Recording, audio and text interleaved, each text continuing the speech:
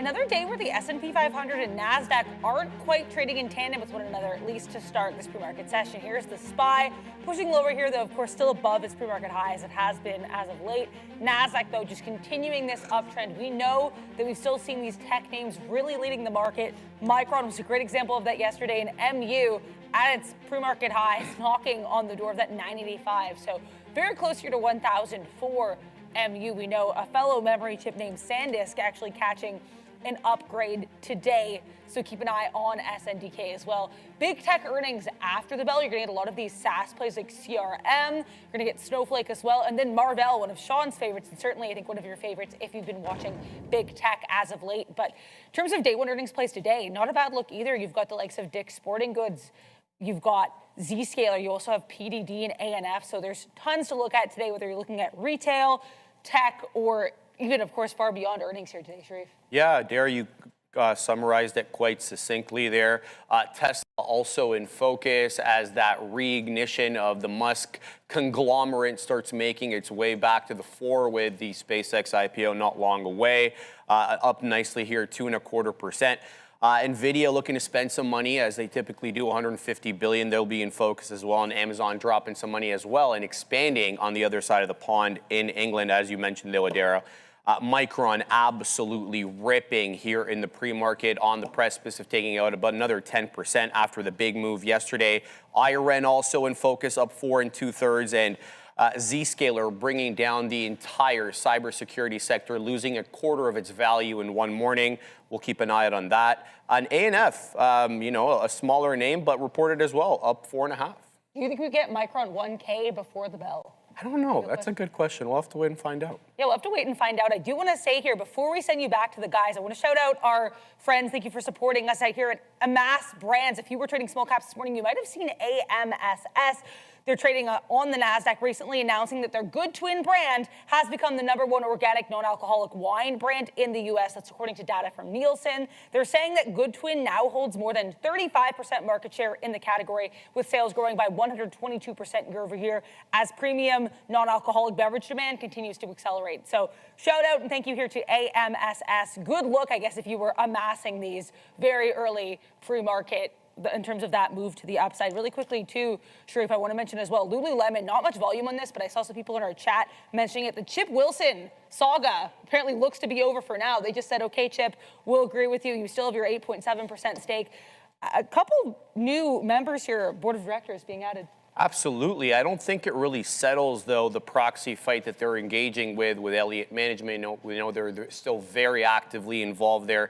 Elliott, obviously one of the more aggressive proxies or activist investors out there, so we'll have to wait and see. But yeah, I was actually in Lulu over the weekend, spent some money. Nothing was on sale, by the way, and I couldn't really, number one, it took me about 20 minutes to get into the change room. That's how long the lineup for the change room was. Thankfully, the lineup for the cash wasn't as long, but the point is, at least from my experience, I'm not seeing a slowdown in sales at Lulu. I know that, the numbers reflect that differently on a corporate level, but Adara here at Yorkdale, anyway, it was rammed. Yeah, my friend actually used to work at the Yorkdale location, works at a different one now, and she said the same thing, that just in terms of actual people in the store, it's quite enormous. But either way here, people were looking at this one today. So LU on watch. Lots to look at this morning, guys. We're now going to say good morning to our friends Sean and Neil. Yeah, good morning. And, well, I mean, it's a good morning for almost all of Techland. Yes, why not? It's not if you're software. If you make hardware, you're good. If you're not, they'll just sell and ask questions later, because it doesn't matter. Like, you're 25% down because you have 25% annual growth. 25% annual growth is usually pretty good, but to tell that to Zscaler and all the strays are getting caught over in the land of cybersecurity. So CrowdStrike, Palo Alto, all going to be down today, all because of that. And then Micron lifting all ships, 1 trillion, 1,000 split next. I guess that'll be the other thing. And then how much of this rally do we get until a couple of weeks from now? We're gonna get SpaceX. You got Tesla up for the speculation that there could be a merger there at some point down the line. And the Russells already made their move Tesla, the SpaceX is in the Russell as of the end of next month. Like it's going into 26. The S&P will probably follow at some point. I don't know the timing of that, but the Russell's doing it, and this will be 2 weeks, and then it'll already be going to be in the Constitution. So it is what it is. Like it's just we're in a bull market. It's a bull run. It's a bull rally. What are you going to do? Like it's going to be. It's one of those. It's irrational until a random point, and when it isn't, who knows? Like this. Like the big things we're waiting for outside of SpaceX are like the straight opened up, and because we're pretty much through earnings at this point. We got some decent ones tonight, and then that's more or less. Big ones. That's more or less it. Yeah, ServiceNow. Sorry, not ServiceNow. Salesforce, Snowflake, and Marvell, obviously, for some pretty big ones that we've talked about. But earnings have been pretty great. You can't really blame anything on the numbers at this point. No, we've got, this is there we go. Look, we've got Allo on right here. Yeah, see, here's Allo. There's Allo right there. It's funny because we were talking about Lulu Remen over there. And by the way, don't show Joe Marvell over here. All right, so there's Lulu right here. Yeah, I think this could be an interesting stock today. We'll see if it gets going. I mean, look, I don't think this Chip Wilson guy owns 8.7% of the shares. Like, talk about a large percentage there. So that's going to be interesting to see what this winds up doing. I almost think it's a fade back down in. I still own a little bit of these shares, and it's not going well. But I do appreciate Sharif's patronage there in the store. Yeah, look, I don't think I was haven't sold any of this guy in a while. We sold some AMD yesterday. With earnings coming, obviously a little nervous hands. We'll see if I'll talk about it. If I do anything, it'll be in the after show. So. Afternoon show. We'll see about selling off some Marvell, but it's going to be a good one. I actually just asked you guys out there, for anybody watching, and I don't know, probably some bots have probably responded. Let me see here. No, nobody, maybe. Nobody. We just posted, oh, there it is right here. Trader TV show, we on again, and we'll have to block this guy. Let's find out there's another one here. I just put this up. Let's find some ideas, what you guys want us to do there. So there you go. Rocket Lab says RY Rambo, and Crypto says good morning. So the only thing about Rocket Lab is, and we said, when is this all coming to an end? I'll tell you when it's coming to an end, June 12th. Most of these names will pull back, I think, very, very dramatically. I think the top of this market temporarily will be the 12th of June, if not the 13th, maybe if not the 11th. When we get ready for SpaceX to launch. Everyone's just getting really excited about it, and I think that's amazing. So if you've been playing that, it's been an easy day trade. Ever since that SpaceX IPO has been announced, Rocket Lab is to the moon, and they're all going. I just want to warn everybody that I do think, and I even said this yesterday on the show, get puts ready to go for middle of June. I think this all comes crashing back in to some kind of levels. I don't think that it's going to be a permanent move back down, but this sort of hysteria in some of these moves, I think, is well thought over and well put and well timed. So let's just wait to see what happens on June the 12th. The only idea I have written down right now is Tesla, and that's going to be a long. The 7th richest company in the world right now, up to 440. Really had a great bounce, man, off of 360, 370 area there when we had that earnings call, and then boom to the upside, spending more money on CapEx. With the share of power and everything that they have with SpaceX, that merger, I don't know what it'll do to Tesla stock. I mean, you'll have to see where SpaceX comes out, what the valuation is. I assume it's going to be through the roof. But, two companies that don't care about PE, probably Tesla and SpaceX. So there we go, man. The richest man's going to get richer in about 2 weeks. So we'll have to wait to see what happens there with Tesla. And then honestly, man, pretty disappointed just watching out for IBIT. Like, yesterday they had that move down. It was 78, 79,000. And now it's looking like it wants to go lower. We shout out to JKL, who's been talking about shorting MSTR. I don't know if that's moved as much as Bitcoin. 190 down to 160. Yeah, so this is looking like it's a shelf right here as well, potentially breaking lower there in IBIT and or Bitcoin. But yeah, it should be a fun day here again, watching some of these chip names. And then, yeah, shout out to SK Hynix, became the new $1 trillion member there today, last night over there in Korea. And then here we go to the upside right now. What's up, Randy? There we go. Oh, breakfast is here, it looks like, with the bananas. Must be. But there goes Micron. Look, yesterday we broke through 900 and we were like, what are we going to do? It closes at 900 today, 980, just up another 9% there, Randy. Although my memory is getting worse and worse every day, seems like Micron's memory is getting better and better. So that's Micron. And then yesterday, one of the big trades for me at the end of the day was punching AMD through 5 bills. So that was a good little trade there. It took us a couple minutes to do that, and eventually it took off, and that was my second best stock there yesterday. So yeah, kaboom, goes a dynamite there, Randy. Up through many levels now, 515. So we did sell some yesterday at 497. And then the other name that we sold recently was ARM at 297 or whatever it was. So that's back up to 320 here as well. Just selling small pieces, man. Like we said, we had Brian on yesterday. I think that's the right thing to do. And then trying to get longer in other names. You know, one name that was SoFi, that's not good, man. Well, we bought some 16, so yay, we're up 12 cents, so woohoo on that one. So far, we'll see if SoFi can get off, you know, this low right here. I think it eventually climbs a little bit, so I'm happy to get my money into there. And then the last $1 trillion name that has a little bit of work to do here, because it's an insurance, basically, name, and has nothing to do with some of these chips, is Berkshire, and it's just kind of struggling down here. So I'm thinking about, you know, maybe stepping in a little bit more into here, but no dividend is not that exciting to me. It's a position that I have, not an overly huge one. One that I wish I dumped money elsewhere. Berkshire not doing a whole heck of a lot. And then you know, yesterday we had some of the quantum plays make moves back down in, so we can have a look to see if they, you know, are on a little bit of a rebound here today with Rigetti, no, down another 4%. So some of the steam has come off of those names. And then, you know, SMR, yesterday we got Oklo. Ooh, SMR is back to $12. Yesterday we wrote down 11.75 as the potential long. That didn't come in. Maybe we'll look at some SMR going on today. But I'm going to post that in the chat. You guys let me know. I just went through about 10 stocks there, if not more. Let me know what you guys think. I put it in the chat. Get on Twitter here. Get on X. Let me know what names you guys are looking at, and we'll discuss those hopefully in depth. But yeah, not too bad there. Should be a good day. It's beautiful weather outside. A lot of small caps on the visualizer already this morning. Like I would have, if you would have told me that Micron would not be on the top of the visualizer this morning, I would. It's usually right there, but MNTS, I guess that makes sense. Okay. Here's the one that surprises me. GoPro, really? It's up it's a $1 stock, so I guess that's why. Someone wrote it in 8 times. That's probably all it is. VCIG, another small capper. Zscaler, obviously getting shellacked today. I think there's a good chance for an SSR bounce in that one. It's just a matter of finding the spot. AMD makes sense. Redwire, Spaceman going absolutely nuts. That one was up over 26% today, and it did more yesterday. TSM. Talk about things that are making all-time highs that we don't even talk about.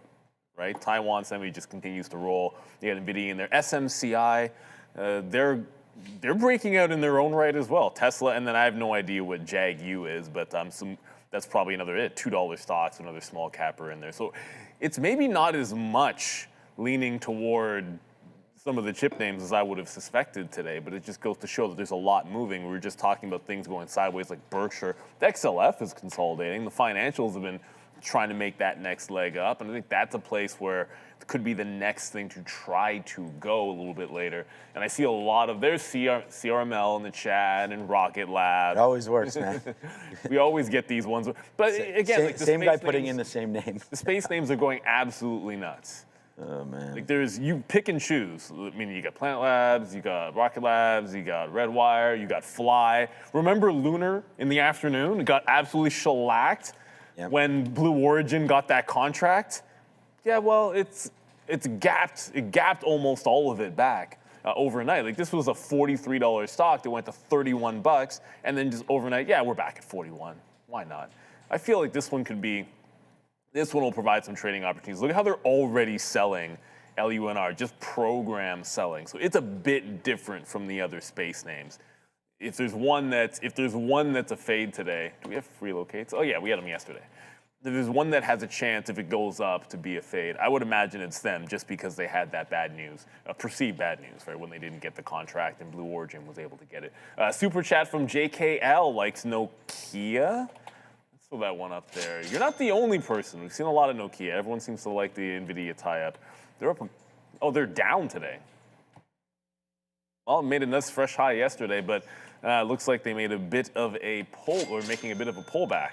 No news that I know of this morning on Nokia, but ooh, it's like the 3-day, it's like the day 3 type pullback play. It almost seems like in Nokia. And then we got Daniel Goldstein. Good morning, VCIG and Redwire. Thank you. Well, thank you. Thanks for. Well, thank you. I'm not sure what. Thanks for tuning in. How about that? We appreciate the super chat. Can't go. Redwire was super explosive yesterday. It's already starting to sell off. Like some of these space names, I just showed you Lunar, and you look at Redwire, they've been trending back in all morning long. Firefly, sort of the same thing. Like that's underneath the breakout price. It held that. Remember, it held that 59 area for an afternoon long, and then eventually lost it. It'll be key to see if it can hold the same 59.60 where there was resistance. But all these space names are selling off here in the pre-market after some awesome gains. It's funny. The only one here, smartest one in the room by far, I would say. If you're looking over here, a shout out to Ramin. You know, as I said, it's not a hard thing to think about, you know, where these stocks were going this year, especially when we knew that SpaceX was coming out. So there comes Ramin hot on the tail right now, 27% for Ramin. And what a couple good, I was, you know, like I'd say I would be looking to sell some of these if I was in them. But give it a couple more days. Like I said, June 12th is the day maybe to sell, maybe a couple days before. But there it is, ASTS and Rocket Lab right there reaching those highs. We're still riding the Marvell high over there. Joe got crowd strikes. We'll see what's going on there. Poor Obi with his Sidious would basically be worth nothing, but he's there, the leader of the pack there for 100 days. Obi coming in, and then there's Adara. We're all right here. Average portfolio, I think, was at the bottom somewhere. There it is. 4%, unbelievable. Micron's only up 300% or something. But there it is. This is what we've been doing here on the portfolio tracker. And there it is, man. Ramin coming out right now to try to make some dents up there with Rocket Lab. I think I was just looking over, and thank you everybody for, you know, contributing over here. Dane likes Palantir today. You're in the chat as well. Rocket Lab, we already talked about that. There we go. Ozan is loaded up apparently here. What's up, Ozan? I saw you in the chat with December 480 calls on Tesla. Tesla trying to push 450 today. That looks like a great call there for those 480s. Probably worth a lot of money there, Ozan. Hopefully that keeps going up for you. Happy Wednesday to you as well. Sebastian likes rare earth plays, and then there's that Lunar as well as the SOX. Yeah, I think those are all, you know, going to be the right space today. Like I said, I'm really looking at Tesla, but market's trying to pull back in. You have Google downside this morning as well. Apple, some of these names are starting to pull back just a little bit underneath some of the levels from yesterday's close. So down 0.6% right now is Google. That's looking low. And Apple also underneath volume weighted average price, I believe. Last time I looked, yeah. So this starting to head lower too. So, you know, a little bit of, you know, sort of kinks over here in the armor. And we'll see what winds up happening if we bounce off of VWAP, which is a little lower than where we are now on the TQQ. So yeah, it's just one of these days again, man. SOXL is going to be right. You know, Marvell up, AMD up. I saw Micron what that's doing, and probably SNDK is probably. Wow, only $1,600. So crazy, man. Bless you, Joe. We sit here and we, like we said on their earnings call, was down to it touched 1,000 on their call about 3 weeks ago. Here's a spike. And now you're up to 1,600 again. There we go. The market is now. Market was a bit of a spike right there. Oh, USO just broke the low. Oh, okay, so probably. Yeah, let's go to Adara. Looks like we have something with why not related to oil here. We do have some news here on USO, guys. Again, it's coming from Iran State TV, so be aware of that. But Iran State TV is saying that Iran has a draft of the initial unofficial framework for a memorandum of understanding with the U.S. So again, keep in mind the words unofficial and draft. We still have a lot to work on here, but looks like we could have some kind of framework, at least at this point, unofficially, for an end to the conflict between the U.S. and Iran. Certainly a good look there. I want to mention as well here PayPal, because that's been moving around pre-market, seeing some comments from new CEO Enrique Lores, saying the company's working to reduce management layers. Travel spending has slowed. Yeah, these are not great comments here, and as you can see, a little bit of a spike here in this stock, but another comment that was made here by PYPL saying they expect Q2 branded checkout to come in on the low side of their outlook for Q2. I mean, do you think that PYPL has a chance of coming back here, Sharif? Yeah, an interesting look here as well, because now PayPal users can actually use WeChat Pay in China. So if you're gonna plan, I guess, a summer trip to China, you don't really want to sign up for WeChat and go through that whole rigorous process. You can. You can use now QR codes basically at points of sale. I know over there they've got the hand scan as well as the retina scan. I think this one you're just going to have to use the QR code. So good luck here for PayPal, at least in that respects, but obviously some other fundamental issues there, Dara. Yeah, for sure. I mean, I want to mention back here just to pivot to these chips a bit. I know we talked about these memory names already quite a bit, but Micron now pulling back a little bit from that pre-market high of 985, but we know this one ran yesterday just on an upgrade or even just a price target increase. And SanDisk has quite the upgrade of its own this morning. It does. Let's talk about Micron, though. Barclays analyst Thomas O'Malley lifting the price target markedly here from 675 up to 1175, emphasizing what he's saying is a major structural pivot in how the memory industry operates. Let's talk a little bit about this. He believes Micron is transitioning out of that, volatile, very highly cyclical commodity stock, and he's saying they're turning into a highly predictable enterprise infrastructure provider, and as a result of that, that justifies the premium that he's giving them here. Now, historically, we know memory makers, they signed strict one-year contracts, and then quarterly, you would be able to renegotiate the price of memory with them. That is the past. They're not doing that anymore. Now they're actually signing 5-year long-term agreements, LTAs. We've spoken about these before in different contexts. And what they're doing is kind of nuanced. So they're signing you in for a longer period of time, but they're giving you just below the market price. You get a little bit of a discount for that duration risk, and that gives them sort of a floor on the amount of revenue that they're generating. Analysts love that because it makes it predictable. Upfront prepayment as well could be an industry standard, according to Thomas O'Malley. So typically what you would have done, you would have signed an agreement with them, and then you would have dished out the money upon receiving the product or just prior. That's not happening anymore. There's going to be huge sums of upfront cash prepayment, and that significantly changes their balance sheet. Last but not least, Adara, under the new long-term agreements, Micron is willing to trade away a little bit of the maximum near-term peak pricing, as I mentioned, to give you that sort of longer-term time frame. So I like this. Obviously, $1 trillion club, you don't get there by accident. Yeah, really good look there for MU and SanDisk maybe trying to join them there. I want to mention as well as USO continues to drop, we have some more details from what Iran State TV says is a draft of the initial and official framework for a memorandum of understanding with the U.S. U.S. military forces will be withdrawing from the vicinity of Iran to also be lifting the naval blockade. Apparently, military vessels are not included in this draft agreement, but Iran will be committed to restoring the number of commercial transit ships through the Strait of Hormuz to pre-war levels within 1 month. So some Strait of Hormuz mentions here within this draft agreement. Again, it's unofficial. It's being reported by Iran State TV. Lots to talk about here, guys, between USO, PayPal, and these memory stocks. Well, I mean, the ES was basically about to go green or red just now. And now it's 0.5% to the upside. The NASDAQ's is now a full percentage to the upside. Bitcoin, which has been trash and was actually one of the few things that was gapped down, that's now in the, IBIT's in the green, doesn't matter, it's a 24-hour market, but just to give you an idea of what's happening here with this USO story. But again, with this Iran story, again, we've sort of seen this back and forth. I feel like we'll feel a little bit better when we hear something from the US on this end, and it's gonna end eventually, but you're already seeing oil is now broken the 50-period moving average. So, like the signal that we're in the coming back in moment, yeah, we're breaking the trend here on USO, and this feels like an opportunity maybe today to try to find some short pops. You're going to see some weak, obviously the energy names are going to be weak, and I don't have to tell you guys anything on those lines, but as long as we don't hear anything bad contradicting this, I wouldn't overreact to it like punching highs or I guess shorting lows in here.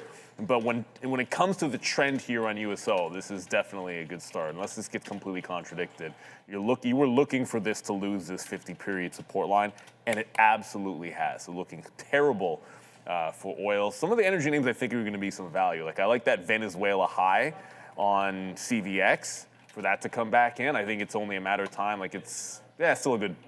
It's like 5 or 6% away from that. It's about 170. But I think that has a chance to get there. Like the Venezuela high was in here at about 168 to 170. That's a 200 period. I think this is exactly the kind of ball that can get this rolling to get into some support. Because you didn't want to buy that on all those crazy highs. But now that we're coming back to some actual levels and some of these energy names are going to start to become value again. So I like the CVX of the 200 period. Maybe this is what gets us there.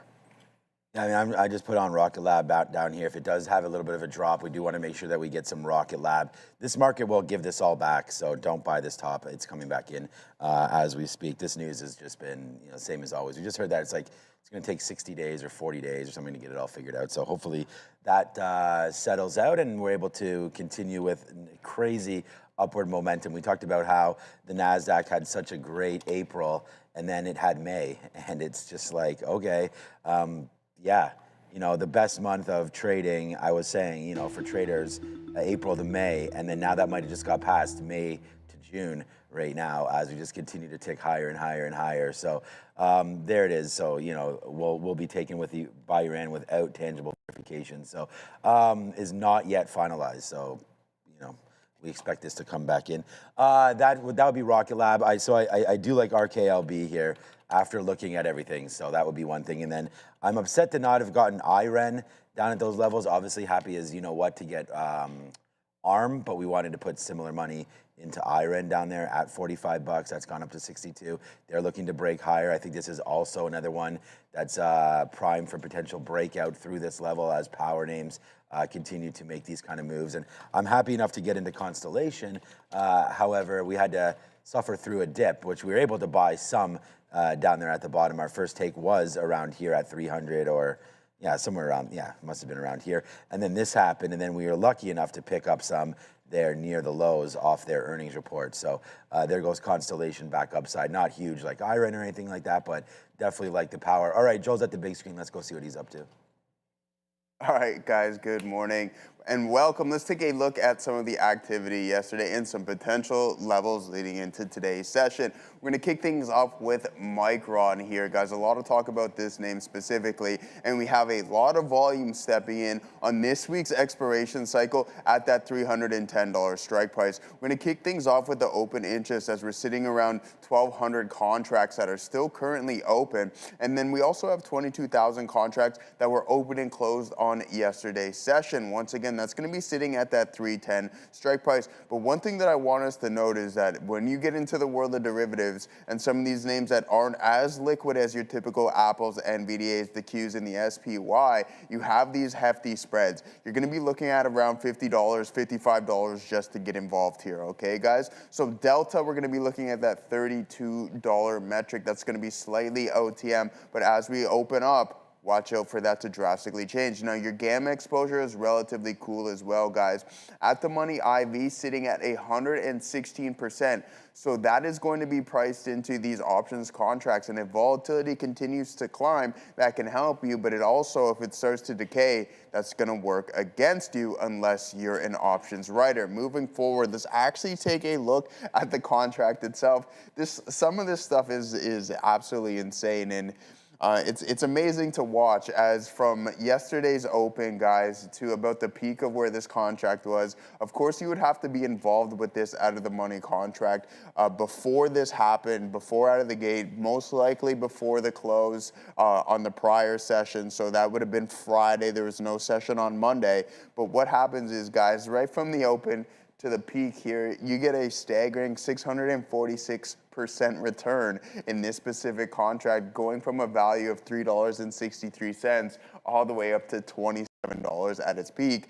Those are some insane numbers in the span of one trading session. Moving forward, let's take another look. Katina Man trading this on yesterday's, in the latter half of it, that final segment of the trading day, AMD, that $500 break. So what are we going to look at now? $510 expiring this Friday on AMD. Also, what we're going to do is open interest is really starting to cool down, I find, in this name, just due to the value increasing, and it doesn't have as much activity as we've seen prior.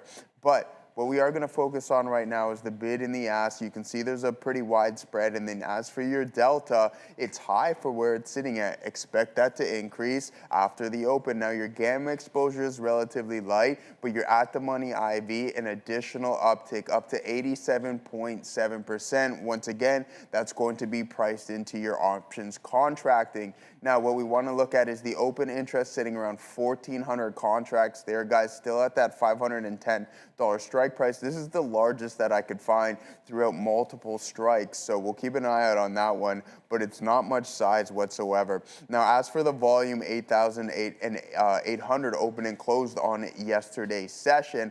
Now, if we're going to talk about contract appreciation, here's another name, not as much as Micron, but who's going to complain about 163% return in that specific contract? We're going to be going from $5.75 all the way up to $15.15 in that specific contract alone, all right? So from the open, slightly after the open to the peak of that. Again, you'd have to be involved with these contracts before the open and from the prior session. That's the beauty of the out of the money contracts. Now, a name that we've also been talking about here this morning, guys, is IBID. The Bitcoin ETF not performing that well. So let's see if we can find somewhat of a base here maybe. And we're going to be looking at this $40 strike price on IBIT. Open interest around 26,000 contracts. That's going to be the largest on this week's expiration cycle. So hopefully we can identify this as a put wall and we have the ability to bounce off of this $40 mark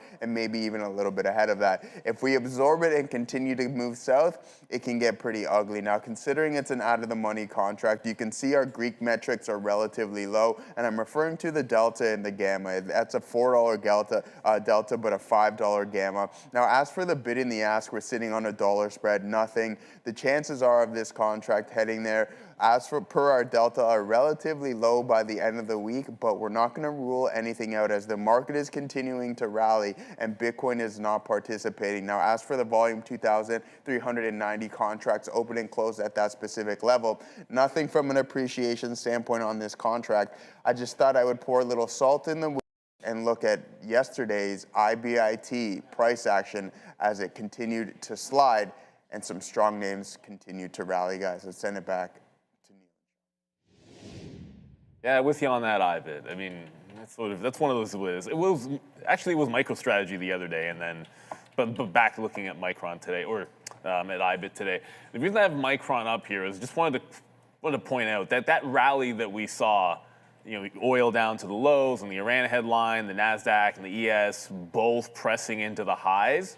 It's worth noting that you didn't actually get much of a ramp up in Micron. Like, it's been trending back in from those highs. So when you got that bump with oil going down, it didn't really take most of the chip names much higher. Like, they've been giving some profits back here. Like, I juxtapose that with, I think you got a better bounce. Like, got Iran on the mind. That was a bit of a better bounce. It was trending down with the ES, bit of a better bounce there. But not too crazy buying coming across some of the chip names.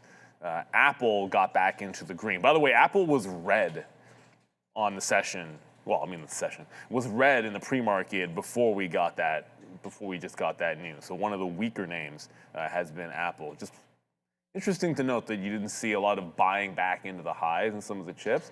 I could see some profit taking off of the open. And then TSM, Sam JR just said TSM in the chat. I mean, you can throw so many, like Taiwan Semi also making fresh highs here. It'll open up at an all-time high, barring some kind of actual disaster here above the 420 level. It had a bit of a small bounce, but yeah, like the highs that got made as we were coming onto the air just before 8 o'clock, looks like none of the chip names came close to revisiting them. And that's with both the NASDAQ and the ES breaking out. So it just goes to show, like, sometimes you get frothy. It doesn't mean they're going to move as much with the oil headlines. They got their own reasons to go here today. So I guess it's not going to be all about the chips if we get that continuation downside in USO. But there's lots that's running. Right? Remember, like, don't forget, like, the space names on a percentage basis were the most impressive movers yesterday. Right? Like, there's names like IREM that are in play. And if you like the other direction, there's like Zscaler. Oh, Zscaler's catching a bid. So ZS, only 24% down. See, even they can catch a bid on some positive news, potentially. I almost put on the sticky note there, Zscaler, or CrowdStrike. I mean, I was going to use CrowdStrike or PanW as the sort of names that could get caught up in that dump out, which they have been, that I think are buys. I actually think CrowdStrike today might even be a buy for the long term. Just take advantage of this couple points down. I really like the area there for CrowdStrike. But there's Tesla, there's Accuse, there's Rocket Lab, there's IREN, all longs. So we're playing momentum there. If the Qs winds up dipping, obviously we get that move now to the high side. So I don't think that that's going to.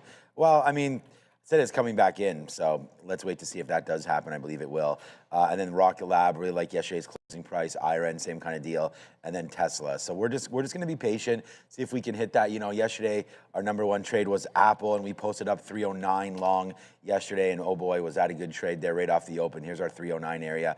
Bang, up to 311. That was the number one trade there. And then out of nowhere, we found AMD at the end of the day.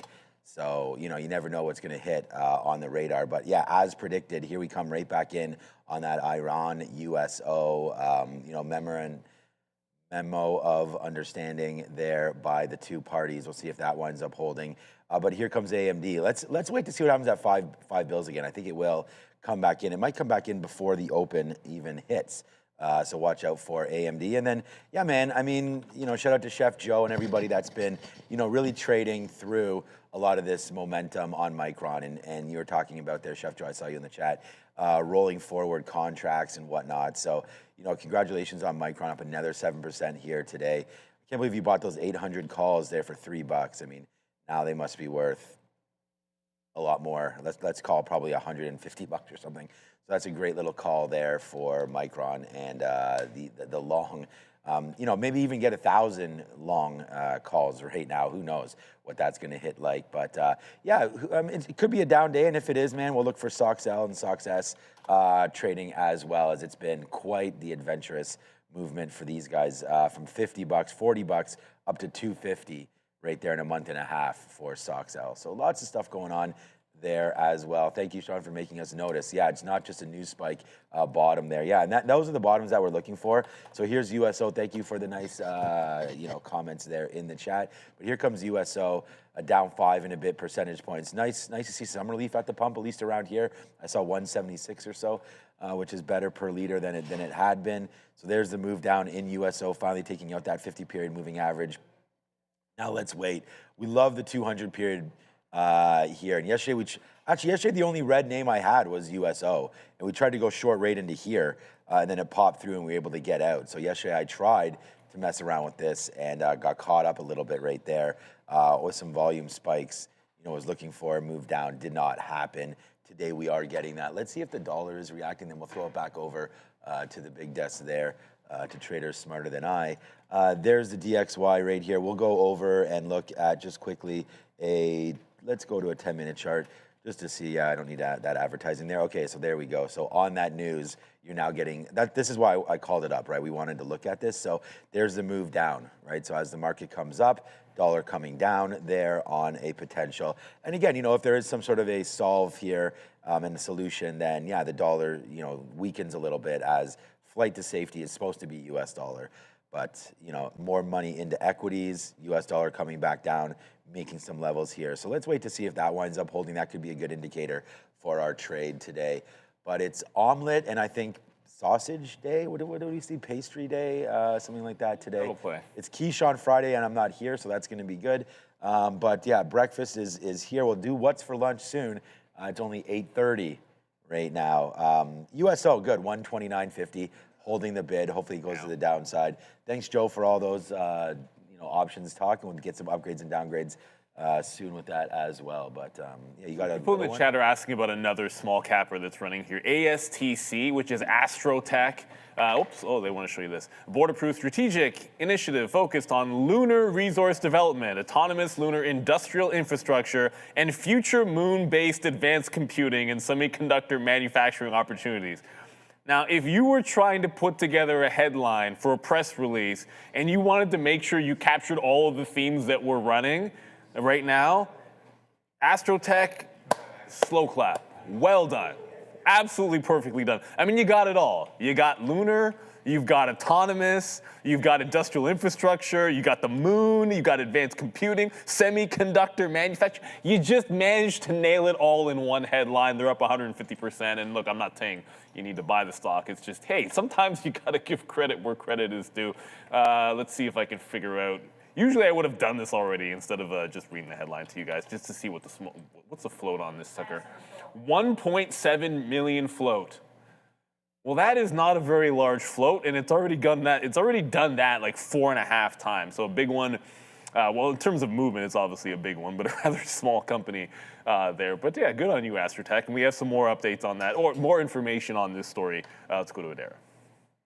I was going to say there, Neil, I was seeing on FinViz 1.4 million share floats. That float could be even smaller. Either way, it's like pretty small difference, but I think either way it suggests that this float could make this name pretty wild. I was seeing a market cap as well of about 4.34 million, but obviously as this rallies, that is very, very subject to change. I think this short float there was around 5%. Let's talk about another name, though, in this lunar and space, for lack of a better term, because we have news, obviously, in Rocket Lab. We'll get to that in a second, but LUNR had a crash landing, you might say, yesterday after losing out this NASA, whatever you want to say here, lunar terrain vehicle contract. Yeah, tough look. Selected, obviously the market had been pricing in that they would. Oh, you're muted. Sorry, they weren't selected yesterday, so obviously the market had been pricing in that they would be at least competitive in the selection process. But as we saw this morning, a lot of it got bought right back up. So gives you an idea how strong the space sector is. Also, Rocket Labs, Firefly both have headlines today. We'll start with Rocket Labs. They successfully cleared a key program review for specifically here the U.S. Space Development Agency's tracking layer and its Tranche 3. So what are they doing? They're building satellite defense systems to warn against and track hypersonic missiles. This could not be more appropriate for the time. Why? Because we just saw the Russians absolutely decimate parts of Ukraine with hypersonic ballistic missiles. So this comes at a very pressing time. $3.5 billion here. The broader TRKT3 program is valued at over $3.5 billion. Designed to deploy 72 satellites in low Earth orbit.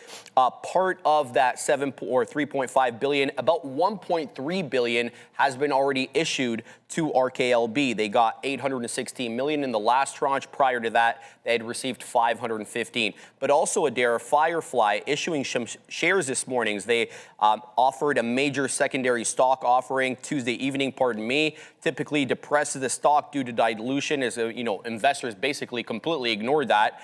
Here's what their fundraising structure looks like. They're selling a combined 12 million shares. I'm talking about FLY, guys, so Firefly right now, to raise working capital. So they issued 4 million new shares, and then insiders from within the company sold about 8 million shares. So adding liquidity into the market, giving them some capital, much needed, Adara, to build out the next generation. Yeah, we know Firefly also benefited from those NASA announcements yesterday, too. So good look for FLY, though. As Neil mentioned yesterday, FLY move wasn't anywhere near close to the move down that we got on LUNR. So, I mean, stairs up, escalator down. I want to mention, too, because I'm seeing some people in the chat and on social media mention this. Robinhood last night announced this agentic trading overview. Now, I'm seeing some reports on this now, suggesting even more so that this is basically your AI agent can trade for you. That is, again, according to what I've read here of this press release, that seems more or less to be the case. Now, apparently, you're still going to have oversight of it, but basically, you can connect a third-party AI agent. This is according to the press release, which, again, I'm only seeing reported on now, which is kind of odd. But you can connect Claude Code, ChatGPT, Codex, Cursor, etc., and then agentic AI trading available through Robinhood. So interesting look, and I think something I wanted to quickly mention here, guys. I don't know if Hood's necessarily going to be in play today, but yeah, these space names certainly are, guys. Yeah, well, for Firefly, it needed to hold. I mean, it basically has to hold here. I shouldn't say it has to hold here, but this is where it was bouncing in the afternoon, around the 58.5, 59 area. It's been selling. It's sold off almost like 7 or 8% already in the pre-market to only be up 2. So it's one of the weaker ones out there. There's one bounce zone and one bounce zone only. And then we already mentioned Lunar. If there's one that I think can be maybe like a pop and fade, I think it would be LUNR. Rocket looks a little bit better. It was between that and IRN today, and I kind of liked the chart on IRN just a little bit better. It wasn't gapping as far. But as far as fly goes, it's going to be about the 58.5 to 59. You got to break this down. And even forget that. Like, you got to break this downtrend. Some of these names are really getting sold off more than others. And just to give you an idea. I'm not saying Rocket Lab isn't selling off too. It's just one of these is a little bit more steep than the other. So let Fly calm down 100%. And when it comes to Lunar, a pop to either 40 VWAP, you've got the prior day. It's not the prior day low because it got destroyed in the afternoon, but if you look at the opening range bottom at 41 even, that gives you another level to look at if this one even tries to get off of the ground again. Like the stock, but I feel like this one could easily be the sell-off. Yeah, so we looked at, yesterday I looked at RKQ, and remember we talked about the autonomous robotics side of this, and then I actually just, I was using Gemini there, but these are the top names in this ETF. So, okay, there it is. The top 15 holdings here: Tesla, AMD, Teradyne, Rocket Lab. There's Kratos, your defense. There's Alphabet, Palantir, Deere, Amazon, L3 Harris, Lunar, right there as well. Nvidia, AV, and more notable, Caterpillar. Like, I really like this ETF. Joby is in here. Aurora, a name that we don't talk about enough. So, this is something else that we could definitely have a look at. The RKQ up another 2% and literally breaking through big levels there. So, as I said, I'm getting a little excited for the IPO and SpaceX. I think it's going to be a great opportunity to sit here and trade. You guys know we try to put some risk on for those opportunities. But I wrote down here on the sticky note, and I've already showed this to you guys, is that I like Rocket Lab today, just to see where we wind up going. And by the way, as promised, futures all the way back to where that news story started. So I'm going to look at Rocket Lab, and I think you just stay in the space. We got that story from Lunar yesterday where they were selected. They were not selected. Amazon got it. That's sent a little bit of a move down to that name. I'm not going to look at Lunar today, but I will look over at RKLB, and I just want to see this 146. That was the area that I wrote down. It was sort of yesterday's top. So if we can't hold that, then we get out.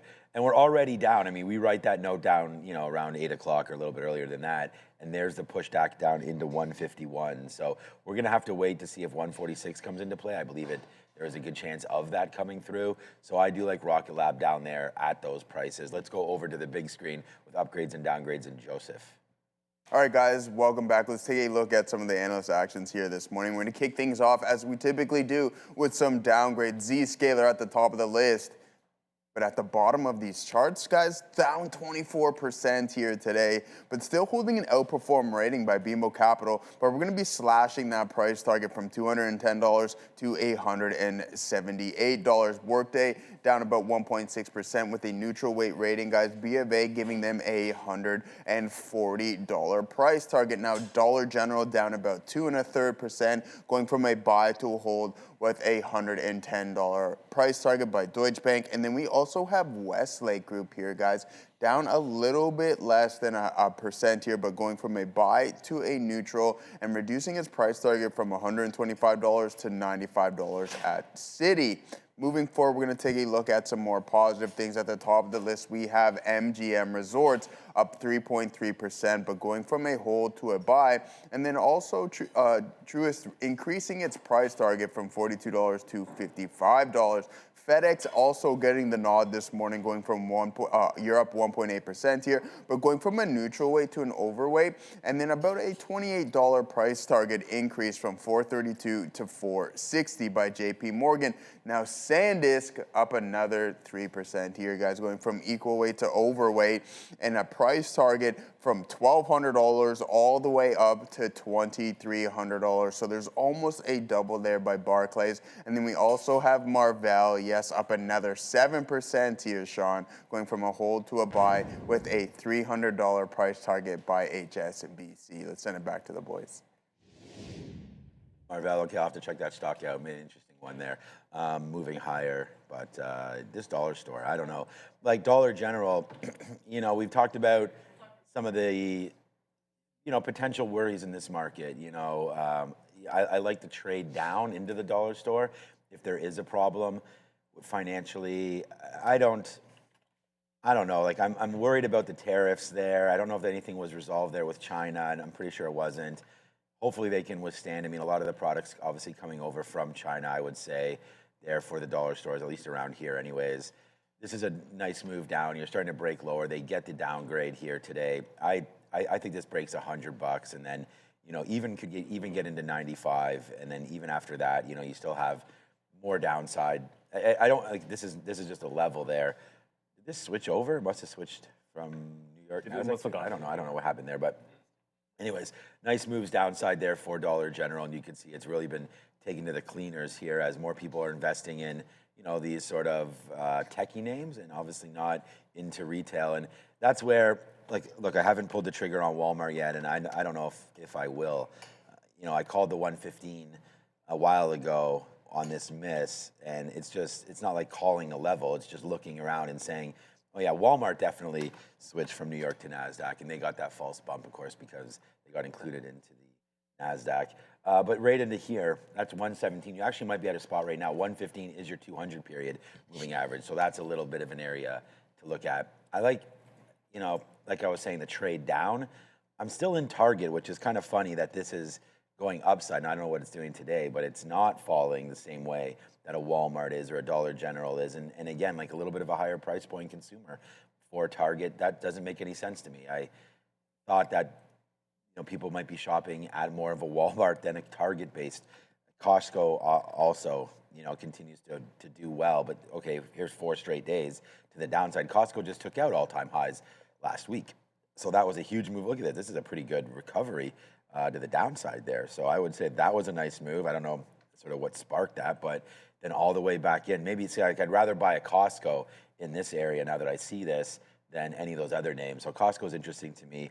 Walmart, not so much. I don't think this is a falling knife that right now I'm willing to catch, but, you know, willing to dump some money into this. I think at 115 might be reasonable. You guys know that I've been selling. So if you're going to sell something up, you know, 300-400%, in AMD's case, 650%, you know, why not try to throw something back into a name that could get going at some point? Walmart, you know, you can sleep safe at night, not thinking that this name's going to be up or down 5% the very next morning. So Walmart, a good little take for me. And then, you know, yesterday, kind of the same thinking of Walmart, a P&G. I like that name, more international exposure there, brand loyalty and whatnot with Procter & Gamble, also at good levels where I think you can pick it up.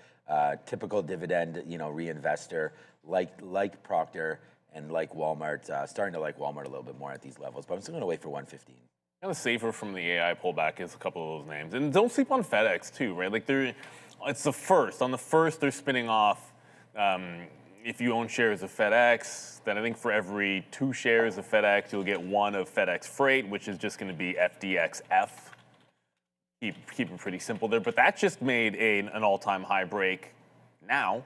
Like, it's literally breaking out now. You have to wonder, is some of that because of the spin-off? So that'll be in a couple of sessions. You'll have these guys going. And if it does, like, this is the kind of stock, if it doesn't pull back, you can buy those dips. So if there is a pullback coming because of the spin-off, it could be a nice little buying opportunity coming through in FedEx.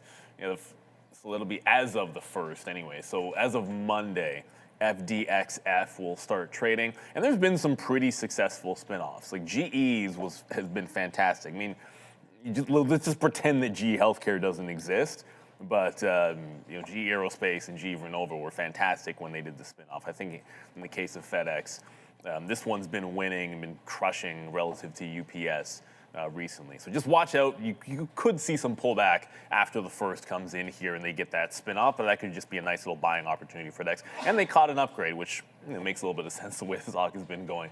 The NASDAQ, though, coming back in just a little bit. It's USO barely moved off of the bottoms. It's still only about 130, but the NASDAQ starting to come back in. Remember, the chips were not participating in that move to the upside. You now got MU down at 950. Like, they weren't bouncing at all. A little bit of a better hold up in some of, maybe not. Like, IREN was doing okay.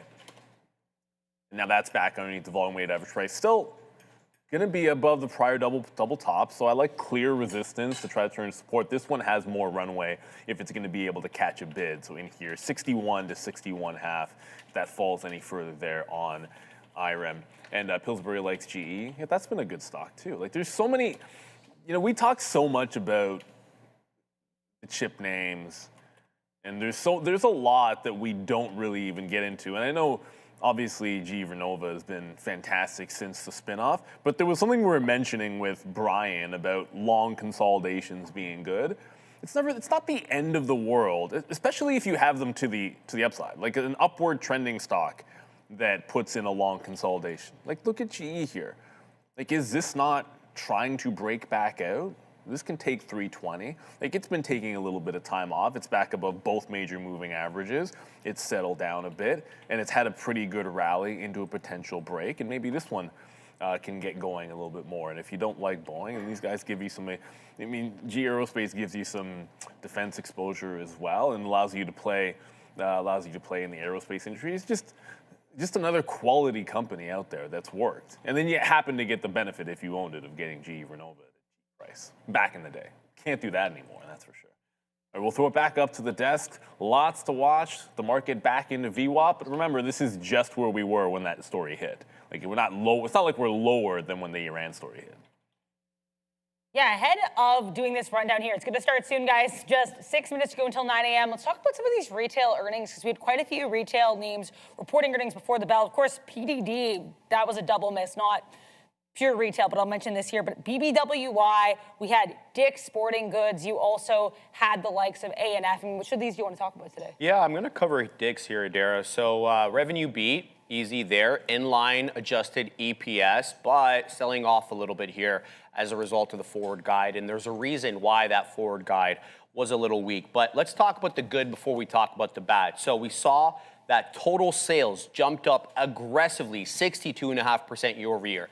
Not because the company is some special thing. No, it's because of the acquisition of Foot Locker. So adding basically Foot Locker sales in addition to the Dick's sales, which it acquired back in 2025. Underreported, though, is that Foot Locker just flipped positive when you're talking about comparable growth. It was up, light here, 0.6% for the first time in years, though. And the real reason behind that is Dick's has this new sort of testing called fast break store model reconcept. And when you look at those specific stores, they're all doing quite well as compared to the other stores that weren't upgraded. So something to keep in mind there. But the combined businesses swallowed a painful profitability hit. So the consolidated operating margins collapsed aggressively from 11.5% to 8.7%. Well, why is that? Because Foot Locker's margins are really, really bad, especially as compared to the higher relative margins for Dick's. So the combined, took a bit of a hit here. Now, there's also a problem with guidance. And what is that problem? Well, they're holding on to record inventory levels. In fact, merchandise inventory bloated 52% year over year. So the company's saying, look, we don't want to mark these down and take a hit on EPS and margins. So what we're going to do is we're going to be quite conservative with our guide. We're going to try to move these products at full price so we don't have to take the hit. We'll see if they can do that. Last but not least, there's insider selling here.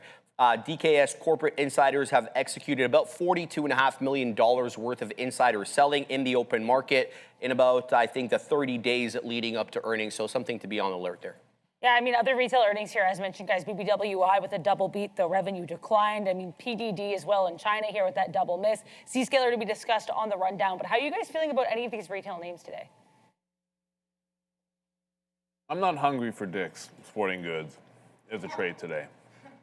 I'm liking this omelet, though. It's pretty tasty. But You're so nasty. Yeah, for me, every single time they report, I'm contractually obligated to do. No, it's actually not contractually when you obligated. think about it, who cares? When you think about it, the Foot Locker thing.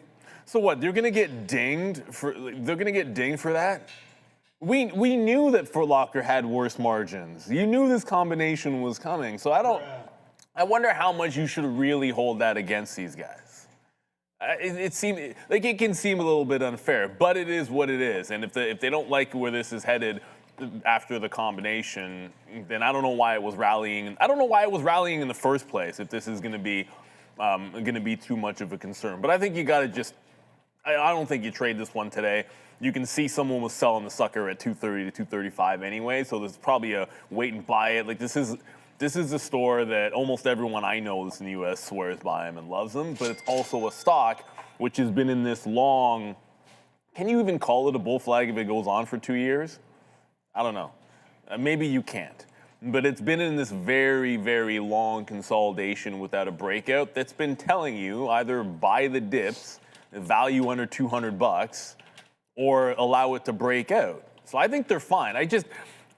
Things like that, things like this, like what do we do? Like, how long have we known about this Foot Locker deal? How long has anyone been able to look at the numbers for this? So I do question how much this should pull back. And overall, it had been rallying anyways, and they seem to like the combination for most of the time that it was rallying. So I think you just wait and you buy the dip here, because I think they'll be absolutely fine. Like this is I'm in Walmart. Like my only retail stocks are like Walmart and technically, Amazon's a retail company, so I guess they count for sure. But if I was gonna buy another, you know what? I actually think it would be Dick's Sporting Goods if I was going to buy another retail name, but I would be waiting for it to get down to 200 bucks or so. Yeah, I think that going with that every time we're in the States, we're always looking to get into that store. I mean, it's a great one, and I just don't know. I'm not a huge fan of the retail side of things right now. It's funny that we went to retail. I just talked about 4 or 5 retail names before that story, but Lululemon today, catching it. We do have, it's on our watch list there today, so if I actually open it up and actually read what's going on with Lululemon today, we have that Chip Wilson owning, here it is right here, owning 7, here, let me just, Open Door just getting inclusion into the Russell 3000 index there, something like that? Really? Okay, so where is it? Here it is. Lululemon right now trading higher pre-market volume. This is part of our watch list. You can go get that watch list on our link in description. No doubt about that. There, so they have come up with agreement. 8.7% of Lululemon's outstanding stock. New board members coming on board there. Former CMO, whatever that stands for, of ESPN, marketing officer there, and CEO of On. Okay, that's interesting there as well. Obviously On shoes, maybe not On semiconductors. I wish maybe that was the case. But yeah, so we're going to watch out for Lululemon. I do think it fades back out. Doesn't seem like that interesting of a story to me. But hopefully we can break above this 133 and keep on going. There's the market. As soon as that story was hit, I should have just gone short the futures. We said, hey, this is just going to come right back in, and that is what it's doing. I've set up the alerts already right now for all of the stocks that I'm looking at. So we're going to be alerted every single time Tesla comes near this 436, the Qs gets down there, Rocket Labs gets to 146, and Iron gets to 61 bucks. So we're going to be ready to rock and roll today. It's 9:01. Let's go start talking about Micron, most likely, on our rundown, or other names. Zscaler's had a nice move here in the pre-market for what appears to be not a horrible report. I think Zscaler is actually coming back. All right, I'm not going to go over them all. Let's go to the rundown. 28 minutes until this market opens. All right, guys, 750.5 is where we closed out yesterday on the SPY. Recall, we spoke very clearly about that 750, that $10 area as the main area of resistance. We're above it right now by almost $2, 751 3/4. We're up 0.15. I don't know if we've cleared 750 decisively enough, but we'll say that that's going to be support level number 1. If we start selling off, we're looking at 745, I should say, as support level 2. It is a blue sky setup from here, meaning if you're a newer trader, we've never been above these levels, so we don't have any resistance levels to block us. So we're just going to say 755 Adira as that next level of resistance. Whatever resistance or support you're looking at, definitely make sure to grab the Trader TV Live watchlist. It is free. It goes right to your inbox. It has earnings. It has economic data. It has things that are happening, things that have happened, things that will be happening that day, things to be aware of and to watch out for. So where else will you be? Just check us out here every single day, Trader TV Live, and grab that free Trader TV Live watch list. And Sean, if there was a prize for guessing what the first name on the watch list would be, and even the second here in the rundown, you would win it, because Zscaler is going to be coming up next, but Micron and these memory names. We talked about that SanDisk upgrade, but MU does not want to stop here, Sharif. No, and it got an upgrade today, as we spoke about in the beginning. Barclays raising the price target to $11.75 from $6.75. That's a 74% bump on that number with an overweight rating. We spoke, at length about the cyclicality of memory in the past and how, basically there's a price floor now using these long-term agreements. So Micron, probably see 1,000 by today, guys. We'll keep an eye out on this one.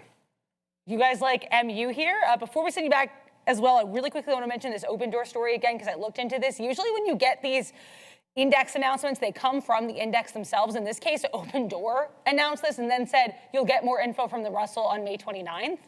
So interesting look here, guys. I wonder if the announcement's going to be properly happening here on May 29th. Either way, apparently, according to Open Door, this is part of the Russell's annual reconstitution for 2026. This is the Russell 3000.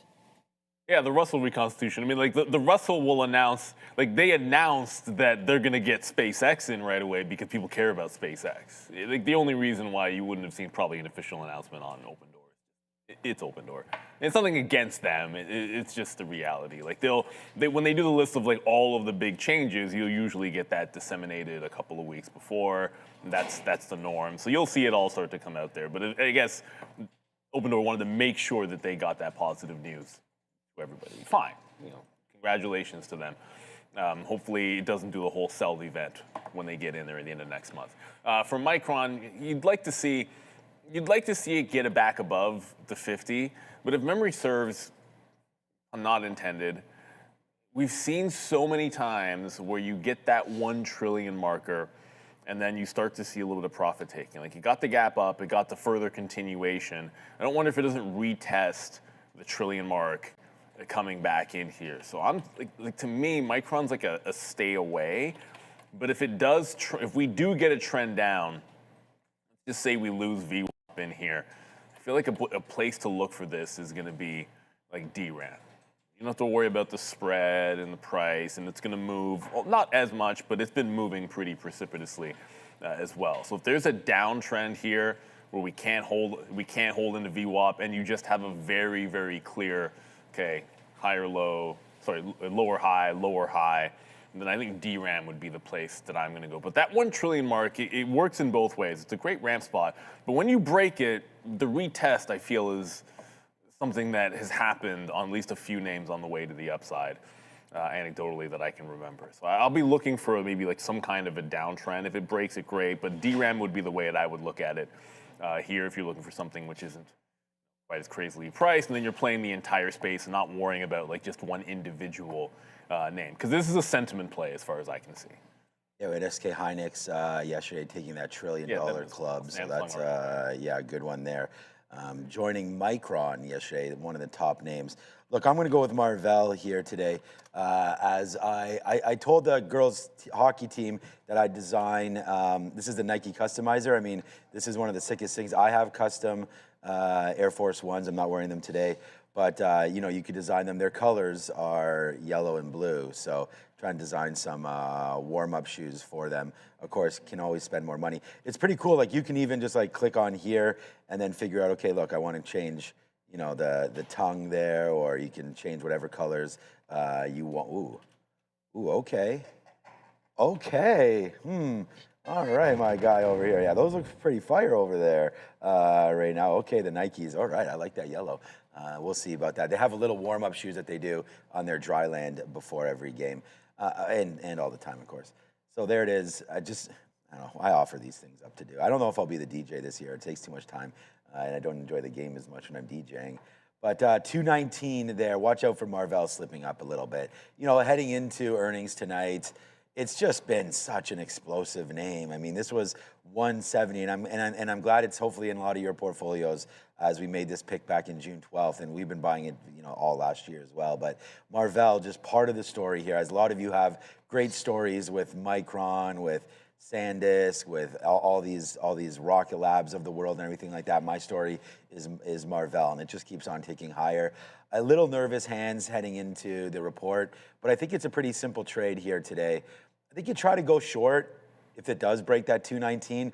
The only problem is it's going to do it right off the open. Like, there's the market. I didn't think the market would come all the way back in and actually turn red from that news story, but that's exactly what's happening right now, as it's just pushing lower and lower. I thought that was a fugazi, and it looks like it is right back there into VWAPs. Maybe we get our TQs a little bit lower there right now, but there's the breakdown. So they either like it or they don't, or they like it or they don't. So it's very simple. I think you can play the breakout here, 222 long, if that goes. I'm a little more hesitant on the short because I really think this short could fill almost immediately off the open, and then I'll be like, well, I missed it, which is fine by me. The spread on Marvell, like I've been trading it, and just like yesterday with AMD, the fact that we had to go back and forth with AMD for a while is because the spread opened up 60, 70, 80 cents when it starts to move. So if you're playing with small amounts of shares, it's one thing. You can definitely hold something $1, $2, $3 against you. But you're gonna have to lower your shares a little bit if you're gonna have stops the way I do, because you could get a $3 wick higher just because the spread opens up and people panic, and then my algo punches me out. So you have to be very aware of the liquidity crunch and potential vacuums. And I think Marvell, if it does break lower, the vacuum is there. You might try to punch 19s and maybe even get 18s or maybe even miss. So that's how much I think this is gonna, excuse me, this is gonna open up. So we're gonna watch out for 218.50 right there off the open. That could be the break short. And then for sure, some covering at 216.50 if you get it. But Marvell, earnings tonight. Snow, Marvell, Salesforce. It's definitely a big night for some of these chip and software names. And if you think you know where those are going, good luck. But if you know where Bitcoin might close, or if you know where GDP is going to end up, maybe you have an idea what's going to happen in some recent upcoming elections. Well, don't argue about it and trade it. Gemini predictions have yes or no markets on crypto, commodities, sports, politics, and much more. Now featuring 15-minute and 5-minute crypto markets, so you can trade all of the action in real time. You can set your amounts, you can see your odds, and get paid when you're right. Open an account at Gemini.com or scan the QR code for more information. Shout out to them. Maybe you have an idea where Zscaler is going to go today and you want to trade that, as they got shellacked. I guess, yeah, double-digit, well over double-digit growth, not good enough here.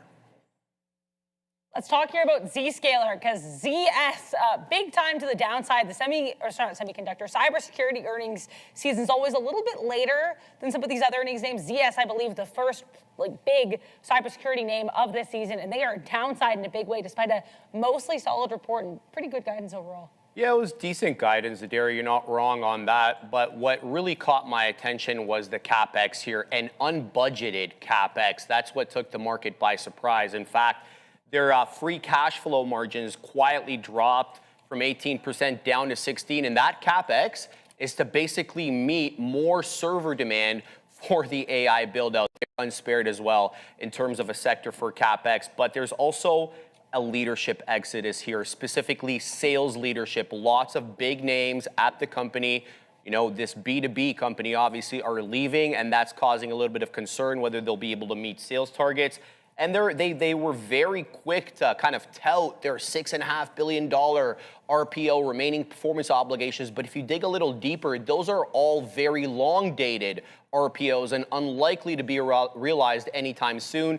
So analysts and institutional desks a little bit concerned with that because things could change. And then their core business model, right? You know how they do this. They have basically, it's a software as a service, a SaaS business, and they typically charge per user. So if the company's got 500 users, they've got 500 different licenses right there that Zscaler gets. But we've seen aggressive corporate layoffs, especially with the hyperscalers, and that's dropping the per head count. So Zscaler's trying to adjust their model here to get away from this per head basis to what they're calling a zero trust everywhere non-user modules. We'll dig into that possibly on the midday show. And then last but not least, major quantitative funds are aggressively dumping or aggressively dumped the stock ahead of earnings. For example, FMR LLC slashed more than 50% of its holdings before the print. Likewise with Federated Homes, completely gutted 90% of their holdings on Zscaler, down to about $150 million total. So institutional, specifically quantitative funds, I want to make that very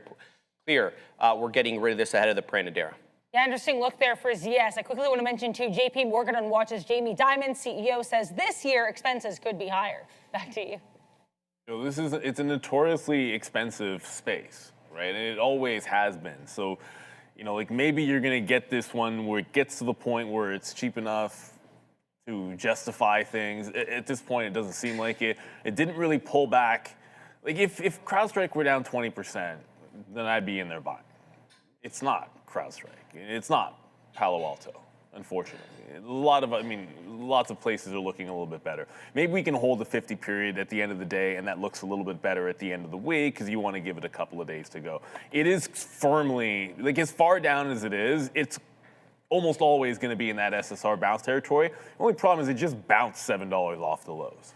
And it's literally at its pre-market high as the market's breaking down under VWAP. So I don't wonder if that trade's already gone. Like the little, it tries to break the low and then it bounces. You're already seeing it. It just did another spike in here. So unless it does one of the false breaks of 140 or now this low at 137, like I had 35 sort of written down as the closest even number to look for an SSR bounce, but it's already giving you that bounce off of the low. So that trade, it might be gone. Maybe you get a little flash down at the open and you can see something like that little V shape or that bottoming tail candle again. But it seems like it's already made its low here on Zscaler. And it would have been nice. Like I wouldn't mind if the other names had gotten, some sympathy to the downside a little further so you could pick them up on value. But even that didn't happen.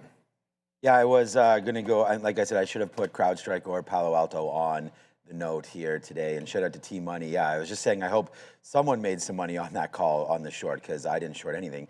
So yeah, forget about that tick up higher. CrowdStrike down 3% I think is a little bit of a gift here.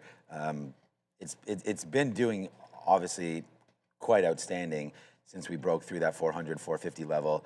Nice dip by. There's, I guess it was right there. That's 550. Most recent top, 550 to 650, almost in a straight line. Now we'll have to wait to see if that pullback is real. I think it's even worth nibbling. I mean, we bought IBM a little bit higher, averaged into it. Our CrowdStrike price is obviously lower than where it is now, as this is at highs. So I think this is worth averaging into. I really think that the whole space, Palo Alto, CrowdStrike, all of these names, you could get into SCIBR, Cyber. This is a good ETF for the names as well. There's many different ones out there. There's Bug, there's Cyber, there's Palo Alto, I think, is as an individual stock. We just talked about it. But yeah, play the pullback here. These guys could get bought out as well. These guys could get bought out by a Cisco or by Oracle or something like that as well at some point with their market valuation where it is, especially if they stay a little low like that. So here we go, Cyber ETF. Get them all in your portfolio immediately. With the way this world's going, we've seen already, although AVAV's gotten punked, you see them and Palantir still heading to the downside. Like, there's going to be some time where these names start to pick back up again. So, with defense spending, I still think that there's a spot in your portfolio for a defensive name, which would be, honestly, these security stocks. I mean, just coming into play there, foreign hackers and whatnot, get going. Palantir down another 1.7% today. I really like the space. I think you got to buy some cybersecurity if you don't own any, and today might be a good day to do that. And you can even pick on Zscaler, take a little bit of longs in there and get some alpha back into your portfolio. ASTC broke. Adam James abroad. So you had two super chats. One of them was the 750 break on ASTC, and then the 750 break. Please come on, and then letting us know that you did mention it before. So look, we have a lot to get to. We did mention ASTC hitting basically every single thing you would want in their press release to get the algos going today. They threw Lunar in there. They threw chip manufacturing. They had a little bit of everything for them. But yeah, 220%. It looks like it did break that 450. A little bit of a turnaround at 8. You just be careful with these, right? Like when they're profiled like this, rally's good, but you always want to make sure that you pay yourself out. There have been multiple times where it's had a one-day move, effectively. Like sometimes it'll hold up a little bit for the next day, but how many of these spikes don't have their top on the first day? Like you've got here in August of 2024, and almost every other one, the high gets made on day one, with one exception on all these spikes. The high made on day one, there's 1, 2, 3, 4, 5, call it 6 and now 7 big spikes. All but one of them made their high on day one. I'm not saying that's going to be the case here, but hey, the stock has a bit of a history, these small cappers. So make sure you ring the register at some point. I mean, usually that's what you want to do in these. Congratulations there on ASTC. Let's talk about some Tesla. Hey, there's another space tie-in. Let's go. Tesla Tesla plus SpaceX. We're going to have to wait and see what happens here with just weeks to go until SpaceX is expected to debut via IPO. Some more rumblings and speculation that these companies could merge, Sharif. Absolutely, Adira. There's a couple of reasons why they're going to market now. We'll get to that at the end. But just want to remind everyone that Tesla previously made a $2 billion investment into XAI venture. And then following the merger between XAI and SpaceX, that XAI equity was automatically converted into direct SpaceX shares, and they're held on Tesla's corporate balance sheet. So already financial ties between the company. One would expect that. Anyway, but Terafab, that's the real reason that we're speculating that these two are going to merge. So the primary drive of the merger isn't synergy. It's shared computing constraints. SpaceX's S1 filing revealed that XAI operations, or its AI operations, I should say, burned $2.5 billion just in Q1 of this year alone, pushing its total accumulated deficit to $41.3 billion. So to stop paying these massive sums to the NVIDIAs, to the Microns, to everybody else involved in the AI stack and the chip making, they're looking at doing it alone. So we're going to have to see how quickly they can build out Terafab. That's going to be their fabrication plant to build semiconductors. But let's also talk about the sovereign wealth angle here when it comes to SpaceX investment. So highly sensitive sovereign wealth funds, specifically from the Gulf, okay, and that plays into this, have built massive multi-billion-dollar private stakes in SpaceX, and the transition to a public NASDAQ listing forces the disclosure of these sovereign state capital positions. Now, some of them may be a little bit dicey depending on, what side of the political spectrum you fall. But the point is, Tesla basically wants to wrap up their involvement in the company. So essentially what they're going to do is they're going to sell their positions once this thing is in the open market and then possibly have the two merge. Why is that? Because there's a lot of regulated parts to the SpaceX business that you don't necessarily want foreign investors in. Obviously, the rocket business, the low Earth orbit satellites, all that is very regulated. Really doesn't look kindly upon having money from the Gulf in that space, Adira. Okay. Interesting look here for TSLA. How do you guys like it for a stock today? I liked it long yesterday.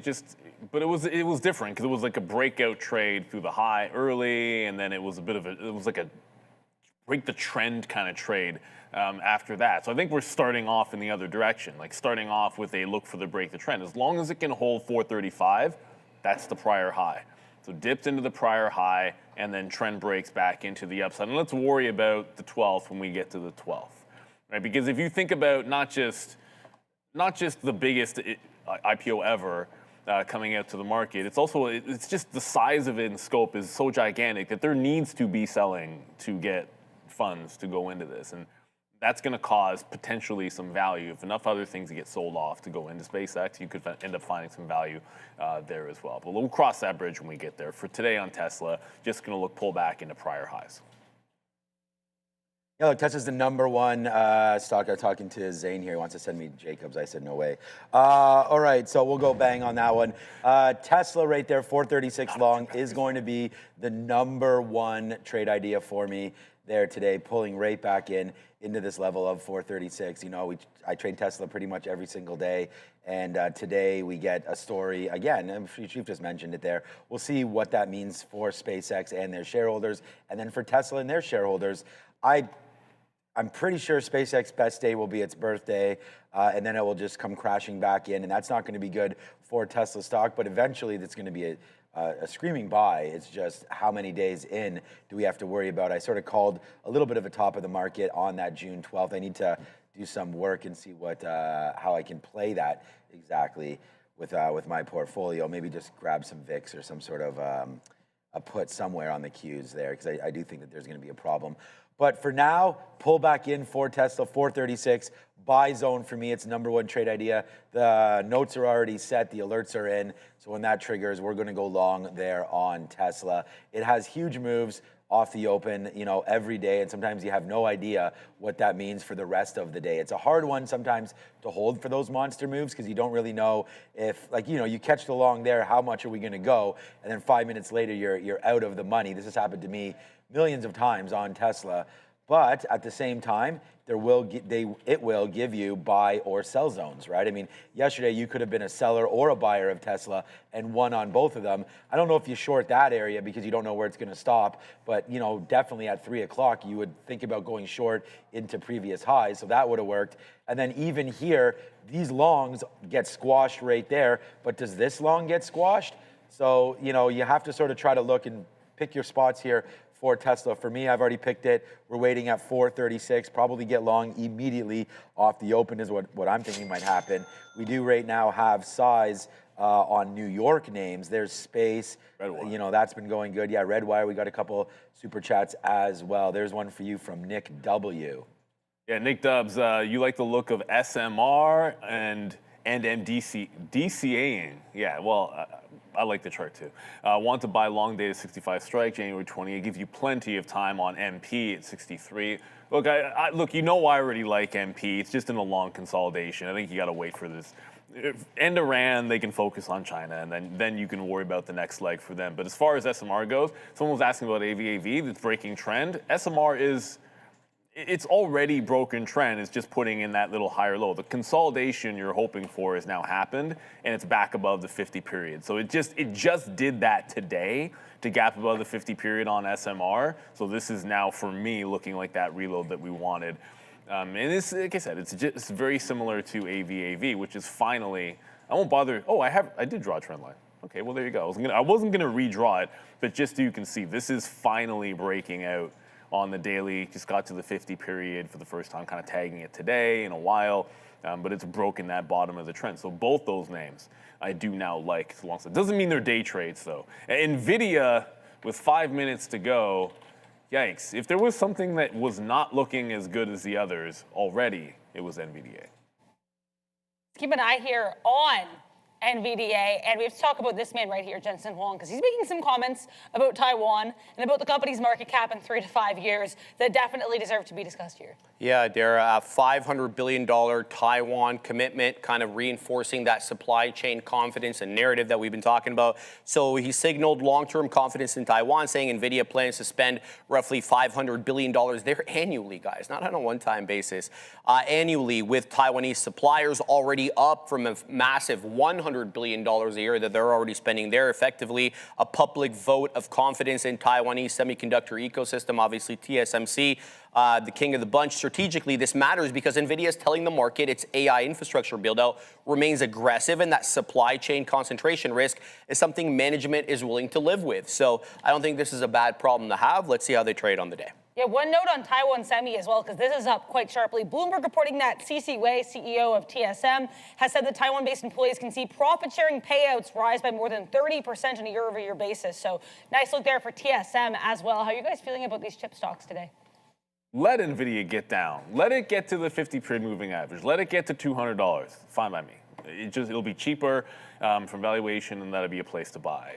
I actually looked at this one on my iPad. I had 218.5 written down as a fade zone on NVIDIA. I don't know that you're getting up there today. So this is going to end up being a pass for me, and only because, I guess, well, we're not talking about IREN in the rundown. It is what it is. But IREN, similar to Tesla with the gap up, I'll just like this one, pull back in a prior high. It did pull back under VWAP, but 61 to 61.5 will be that zone to look for the dip buy. But it'll be a pass for me on NVIDIA, unless we get a crazy move up. Maybe if we do, then yeah, that 218.50, I'd be thinking the other way, thinking fade.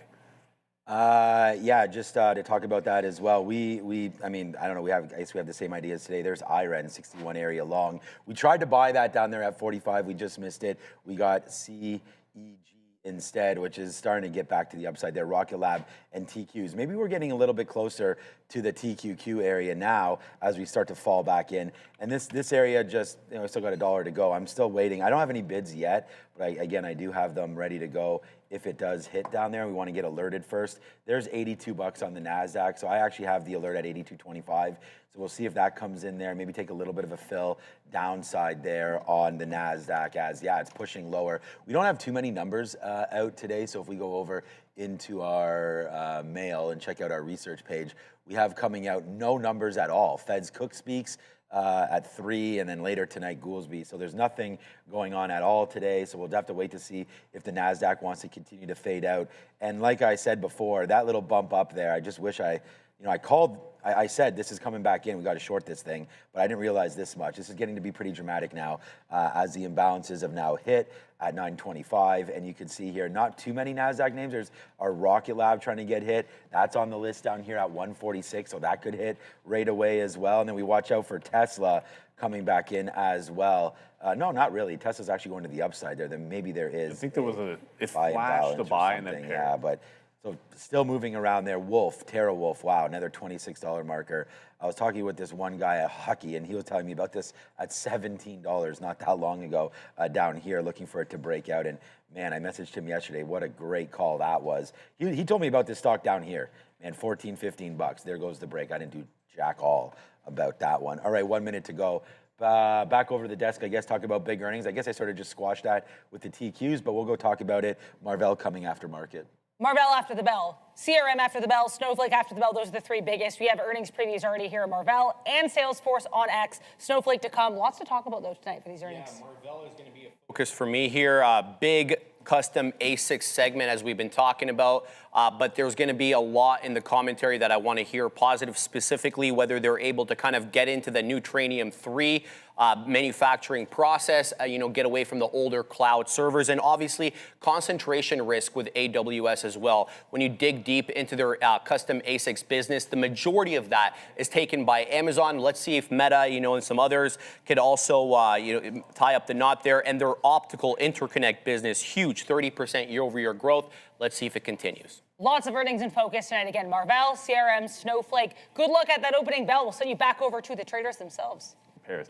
With only 15 seconds to go, Amazon with a big spike. Didn't see an imbalance, but I'm sure there was something there for a couple of seconds. And one that we did mention but didn't go over too much, I want to short pops and IBIT. 43.4 we might not get, but 43 it'll have to be.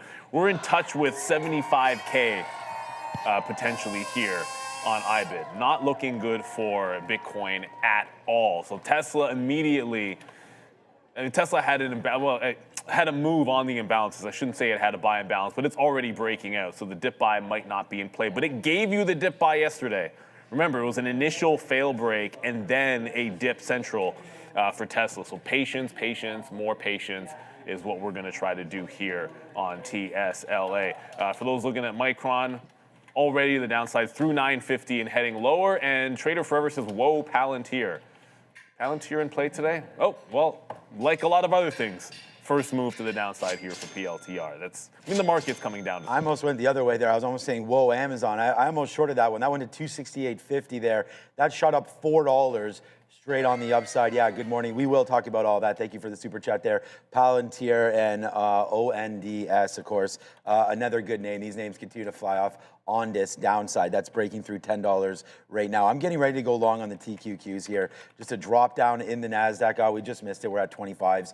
We'll have to wait to see if that comes in. We do have Tesla on our mind. That's going upside, though, not downside. We were waiting for a downside move of $3 or $4. Doesn't look like that happens. If anything, it goes up to 50 right there. That's Tesla. The other one was RKLB. Have a quick look at Rocket Labs. We were talking about 146. It gets to 148. We're going to have to wait on that one. And what's the $1 trillion baby talking about right now as there it goes breaking lower. So see you later for Micron. And we said Marvell was going to be a slippery slope if it broke that 18 marker. Geez, man. Money.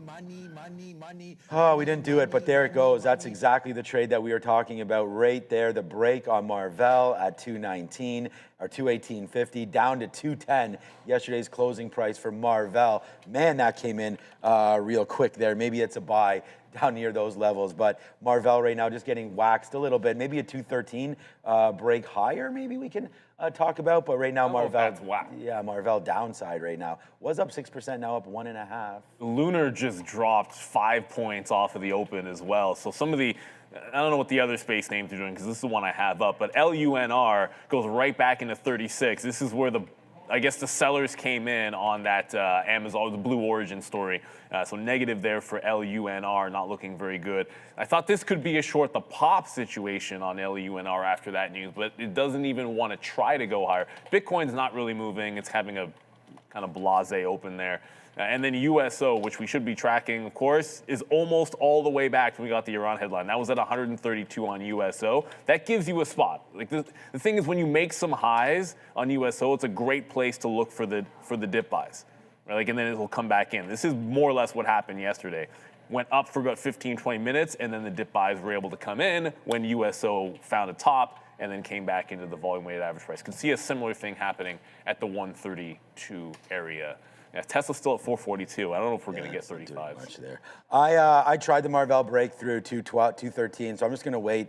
Give it about a buck. Here it comes. I was going to say give it about $1.50, and there it goes. So Marvell in and out. Just try to get a little bit of a long. We do want to hold a little bit. That low today is 210, so we can have a look if it gets back into those levels.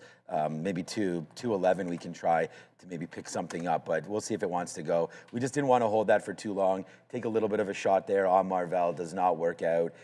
Just thought maybe they want to buy it back, but you know the downside play is there. We still are waiting for the TQs to come back in as well.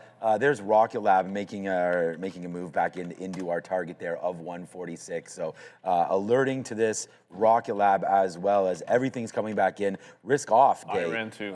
Yeah, IREN too. Okay, so that's coming back into some levels. So we can have a quick look there. Maybe breaking through 145 would be a downside play there for Rocket Lab. We'll see if that winds up happening. But yeah, right now we're into Marvell. We averaged into that one. Watching out for RKLB down near those levels. And you just mentioned IREN. We wrote down 160. Okay, there it is. So 61 on IREN now breached as well. So we'll have to wait to see if that goes. We miss the trade there on Rocket Lab, and IREN's right here right now.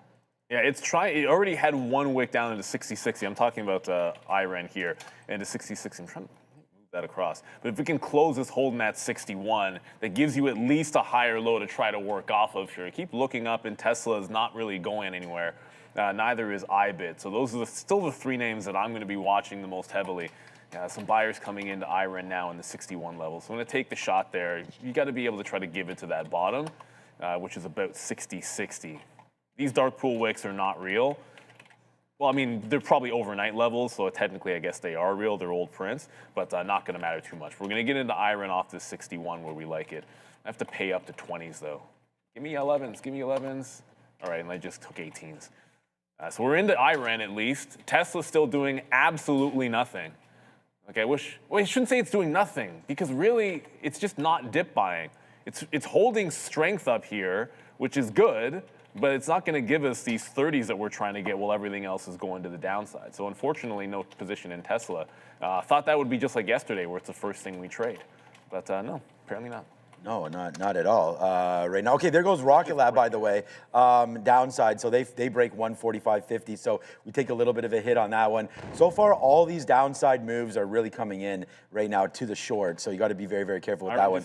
Yeah, IREN, let's go, man. Spin that one around. We've actually got some size on that. As there it goes now, IREN. So the one level that comes into play for us hits it, and we're happy with that. We take some out. We're long at 61.10s there on IREN, as that one's running to the upside. We do have TQQs that just came in. We said we'd look at this at 82.30s. So there it is, man. 82.25s is where we're long right now on the TQs. Play a little bit of a bump up here. See if it does have some love back to the upside. We had to get out of Rocket Lab. I don't know if that's going to be right, but here goes IREN trying to get going back to the upside. 70s now. Let's take a piece out if we can up there.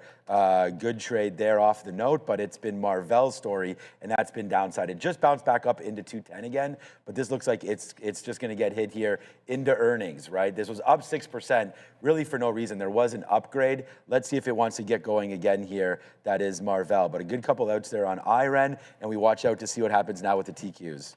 Yeah, this market does not want to hold on to the bid. When I said Tesla wasn't doing anything, it just meant it's not giving me the dip buy. It is what it is. Tesla just broke the high of the day and came back in pretty heavily. Oh, Marvell. There, so it did break the 444 again. I could not break VWAP there. Was able to get some out at the $0.50. I might just cover it at VWAP if we get it, because I'm reloading in front of that 61 one more time, and then the whole Tesla is doing nothing. Tesla's about the only thing that actually broke a high. But it's not. There's no buyers out and about above that high. It's the second time it's holding that wick. So I feel like you're getting that pullback. Maybe LUNR is going to set us up. LUNR won't bounce. This is the one space name that I wanted to the short side, but this stock just continues to go lower and lower and lower. And then iBit won't even get anywhere to the upside to try to fade, as the market is continuously selling. The Nasdaq's going to go red any second, and no shot at this IBIT short at any point. I just don't want to be short at the low of the day here. No, 82s came in to play there for the TQs, which is what we wanted. So we're long at 82.05 here. Just trying to give this, I think I just put my stop at 81.80. So yeah, into yesterday's sort of levels. I mean, if we break, we break. We can't just, sit here and think the market's going up. Clearly looks like it's starting to head to the down. Wow, that Iran news really crushed this market there, as the stock says, wow, Marvell's back down to 200. Micron's losing it, so this might be, look at Micron, also Micron, Marvell, most likely SNDK. Even Zscaler is getting also to the downside. Yeah, look at this, everything getting hit. There'll be a bottom at some point. I just don't know where that is. So yesterday's closing price right now for the TQs, man, we've really broken a lot lower now. Marvell back into 205 right now. Let me know, Andre. I hear Adara call for us, but I don't hear anything in my ear yet, so let me know when she's ready. Okay, what's up, Adara? Yeah, AMD lost 500. Lots of weakness across the board. One name you might not be expecting me to talk about that's weak is JP Morgan. But JP Morgan is weak, and Jamie Dimon is still talking.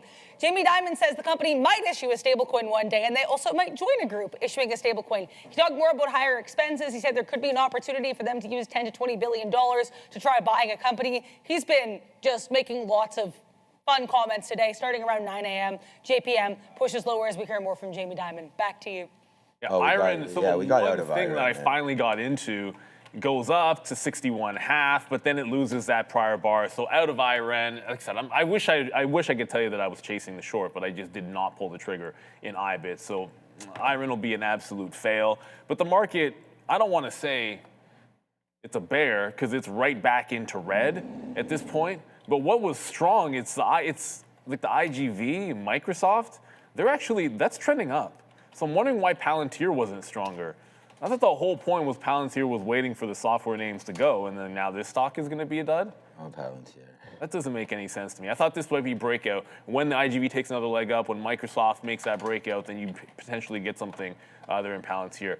Tesla's still doing the same battle right here at VWAP. Wicks under, this is all real on Tesla.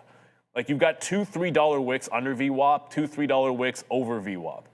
There's just a consolidation, which is nasty because it's running your stops. If you're trying to hold the volume weighted average price, you got to hold it $3 against you to try to be in this. And if you're trying to short it, it's basically the same thing. So this is a wait and see for me on Tesla. We can be patient with this one. If Iran's not going to be any good, and I'm not in any of the, I shouldn't say any of the shorts. Like really the one short I wanted was going to be IBIT, and I refuse to short the low of the day here. Not going to do it. So we'll wait for Tesla. 435 still very much in play as it starts to lose the volume weighted average price itself. I'd like to see if Marvell can get back to the upside. We're $1 in on it now, but we've just been trying to bottom pick there. So we've been taking hits, obviously, on Marvell to this point. It just went up to 207. We didn't put any offers out. So we're going to sit there now, see if we can make a little bit, see if we can get out of 10% or so for 206.75. 206.85, sorry, is where I'm at right now. So we'll wait to see if that winds up kicking higher. There it is. One more push and we should be able, didn't go. All right, and this is a problem. Okay, well, there it goes again. We tried the TQs there at 82 bucks. We talked about that. Doesn't look like that one wants to go. 82, maybe break back above this little marker there, 82.05, then we can get going. But there goes, like Marvell was just upside. Now it's downside. Iran has not worked, although that's back to 61. Maybe there's something there. And then Rocket Lab keeps getting hit. This was an in and out real quick. So was Iran. We'll be red, obviously, on these names. But there it goes, man. We might have just stopped out right at the lows there of 60.50 as it's trying to battle back as well. Let's just wait to see if these TQs, what they want to do. But it's getting pretty low where we may just, even though I still have 25% of what we had. So that looks like that's going to come out around 81.50. Yeah, not great right here for the NASDAQ and catching this falling knife. The NASDAQ was almost up 1%. Now you're down to 30,000 again and trying to find a base. So here we go, man. How far will this market drop? We will soon see. Tesla might be the one long. I mean, that was at 436 that we liked. It's trying to hold up at least. So trying to find some strength. Is Micron trying to help this market out? Yes. So that's a little bit of a bounce. Its low is 925. Let's see if that can battle back. And here comes the TQs one more time. We'll see if the NASDAQ can go. We mentioned Apple was underneath the 50 VWAP. Well, look at this name, man. You know, there it goes. So some maybe rotations back into some stable names and out of some riskier ones like a Micron. I bet if you looked at, I bet if you were to look at some of the stable names, they would have done really well. Oh, I was able to get something on IREN there on a bit of a chase, but it came back through 61. So there's your bottoming tail wick. Sometimes it happens, but it goes right back through the 61 into VWAP. So I think this is the place to go. You know, IREN back, the market's still at the low of the day. This is at least looking strong, but a scalp into VWAP to get some back. And then I want to try to add to this, jump back in as long as it can hold the 61 level, give it a tighter stop, and take multiple shots at this. And we said maybe there's some other places where you're able to find, whoops, that's not FCX, I wanted FDX. See, you always gravitate, it's just muscle memory. I don't usually pull up FedEx. FedEx up 3% today. Right, like you're gonna find some strength out here in the market in some places where we haven't been looking for leadership, and it's not that FedEx is a boring stock, but that's actually it's a 52-week high for FedEx as well. So that's a stock that's actually breaking out. Micron looking like it's making a bit of a turn. Tesla's underneath 440. I almost said finally under 440. I don't want it to go down. It's just that 435 was the level I was looking for the dip, and now that it's under 440, you're at least in range of getting a bid level that I like here on Tesla. So the market coming in, let's try to be patient with it. Intel flushing, is that a 118 was a hard turn yesterday on Intel. Already there, 4% down. All these names, man. Everything right now. Yeah, the news does not look good today, that is for sure. Just checking out for NVIDIA, down to 210, 211, so this name losing bid as well, as you're trying to catch something here that might have a chance to bounce a little bit. We're still trying to hold on to a little bit of this market, but wow, we are falling back in quite nicely here on the NASDAQ, down to $81. At 82 and thought that might have been a buy. We're just holding on to a small piece to wait to see if there's some sort of a get up right there. Marvell gave us multiple chances to get out for close to that dollar in and around 207. We kept, honest, I can't make this up. I'm at 206.85. The highs were 206 like 80s, 86s, 87s, I don't know. So we'll have to wait to see if this one comes in. We're not trying to hold on to many shares down at these levels as Marvell turns red. It was down 8% now from its highs, was up 6% here going into earnings today for Marvell tonight. So there's the crush of that name all the way to the downside.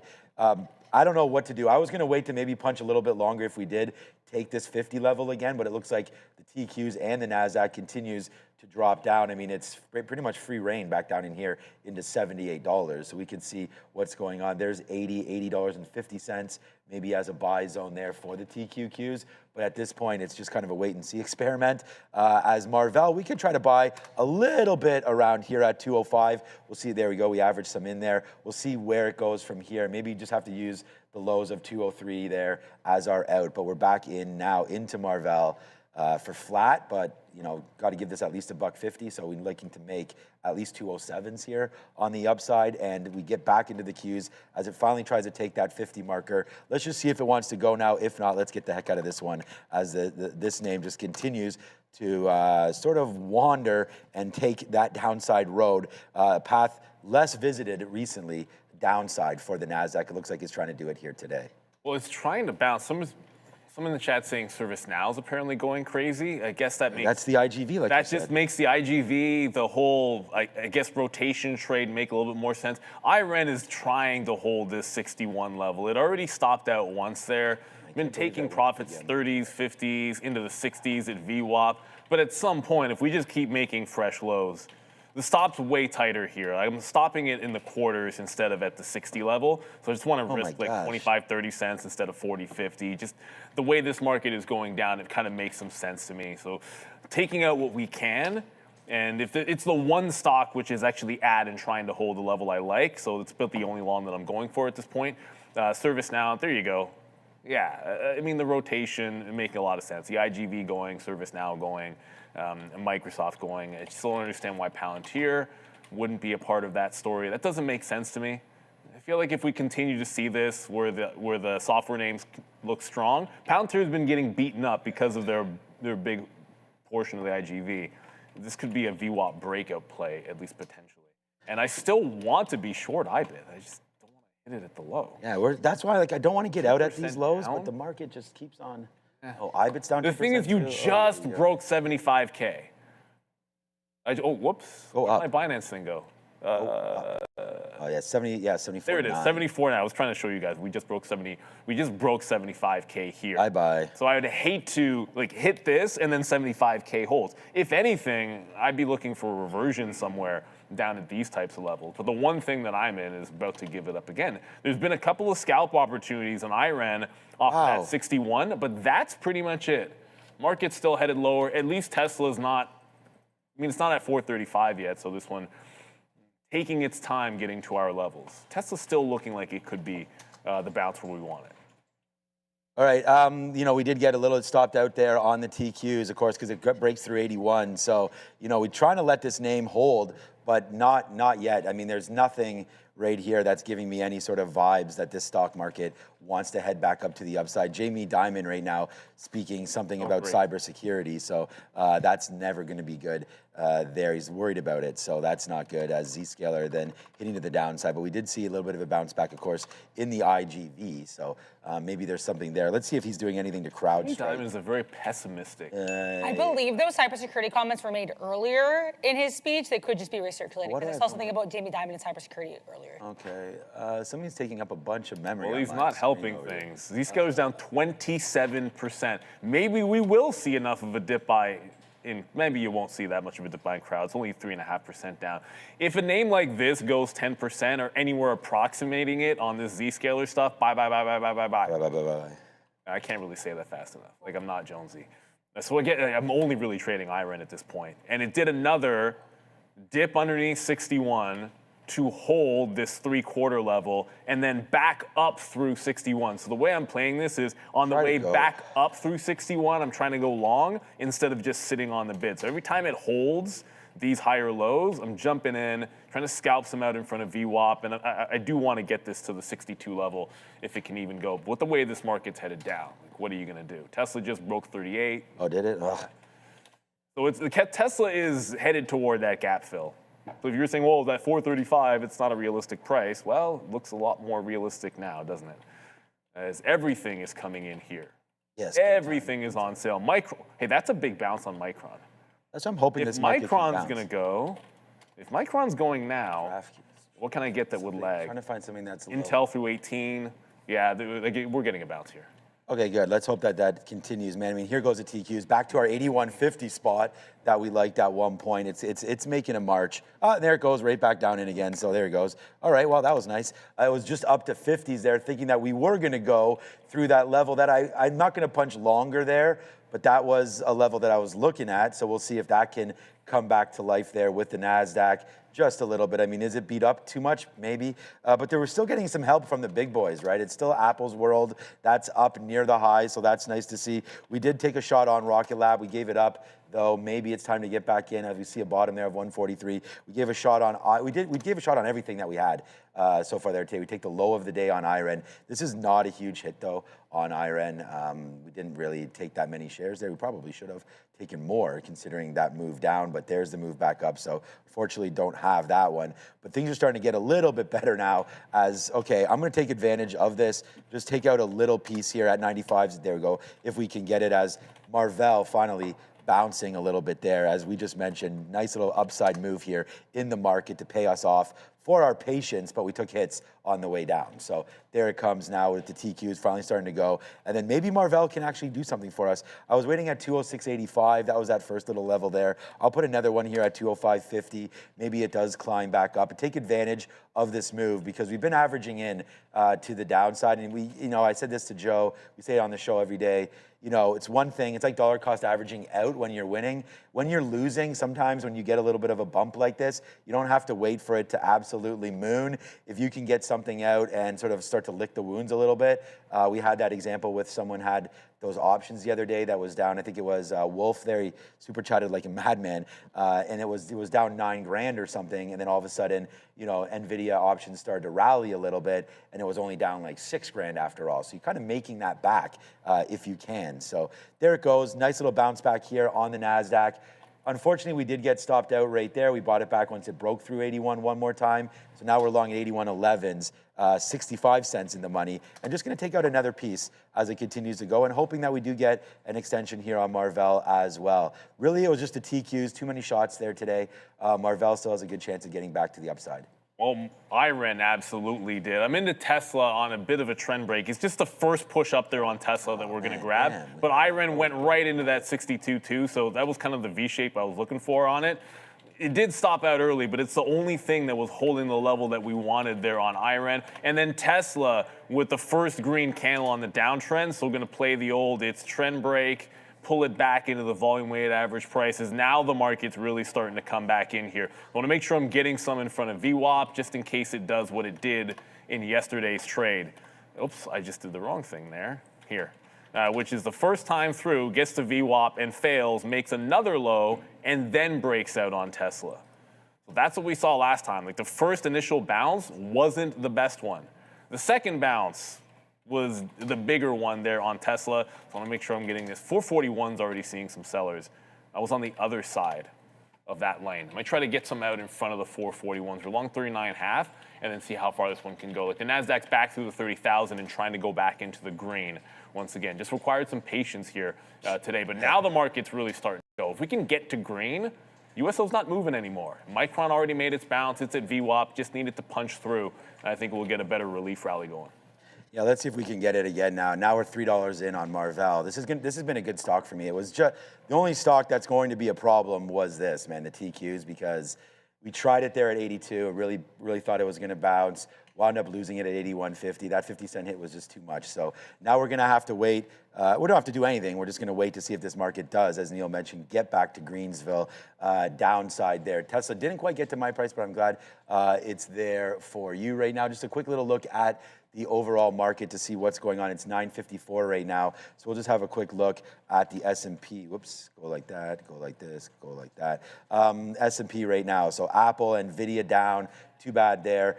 Nice move back for Home Depot. I think there's some money to be made on a Home Depot long. Wow, Target up 2%. We definitely like that one. Marvell pulling back just a bit. We talked about them. Retail space, pretty hot right now. Carvana, Target, nice upside plays. There's Amazon. Walmart still getting low. Got to get a little lower for me to be interested in it. We've talked a little bit about that one. Some of the financials today, I mean, there's Morgan down 1.4. So if you do like some Morgan Stanley, down 1.5 is good. Look at, no wonder this man is, screaming out there. JP Morgan down 3% today. Not good right there for JP Morgan as that continues to get a little bit lower there as Joe slaps the fail on that stock. I really love I love the banks. I don't love them, but I love them as longer term. We'll have to wait to see there. Eli Lilly nicely going there for them, up 1.25 percentage points, but it's over here where we're going to have to look, right? I mean, there's Nvidia, Intel, we already marked that. That was down 4. Qualcomm down 6, Corning. So some of the names that have really gotten going are now pulling back in on a day where, yeah, the market got hit early, and we'll see if there is a battle back. But that's a little bit of a quick look there at the heat map. And, we did good to get out for sure of some Marvell up there near that 208, but there was really no continuation. Does not get to VWAP. That's where we were sort of waiting for more upside on Marvell, but it's came back in quite nicely, as did the futures. But, get some out there. And now, wow, way back in now. Yeah, so... Yeah, go ahead. Yeah, market way back. USO just broke. It's not a big level, but USO just broke the top a little bit here, so it's continuing trend up. I just hopped out of Tesla. Like I said, I don't want to fight anything. It gave the turn, but the body of the candles got rejected. You're not even getting to VWAP at this point. Micron, which I was watching pretty closely, as it had the biggest spike and it's been leading the way, it didn't want to go. So, I mean, IREN went actually further than we anticipated, so thankfully that was good, but kind of we'll give some back there on Tesla. Look for the third trade, hopefully. It might be that short if I can find something in IBIT, but this just doesn't want to bounce. Like this, Bitcoin's incredibly weak. Even if the market bounces, this one feels like it's not good at all. Adara, what do you have for us? Well, Zscaler just made a new low of day, so there's that. But let's talk right now about USO. As you mentioned, there was that spike higher here in USO, and it could have to do with this report. Mer News Agency, so this is an Iranian news agency, reporting that a fire has broken out in an administrative building at Imam Khomeini Airport near Iran's capital, Tehran. So fire breaking out in an admin building near Tehran. If I get anything else on this, I'll let you know. Again, nothing massive or directly related to the conflict, but we know sometimes fire and explosion are headlines that will send USO higher, at least even in algo spikes. Back to you. At 30%. Yeah, I don't know. That's like I said about JP Morgan and Jamie Dimon. Maybe Adair, you could. Okay, good. So you can mention it during happening now what Jamie is all about over there. He's about a lot of things. Okay, so. Yeah, and I think there's also a crypto, some sort of a stablecoin talk there from him as well, but we'll get that. I did mention that. He said maybe we'll get into stablecoin or maybe we'll join a group doing stablecoin. So like I said with Jamie, pretty much everything he said, Sean, was we might do this or we might do that or we could do neither. Right. Or nothing, yeah. So there it goes. Shout out to Jamie Dimon. We do get that 8180 on a bounce back up again on the NASDAQ. So yeah, so far so good on catching some of the bottoms. It was making those bottoms that was the hard part today. You know, when we just talked about those financials, I can't imagine that SoFi is doing anything. But then again, of course, I'm wrong. So SoFi now up 2.5%. So that's a good one. At least we bought some of that at 16 bucks yesterday. Very public buy of that as well as we announced that play. And then AMD actually made me feel good for a second there as we sold some 497s or 498s a couple days ago. And now you're finally back under that $5 bill mark. And we wait to see now where this name wants to rest its head eventually. And of course, that is our good friend, and maybe not for long, Micron, AMD and Micron, both starting to go a little lower right here into the opening of the first 30 minutes. Not a great open for some of these chip names here today for sure. But Iron's at the high of the day. Yeah, Iron was, of course, the only call that I make that's any good today is Iron. And there it goes, upside there for IREN. I'm red on it, so, but we should have just held that. There goes Iron. Happy for the call on Iron, but yeah, not happy to not have any of that on board still. Well, Tesla's trying to break this trend again, so I'm going to probably take.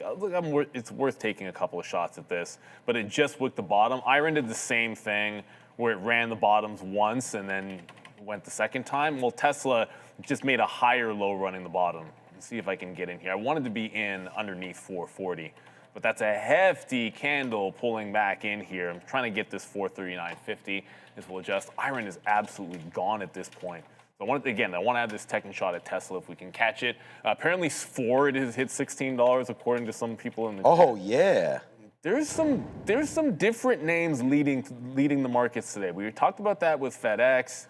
You're seeing it with Ford as well. As you know, we got different leadership. When the chip game or the AI play falters a little bit, believe me, in a bull market, there's going to be other places that money is going to go to that look strong. Let's go back over to Adara. Now it's time for happening now.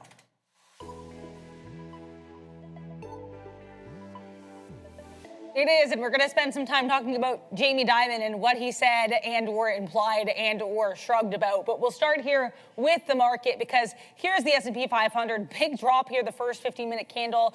Nice recovery in the second, and right now in the third, kind of trying to decide a direction. Now, this headline here is what initially sent us skyrocketing to the upside. Iran State TV reporting that they have a draft of the initial unofficial framework for potential memorandum of understanding with the U.S. Now, it's worth noting this memorandum of understanding did not include mentions of either enriched uranium, which is a big thing that the U.S. has been talking about, or repayment of funds, which is a big thing Iran's been talking about. So two major things that each country has said that they're really concerned about, not mentioned in that memorandum of understanding. It also doesn't even apply to military vessels, I believe. So there's a lot of, still hemming and hawing here. Either way, the market initially liked it, pushing back a little bit lower right now. Let's talk MU, speaking of pushing back lower. We were talking earlier this morning, Sharif and I, about the possibility of this getting above 1,000 before the bell. It actually, as of right now, still holding 900, but just barely as the MU rally pulls back a little bit. SNDK, another name that behaved similarly, as well as AMD. But let's talk about JP Morgan, because Jamie Dimon, CEO of JPM, made a lot of comments. He's also talking about succession, saying that succession is the most important thing for JPM's board right now, and they have potential successors inside the company for whenever Jamie Dimon eventually retires and or steps down. He said cybersecurity is the biggest risk, and that Mythos amplifies that risk. He said that there could be some refinance risks, but he doesn't expect a systemic risk when it comes to credit. And there is some, but when there is some stress in the environment, it could be worse than expected. So as I mentioned, a lot of could, shoulds, maybes, and could be's. The other thing he said as well with stablecoin, we could get into a stablecoin or we could join another group with a stablecoin. He said we could put aside $10 to $20 billion for M&A. We don't know a lot about what they will do, is what I'm trying to say here based on these comments from Jamie Dimon at this conference. Last but not least, I know what Zscaler will do, and that is unfortunately break 130. We are down sharply here on ZS after a solid earnings reports. The one negative thing I saw there was their free cash flow margin guidance actually dropped here for fiscal 2026. We've got Marvell after the bell, we have CRM after the bell, and we also have Snowflake after the bell. Lots of earnings on watch. And speaking of Snowflake, SNOW looking nice. What are you guys looking at?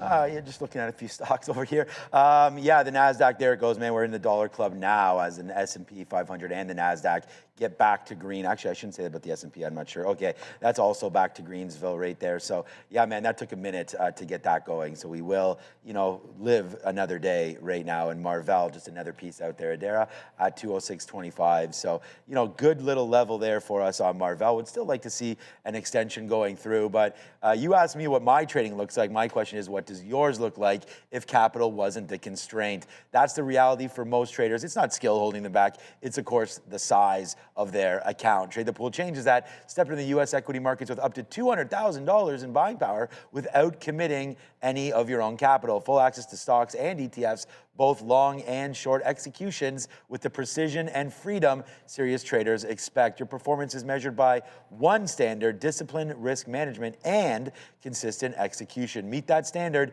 and you, of course, can operate as well at scale. No subscriptions, no ongoing obligations, just a clear path forward. For those ready to trade beyond limitations, this is the next level. Please visit one word, tradethepool.com, and use code TraderTV, again one word, and you will gladly take that 10% off. So Trader TV gets you 10% at tradethepool.com. Thank you to them for their sponsorship, and maybe we'll get Steve Tileman on Thursday, I guess, tomorrow.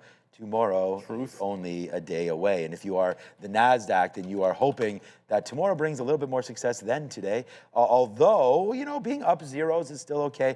Big NASDAQ names, of course, continuing to get hit here today with the likes of the NVIDIAs of this world. And we see strong name in Apple still trying to hold fort. NVIDIA right now looks like it wants to slip up again, does not take that 25-period moving average, does not take VWAP, and right now just battling itself around a bit here as we look for some more opportunities. People were screaming at us about Palantir earlier. Well, kind of looking not huge right there. The Tesla trade. Iron's at 65. Yeah, Tesla, good one there. 439, I think you had there. That was a good one, up to 442 right there. Iron was missed, man. That was a name that we both had, and unfortunately being red on that one. We should have just averaged into it, which I didn't. There's the thing that can be, like, to me, Tesla was at the top of the list to trade, so I was just waiting for the opportunities to get into Tesla. But again, see right here at 443, all those wicks, that same place where there was the wicks underneath and above, resistance. So into resistance, and that's as far as it goes. And then remember how Iron was the one stock that was working at the level that we liked at 61. So of course that's the one that I don't hold, and I go over to Tesla. I am finally into IBIT. It would be ironic if my first down stock would be the one I wanted short in a day that the market goes down, but we just got the VWAP there on IBIT. Short here, gonna look for the low of the day to scalp some out, and we're gonna get our, oh, that was close. Man down. Yeah, man down, as I just tapped the glass there. That's why you should always look at what you're doing. Yeah, mine did. Oh. How full was that? The interesting thing is I actually put mine half in because it cools down so fast.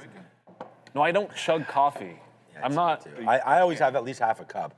This one has about a third left in it. No, I never, because it'll get cold before I finish. I sip it. I just try to sip the coffee. It is, oops, I'm wearing a different watch. As I look down, what is the temperature there today? I haven't worn this Rolex in a while. That's probably why I'm losing money. 10:06 right now. It is 19 degrees with a high of 24 there today. So that'll be a good one there looking forward. I thought we were seeing like 27 today. I hope so there.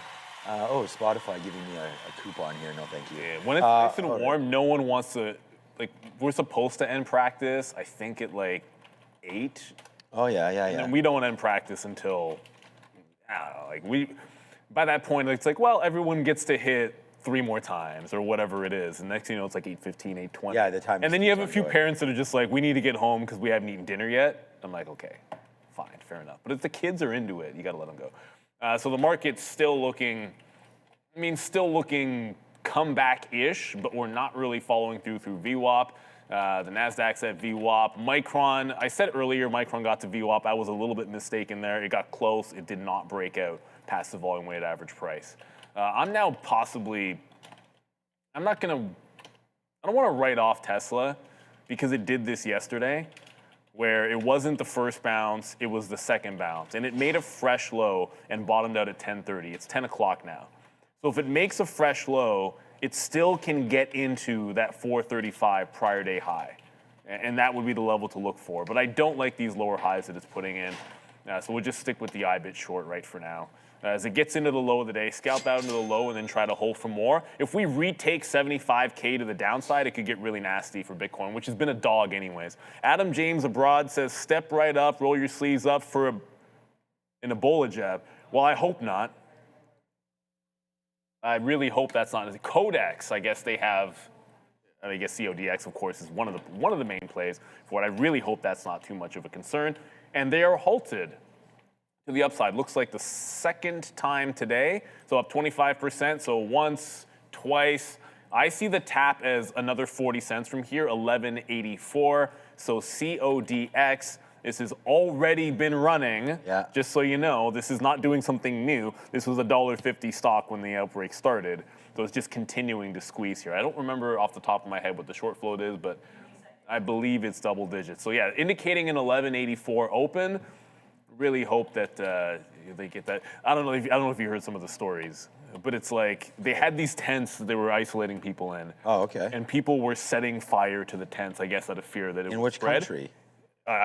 Oh. But the crazy thing, people were then running away from the fire and then getting back out. So further contaminating. Inmates have escaped. Yeah. It's like the worst case scenario because then you have them running rampant. Anyways, it's a scary one.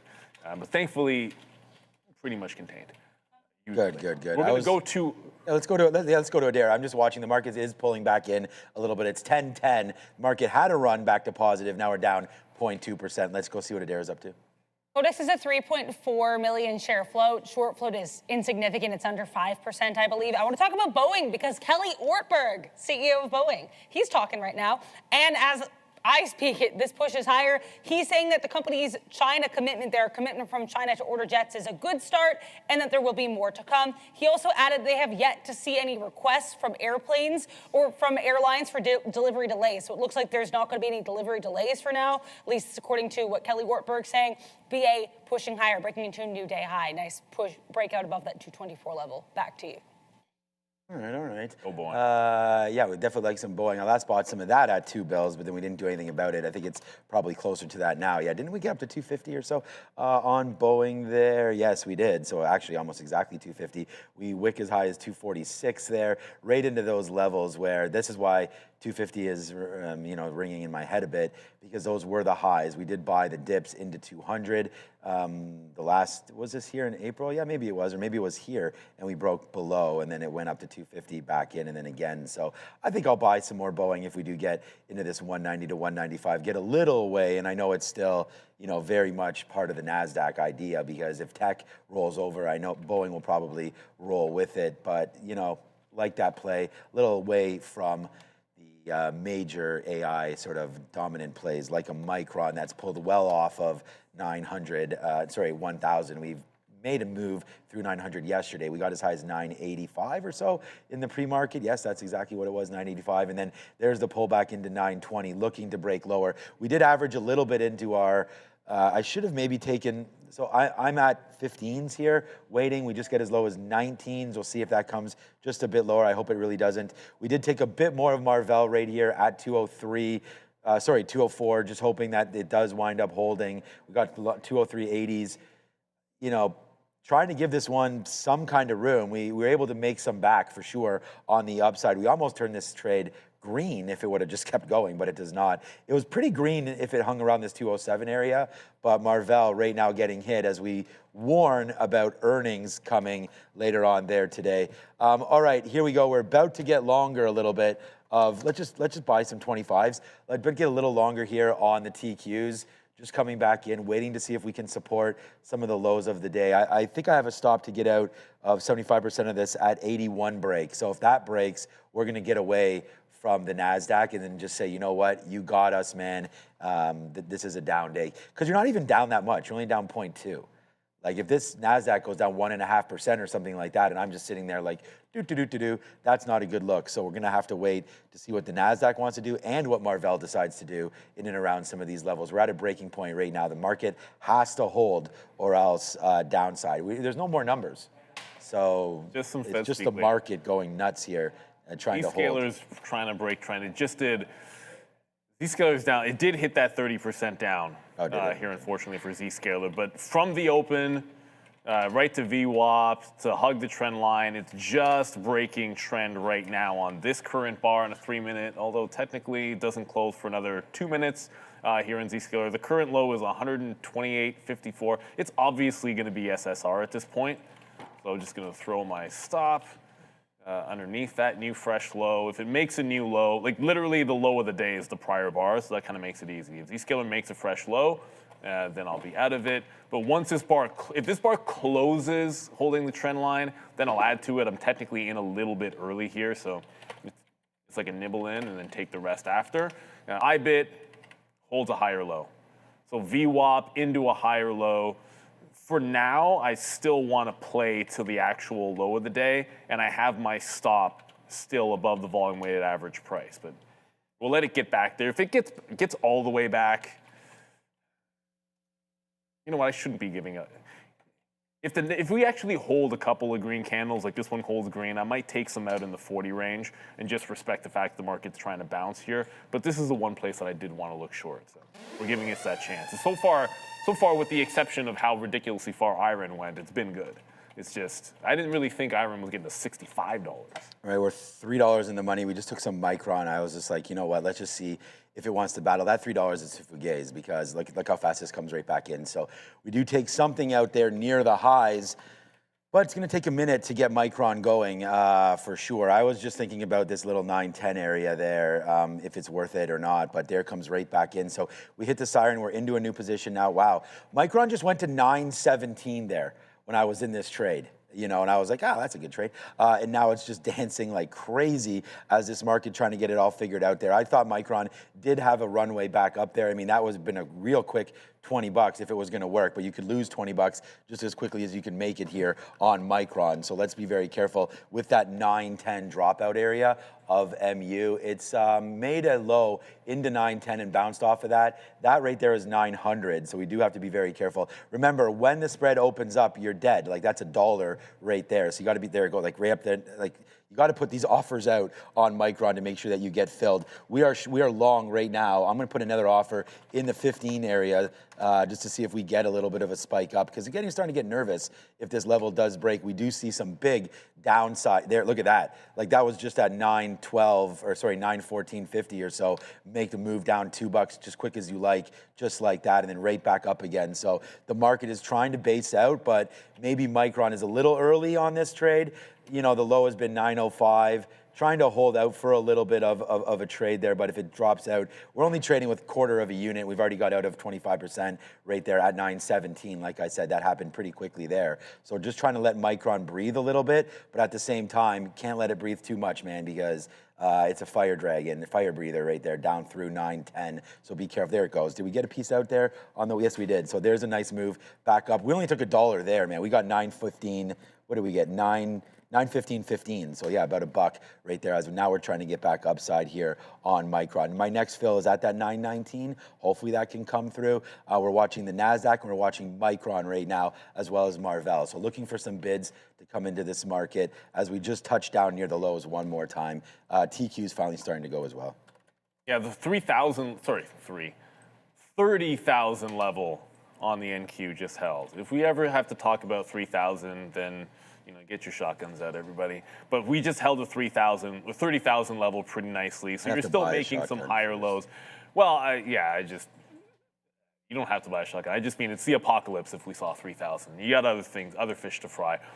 So we're in this reversion trade in Zscaler. This will be the first one that wasn't on my list. It's an SSR play, so it's not usually like an automatic price level that I like the long. It'll just be wherever it happens to break the trend. So it broke the trend, it confirmed. If it makes a fresh low, I'll be out, and we'll take the L on that bad boy. I was thinking about Intel, and I'm still thinking about Intel. It's above that 118 level that I like, but it's already hard charging. I feel like I might have missed the chance at this. I don't want to be like piling in any higher lows. So I'm just gonna, for now, stick with this IBIT. We're able to catch a couple of solid longs already, and this is, as the market bounces, this is not looking nearly as strong as the Qs. So I feel like this is fine. Like if we get into VWAP and we're underneath VWAP on IBIT, then it's maintaining its relative weakness, and hopefully we can ride that one. And if the market falls apart, obviously I think this will end up being, and it'll give me some reload opportunities here at the volume weighted average price. So what else is strong? We already talked about the IGV leading the way here. Like, look at this. It's about to go green. Is it still Microsoft and ServiceNow, I suppose? What's rallying the market? Microsoft is inside, not really going anywhere too crazy. ServiceNow was super strong earlier. That's still probably the strongest name out here. Like 3.5%, that's very much trend up. You don't want to lose, if this loses the bid, I'd be a little bit worried. I can't look at this without seeing, I might actually want to take a reversion at some point in that bad boy as well. As I see somebody is back in the building. Hello. C's in the house. We actually get, welcome back, Sia. We actually get $5 right there, so we'll spend the money on Micron. You get up to right there, 919.50 is what we got. I mean, we told you we were sitting there, so right into that level, ahead of that 920 marker. We take a fill. We have half of this position left. Doesn't mean it's going to go up or down from here, but Micron right now, giving it a little bit of room. We get, you know what, just because it's of how it's moving, we should maybe put another order in and around that 919, so let's do that right now. Let's go 919 flat, see if we grab that. Hopefully we do on a little bit of a spike up. We take advantage again of the market, getting out of some of those NASDAQ names at those levels. We were into Rocket Lab earlier as well, so Rocket Lab back to 142. That name is looking like it wants to go lower into some of those bids, 140, 142, good little level there for them. I'm a little nervous about Micron because, we're not really taking advantage of these moves up there, and this market is kind of just hovering around. So yeah, this name, very interesting one, that is for sure. A lot of fun trading this as it moves up and down $4 or $5 at a time, and it's Marvell, what we're really looking at to get going there. We miss out on our IREN. Well, we got IREN, but we didn't hold it for long enough, and we just wait for Marvell to try to do something. Just ticked again back through 204 and did not hold that level of 204.50. So we're looking for upside here on Marvell. Day before earnings, very risky. Just thought there might be a pushback here. It doesn't really look like it. It's Marvell, it's Micron, it's the TQs, and the market looks like it wants to go lower, bouncing right now off the 50-period moving average. This is why we're getting out. We reject the 50 there. We reject it again right now. So, hey, man, the long may be there. Just doesn't look like it for now. Let's go back over to the desk with Adara. It's 10:20. Starting here with Sologenics, one of two companies that is trading higher here, second day after announcing this Bundibugyo virus vaccine potential here. So apparently their Thermovax platform was announced yesterday morning. So again, day two catalyst demonstrated suitability for the Bundibugyo virus vaccine. So just be aware here, SNGX, second day catalyst. This one was also mentioned on our Trader TV Live watch list. BRTX really strong here today, and actually not a vaccine related catalyst, the only one that's not vaccine related on the small cap recap. Chaos Capital acquiring roughly 5% here of issued and outstanding common stocks of biorestorative therapies. Last but not least, CODX here, Codex, Co-Diagnostics, announcing that they've advanced the PCR assay development strategy for the aforementioned Bundibugyo virus. Unfortunately, that's breaking out in the Congo. CODX, as you can see here, guys, pretty violent. This is also a day two play. Make sure to like and subscribe if you're enjoying all the content here. Back to you. It's you have a virus, I have a virus, we all have viruses right now, and I don't. Different viruses other than Ebola? Oh, What? man. Oh my. Okay, man, we gotta get some. This is a different name for it. Yeah, we're gonna get some Moderna over here or what? Oh. Right now, yeah. So we, you know, viruses or not, maybe Micron is feeling some virus right now as it's down 1.25%. Just trying to get some bids going on here. I'm offering, okay, there we go. I was gonna say I'm offering 9.09 there. We take some of that as we're back into the money now on Micron. But hey, man, for how long, nobody knows. This is absolutely wild on Micron. So we're just trying to make a little bit of money here, and it's been tough sledding trying to pick up some of these bids. The short has been 100% the call here today. Micron, obviously $1 in the money. Let's just take out a little bit more up there if we can. I don't want to cross too much because, you know, you give up a lot of upside if you do play in the middle there because the spread is $1 Oh, there's right a now. shock down. So there's a move to the downside. Well, first, it'll be the first one red for me, but there goes another fresh low on Z-Square. Now 31% down. We took our one trend break. It just broke the LOD. IBIT's going to be at the low. So I didn't get the reloaded VWAP on IBIT. It got close and then immediately back in. Right, if it bounces off the bottom, again, I'm going to try and get some out. Maybe I'll just move to the... They say you should bid in front of every 5 cents on stocks that are under 50 bucks. You bid the 35s, you bid the 30s, you bid the 25s, that kind of a thing. So if we get the reload next time, I should in front of VWAP. It just didn't quite get there. Like we had a VWAP tag and hold. This time it just completely rejected underneath. So the short will end up being right. Even IREN is back to 61. Like look at this stock. This is all the way back into 61 on IREN. If it continues this a bit of a gap fill, you could see like 59. It's just not a horrible day, but it's a weak day for the markets and not looking very good. We'll go back to Adair. I see your super chat, Howard. We're going to make sure we get to that one because that was a good call from Brian. Keep an eye here on PYPL. This one pushing higher now. In case you missed it, we already had some movement on PayPal pre-market on comments from the CEO, Enrique Lores, in terms of maybe missing their Q2 branded checkout outlook. But according to their blog, they're going to be furthering the partnership with Perplexity. You can get a full year of Pro completely free when you connect your PayPal account. So PYPL did spike here. I'm also seeing, and I have to read more into this, so give me a couple minutes, guys, but just be aware USO is pushing a little bit higher. The rapid response account on X, which is the White House official account, they're apparently indirectly denying the Iran state media reported MOU. So we knew that draft memorandum of understanding between Iran and U.S. didn't seem to feature some really key points that Iran and U.S. had been arguing about. Now, apparently White House potentially calling fake news. I'm going to keep looking into this. If I get more info, I will let you know. But they have issued a comment, I guess, about it on X. I'm going to read more. Back to you. Thank you. And we have 2 super chats. So good. It's not just Adams, but we have Howard, the Usher. Ooh, the Usher. And it is MTCH. Everyone else knows them as Match. And a big shout out and a thank you to Brian Shannon. 2% in... I mean, look, it's up 2% right now, but remember, I think this was a much bigger play than just what you're seeing here, like breakout and maybe run into the highs, because you cannot look at this without, and just give me a second, because this is what he was talking about. This is what Brian was all about as well. Look at the long bottom consolidation for Match on the monthly. So it's not just giving you a breakout on the daily. If it gets through 40, you've got like serious upside. That's 10% from now. For sure. We have another super chat as I fight a sneeze. Throw it up there if we can. Oh, don't fight a sneeze. Adam James abroad. You've been abroad for quite some time. He has. These guys traveling When are you around. coming home, Adam? VCIG, at Bovin, at Sharif, the small cap traders. We always hear about Bovin, the small cap trader. Sharif's other set of eyes, I believe. Boomtown, please. We don't have a Boomtown key, so I can say Boomtown. I can't really do much more than that. Oh, okay. It's above VWAP, it's breaking out, Tesla's. but it is still underneath aftermarket breakout levels. 440 looks like the resistance in the aftermarket on VCIG. And just very quickly, I'm not going to show a small capper without at least showing you guys what the daily chart looks like, so for some historical context. Make sure you bank some profits on VCIG. It speaks for itself this daily. 1 or 2 days up and the rest of the time down. Let's go to Adara. Oh, man.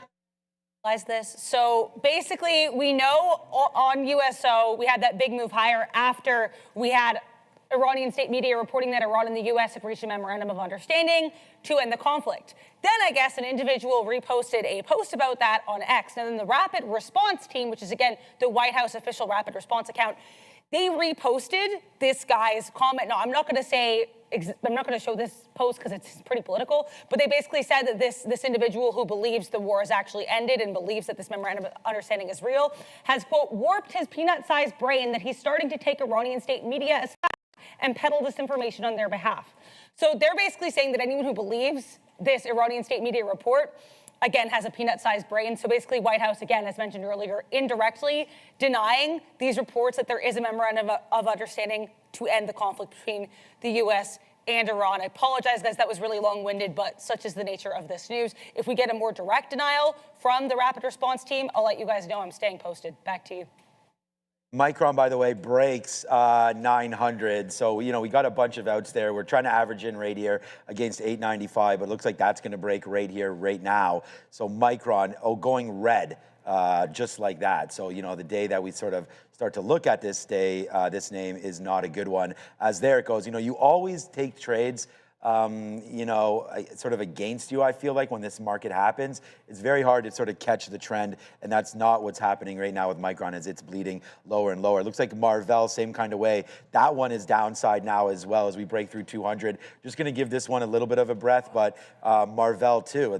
This is down now 10% plus. It was up 7% off the open, now down 4%. So there goes Marvell to the downside. Everything bleeding. We were able to get out of the majority of our shares everywhere, like TQ's drops out there at 81. We did a good job making it back there, but then there's the drop back for 81. So we still obviously red there, red on Micron, and we wait to see. This is going to be red on Marvell. Doesn't appear to be any move back. Wow. I mean, I'm glad that we got out there at 925, but that just touched 825, 895. But there's the break now through 890 now on Micron. So hasn't been a red day for a minute, but today, so far, yes. As the NASDAQ now, remember we got back to green, now you're down 0.5 as the NASDAQ trying to hold out and not doing a great job of that. Speaking of red, shout out to Silly No-No Show. Has anyone looked at Reddit? Oh, Reddit. I have now. I hadn't. And sometimes, you know what, this isn't on, I don't think Reddit's even on my, that's the problem. I don't think Reddit's on my quote board. Where is my quote board and why is it still on the locator? Yeah, I don't think I have Reddit on my quote board. I'm just gonna search, because that's a mistake if it's not, and Reddit is not on my quote board. So I'm gonna rectify that after we talk about it here. I don't know if there's a story for Reddit why it's up 7%, but relative strength is relative strength and you shouldn't really care where it lies. Anything that's up today, if this rotation continues, then you can see anything that rotated strong. Like Reddit's up, the IGV is doing fantastically. Actually, forget that for a second. USO just made a pretty hefty move down right into VWAP. So maybe something, USO has been gliding higher. If this is breaking trend, that could give us a little reason to maybe catch a bit of a bid. I only care because it's at VWAP and IBIT refuses to break the low of the day, just at a bottoming tail candle. I'm gonna have to jump out of this traded era. I haven't seen anything else here on USO, but I want to let you guys know, Reddit, the only news that I'm seeing on this, they announced today that Steve Huffman, who is of course their co-founder and CEO, he's going to be attending this B of A securities event on June 3rd, so that is next Wednesday. It's not imminent, but RDDT also got hit decently late last week on that story that Meta's Instagram would be having its new forums feature, which is competing with Reddit. So again, just could be a very massive relief rally. If I find out more, I'll let you know. Okay. Just a quick, go ahead. Yeah. I just saw in the chat, first of all, that bottoming tail candle, I just jumped out of IBIT. I can get back in at VWAP if I can. Someone just said, why do I say the IGV is doing fantastic? It's red on the day. Well, first of all, it did just go green, but this is why I say it's doing fantastic. This is the NASDAQ. The IGV is still software. It's tech. This is the NASDAQ trending today. I know it's a 15-minute versus a 3. This is the IGV today. And I understand from an investing standpoint, you care about where it is relative to the prior close. But from a trading standpoint, it has been buy on the IGV while the overall market's been a sell. In my books, that's doing fantastic. If you're completely bucking the overall trend of the rest of tech, then it's having a good day. So anything in an upward trend right now, like it's not even sideways. It's a very clean upward trend here in the IGV. That's all I really meant by it. I get it. If you bought it at the close yesterday, you made zero money.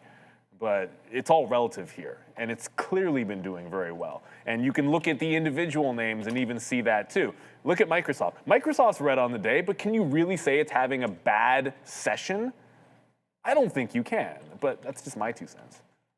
Yeah, Microsoft's acting with the market both right now up 0.3 down. So I don't know. I mean, Micron, I think this is where the money is coming out of, I feel like. I mean, if we go over to SOX L, today, you're probably getting crushed. I mean, yeah, there it is, down 8%. So we actually looked at sort of the broader markets a couple times earlier. I'm getting out of some of these names as we try to morph a little bit higher here, but I don't know if that's what's going to happen. There's NVIDIA right there. JP Morgan was down 2.3 or 2.7%, now 1.8, but it's over here, the electronic technology names, Intel, AMD, Qualcomm, SanDisk, Corning, right? What's this name over there? Coherent. Yeah, there we go. That's another investable name there from NVIDIA. That's a downside. Ciena there, Vertiv, everything getting hit to the downside. And of course, the dead one, as Sharif talks about, Apple is alive and kicking there today.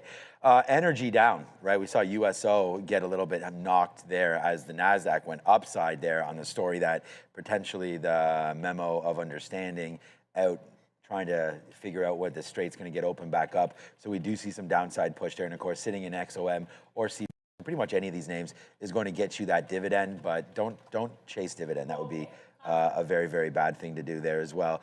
GEV, Caterpillar, all these names downside right now. We have more news from Adara. Oh, I don't know why I did that. I ended up checking the rapid response account on X yet again at the exact right moment. This came out about 26 seconds ago when I refreshed, so probably a minute ago now. But again, guys, rapid response 47. This is the official rapid response account in the White House saying, quote, this report from Iranian-controlled media is not true, and the MOU they, quote unquote, released is a complete fabrication. Nobody should believe what Iranian state media is putting out. All caps, facts matter. So the White House now formally denying that this MOU with the U.S. and Iran that Iran reported, they're saying this is not true at all. Back to you. Talking about it, and then all of a sudden, boom. Like USO was basically breaking back. Like it was breaking trend. It was doing this. It had the channel up. It was breaking the channel down. That was get out of shorts, look for longs, and then now you're already back into the upside. So I suppose I look for an entry. It's still a double bottom in IBIT, so I got to wait for VWAP again to try to take another shot at that. I'm not really seeing anything I like I love the longs in at this particular moment. I was just looking at CBRS, which, by the way, was. Like, you mean to tell me today is the day the Cerebras is back up 7%? Like, logic be darned. Like, the overpriced IPO in the AI space as the market bleeds is the one that ramps $20 off of the open, I guess. Maybe this will end up being a little something to the south side. If I see us breaking fresh lows in the middle portion of the day, I might try to take this to the short. I did pay for locates just now, but I missed the trend break on Cerebras. But IBIT is battling back. Okay. At least for now, there might be a chance at that VWAP, but I'm looking maybe IREN to try to go back into the long. It's still holding that 61 area. But look at that trend break. That was $1 ago that it broke the trend. I don't want to chase it. You got to be getting in on these candles. And that's when all this news was disseminating and USO was trying to fly higher. But IREN has been a beast. I just think it's more of a scalp trade into VWAP for now, because that's a false break through the high. False break through the high, reversal. I'm playing it like a head and shoulders if I get back in.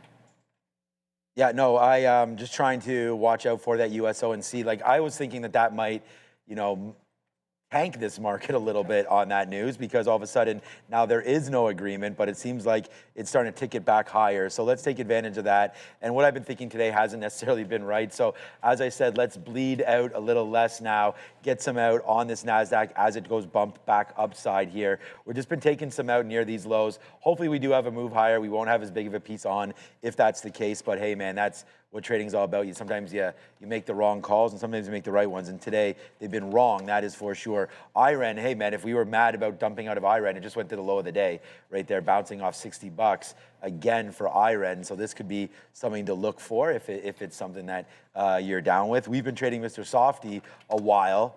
the last little while, that's for sure. And now 414, so they had some nice lows there into 410. And this name is dead for now. I don't think we'll be looking at it. I mean, you want to talk about stock being the dead one. This has been doing nothing since middle of April right now, and now just slightly underneath those levels. So we'll, wait for Microsoft. I'm not super excited about that.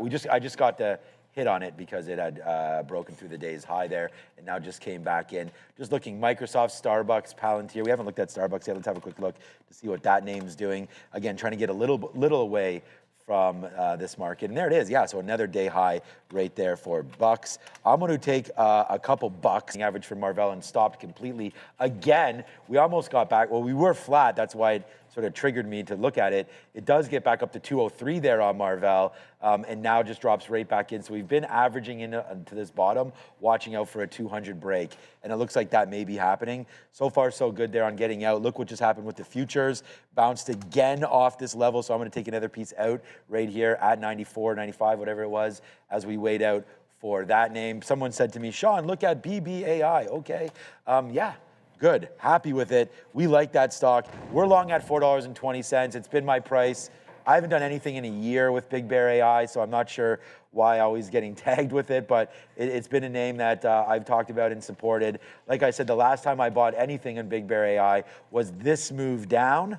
No, sorry, it was, that move up. So we saw the move up. Then we started buying it down here, averaged it in, got an average price of $4.20, got it out on the way back up again. Then it fell, didn't do anything this last time. Maybe we got a little bit out, I don't think so. And then all the way back in, and I can't remember which loop, I can go back and check the transactions, but if we bought it on this way down or this way down. So we haven't done anything in Big Bear AI in a long time, and it's trying to bounce right now off 350. So hopefully that can get going. I still like this name if it breaks through 450 on the top there, but that's gonna be a minute from now. Hopefully it happens today, but really looking for a $5 break through the 200 period moving average on Big Bear AI. That would be nice.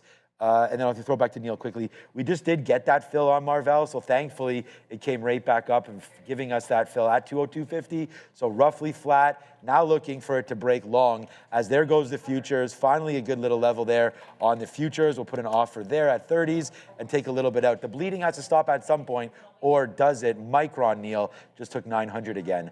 As that's bouncing back. It did. DRAM is potentially breaking the trend as we speak too. So, look, I got to show you guys Tesla.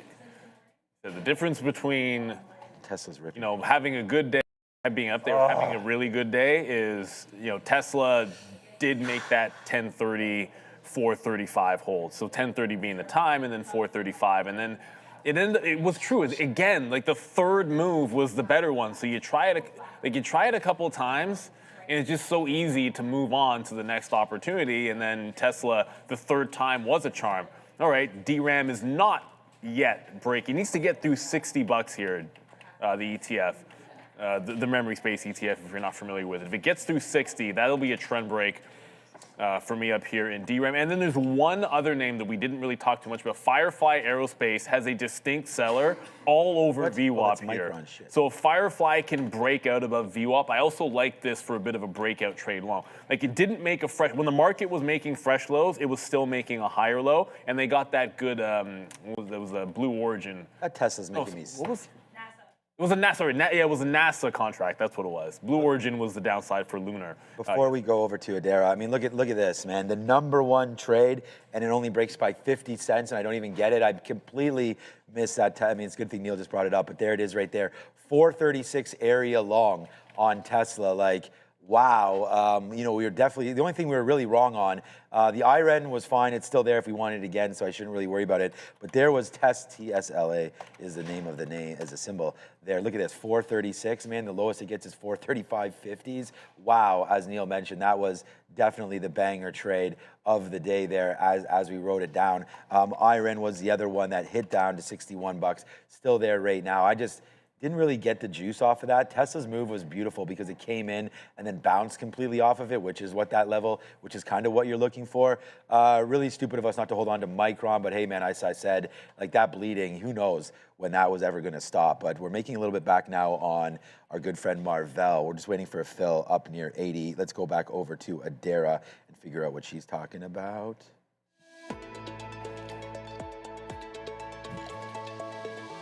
As everyone's been discussing today, a bit of a rotation into some of these sectors that we don't necessarily discuss a lot. We're always talking, oh, big tech, but lots of strength, as mentioned by Neil earlier today. FedEx got an upgrade this morning. They're strong within transportation, which is overall strong as a sector. Health tech generally looking pretty good. Retail trade.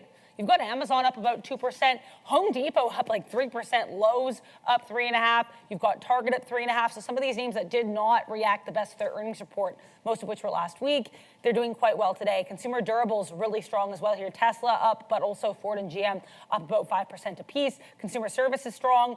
Commercial services strong. Health services looking really good here. Consumer non-durables looking great as well. I mean, these tobacco names, as of late, they're kind of performing on their own. They're about flat today, but lots of strength in PG and Coca-Cola, among others.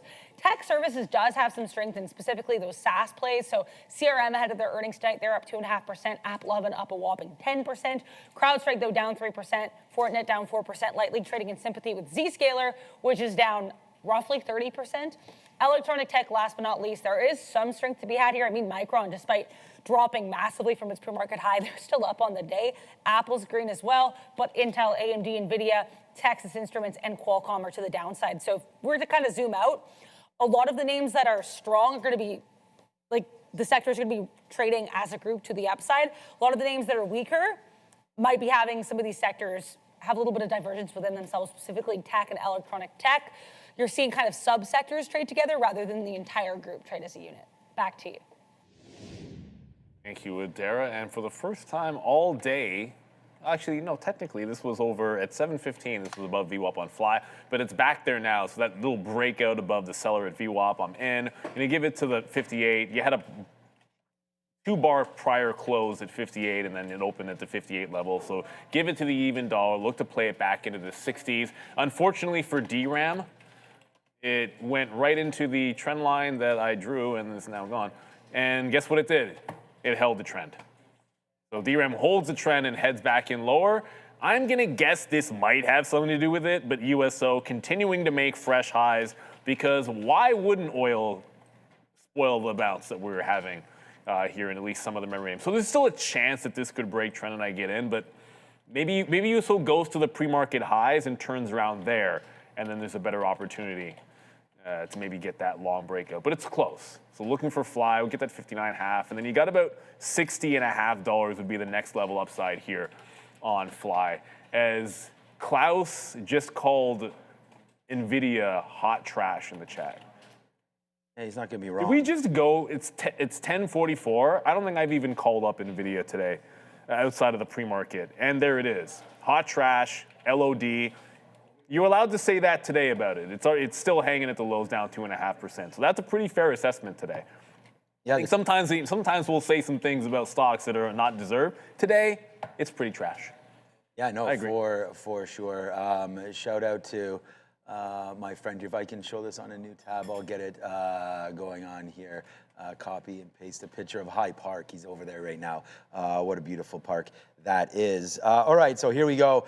Yeah, hot trash. I mean, Marvell would be part of that as well. I mean, Marvell today started up 6%, now down 3%. Let's call it down 10% there, from 222 down to 200. That's 10% in my books, and it's trying to get lower right now. We take advantage of those moves up into the 50-period moving average, and right now watching out for a $200 break on Marvell. Unfortunately, it seems like it's imminent because the NASDAQ did bounce back a little bit there, and we didn't get the love back in the chip names, really. I mean, this is a bounce of $3. I don't really think that that's super significant for Marvell. So yeah, it looks like that one will continue to bleed. We took good advantage of this. This broke into the 50s again. So the NASDAQ and the TQs continue to go lower, and as the market just trying to figure it out. It's been on such an epic run, both April and May. So now coming into the end of May, maybe it's getting a little more realistic right now on what to expect. USO was downside pretty much all morning on that initial report there of some sort of an understanding, and then all of a sudden that came out that was completely false. Like I said, I don't know if the left hand's talking to the right or what's going on there, but a lot of mixed reports. We called actually that play early when this first happened. We said there would be a rebound, and I just didn't think it would be this dramatic, especially the NASDAQ kicking down as low as it has. But for right now, it's USO time, and that's up to 133 again. So yeah, a little bit of relief at the pump coming as summertime fuel prices always are going northbound anyways, let alone what's happening today with USO and some of those stories. Just keeping my eye on different, like, you know, Alibaba just came up to the scanner there. I don't even know why. Let me have a quick little look to see what Alibaba is doing. Oh, the 50-period moving average, I guess, on a 5-minute chart. Watching out for that break right there. Back through. Alibaba started, like, look at this. Alibaba started the day quite low and now on a nice little run up there for Chinese names. Definitely on the battle back. Looks like the street was what? I missed that comment there. PTO and dumping. What is PTO? Party on, something like that? I have no. Yeah, I'm not super familiar by PTO, but there it is. Neil, are you sitting out of the MSTR short long Nokia? I guess. Well, I played IBIT today. I think it was more of like a level. We were really close to that. It was a 75,000 level, so I was looking at IBIT instead of MSTR. I like the argument. You're right that MSTR has been weaker, so it's probably place to go. Just quickly, this DRAM broke the trend and kind of took out that prior bar high at $60 here. So back through 60, long stop will be. I guess I'll use the current. Might as well use the current low because that's the wick. So just gonna get my stop in there, and then I don't really have a terribly good reason why I preferred IBIT today. I think I just looked at the chart and was like, well, I like the levels a little bit better. So I was looking at it from the standpoint of 43.4, like right in here, like double bottom there, flat bottom break, and then a bit of a pivot zone. So I just liked the short from there, thought there's two places to play it. Could play it there, and then I could play it at the low, and I would get 2 cracks at the short working out. But does it really matter which one? Like, you're just gonna win either way. If you played MSTR, sort of the same thing. Broke down, holding lower highs, the relative weakness is there 100%. You can't go wrong shorting crypto. And then, of course, on a day where the market's weak, you're probably just winning either way. But yeah, I still think it's relatively weak, and we'll go back into it. Firefly, remember that VWAP break on Firefly? Mm-hmm. It's still slowly chugging away. Volume not the best. Like, Firefly was doing much better volume all of yesterday's session. This is more akin to what it was doing in the afternoon. And in the afternoon, the bounces were more in the $1 to $1.50 range on this volume. So I think this ends up being more of a scalp trade. And then DRAM, I think, with this trend break, if this gets to VWAP, I'm perfectly happy with that. Oh, like, give me 60.5, give me 61. If I get VWAP, I'm out of this thing. The shorts have been the better way to go here. Let's go to Adara. Time for Money Talks.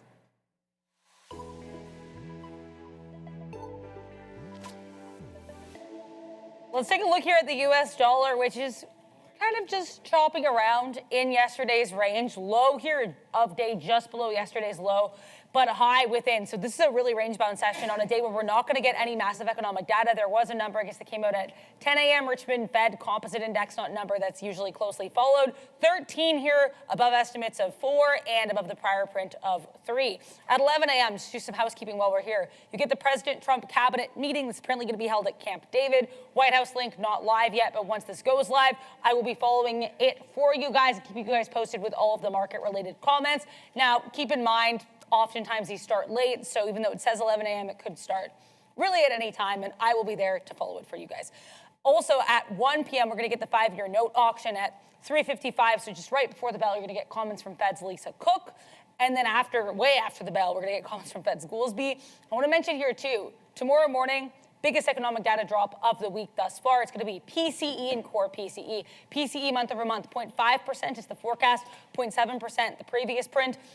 Year over year, you get 3.8% as the forecast, the prior print of 3.5. So you're expecting cooling in month over month, but heating in year over year, which is really interesting. Now for the core prints, month over month PCE expected to be 0.3% versus the prior print of 0.3% in line. And then core PCE year over year expected to be slightly hotter than it was last time, 3.3% versus that prior print of 3.2%. So what we're looking for, guys, is in line to cooler month over month PCE across the board, but core and non-core year-over-year PCE could get a little bit hot.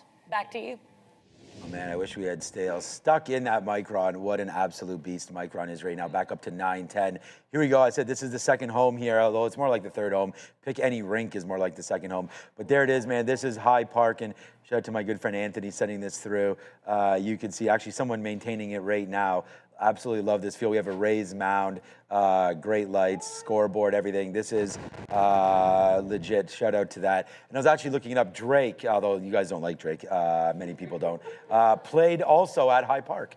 So he tweeted out a High Park Little League picture a little bit as well there. Joseph played at High Park? Oh, so did I. Yeah, my kids played ball hockey there too. Yeah, High Park is great. Great pool, great everything. Shout out to that, and shout out to Drake as well. My kids also went to the school that his mom taught at. So right there, I live, near Drake's raising hood there where he was raised. Okay, so anyways, Marvell there, 202, waiting to get that going. This is the trade of the day though, Micron. Like we lost out on it, but right there off of 900. Let's see if it wants to go. I mean, it gets as low as 890. Micron really falling down $90 to actually more than that, almost $100 today down for Micron and still green. That's the funny part right there for Micron. My trading is too hard for the radio today. So there's Rocket Lab as well, 143, trying to get that going. And then IREN. The definite mistrade of the day, of course, is why is this idiot talking? And I'm talking about myself. When we put down here, right there, the trade of the day was Tesla 436 area long. It falls right into that spot there, and it could have been the moneymaker that we wanted it to be today, and we don't do anything about it. Didn't even realize it came down into there. Tesla down to 436. Obviously, we were dealing with demons in the NASDAQ and Micron and all that, but wow, that right there would have turned my day completely around with that Tesla. We may even been green if we had that trade, but we do not. And that's sometimes what happens, right? As Neil mentioned there, you take one trade, it could make or break your whole day. And that Tesla definitely there could have made it. But instead we don't have it, so we just move on to the positions that we do have. But yeah, that's what we're doing right now. Tesla, missed opportunity. What a trade down there at 436. We'll just see if we can be better tomorrow. And I just saw in the chat there, Salvador just said, I'm just going to throw it up there. I don't have to read it. I can show you guys. Yeah. What a morning, been battling, trying to buy these dips and just gave up. I am flat for the day, but it's been hard. Here's the thing. When you're in a downtrend, like today, if you're flat buying dips in a downtrend, a trader's got to have some flat days. Think about it. If you're against the grain the entirety of the morning, all you've been doing is taking longs, and you're flat or up, then you've had a good day. Whether it's been perfect, I'm not happy with myself about Tesla. Can you be? No, you cannot. Not really, because it gave the trend break, and it's exactly like yesterday. The first two times were the warm up, and then the third time was the time that it actually went, and that's where you get the follow through. And then IREN as well. IREN was positive, but it's look at how far it went. And the market was relatively weak at that point, and I was thinking short. So I was getting out of that, I'm going into IBIT, which is more of a scalp trade. And I don't even like this stock anymore. But you just got to be able to find them. At the end of the day, just try to have the best risk management possible and be able to move on to the next. I'm pretty sure at one point this morning in our setup, when we were doing the pre-market, I even said, I'll have a look at, if we start trending down, I'll have a look at DRAM. For the south side, and then didn't even go over to this when it failed VWAP. But now it's a trend break upside where I'm looking for VWAP. But it's on the radar because, hey, they're moving. And as long as memory's moving, it should provide some opportunity. So this is now the only thing we're left in with about 5 minutes to go. And you know what? I just realized we didn't even talk about Redwire. How is this thing? It was 20%. Oh. What is, there's an RDW plus. My bad. That's the wrong thing in the drop down. Oh yeah, well, it's doing basically what everything else was. Still green on the day, but this is where it's deceiving. Yeah, it's up 6% if you bought it at the close yesterday, but if you bought it at the open, it's been trend down. This is why we like close prices, everybody. See the 22? Look where it actually bounces. Where does support come in?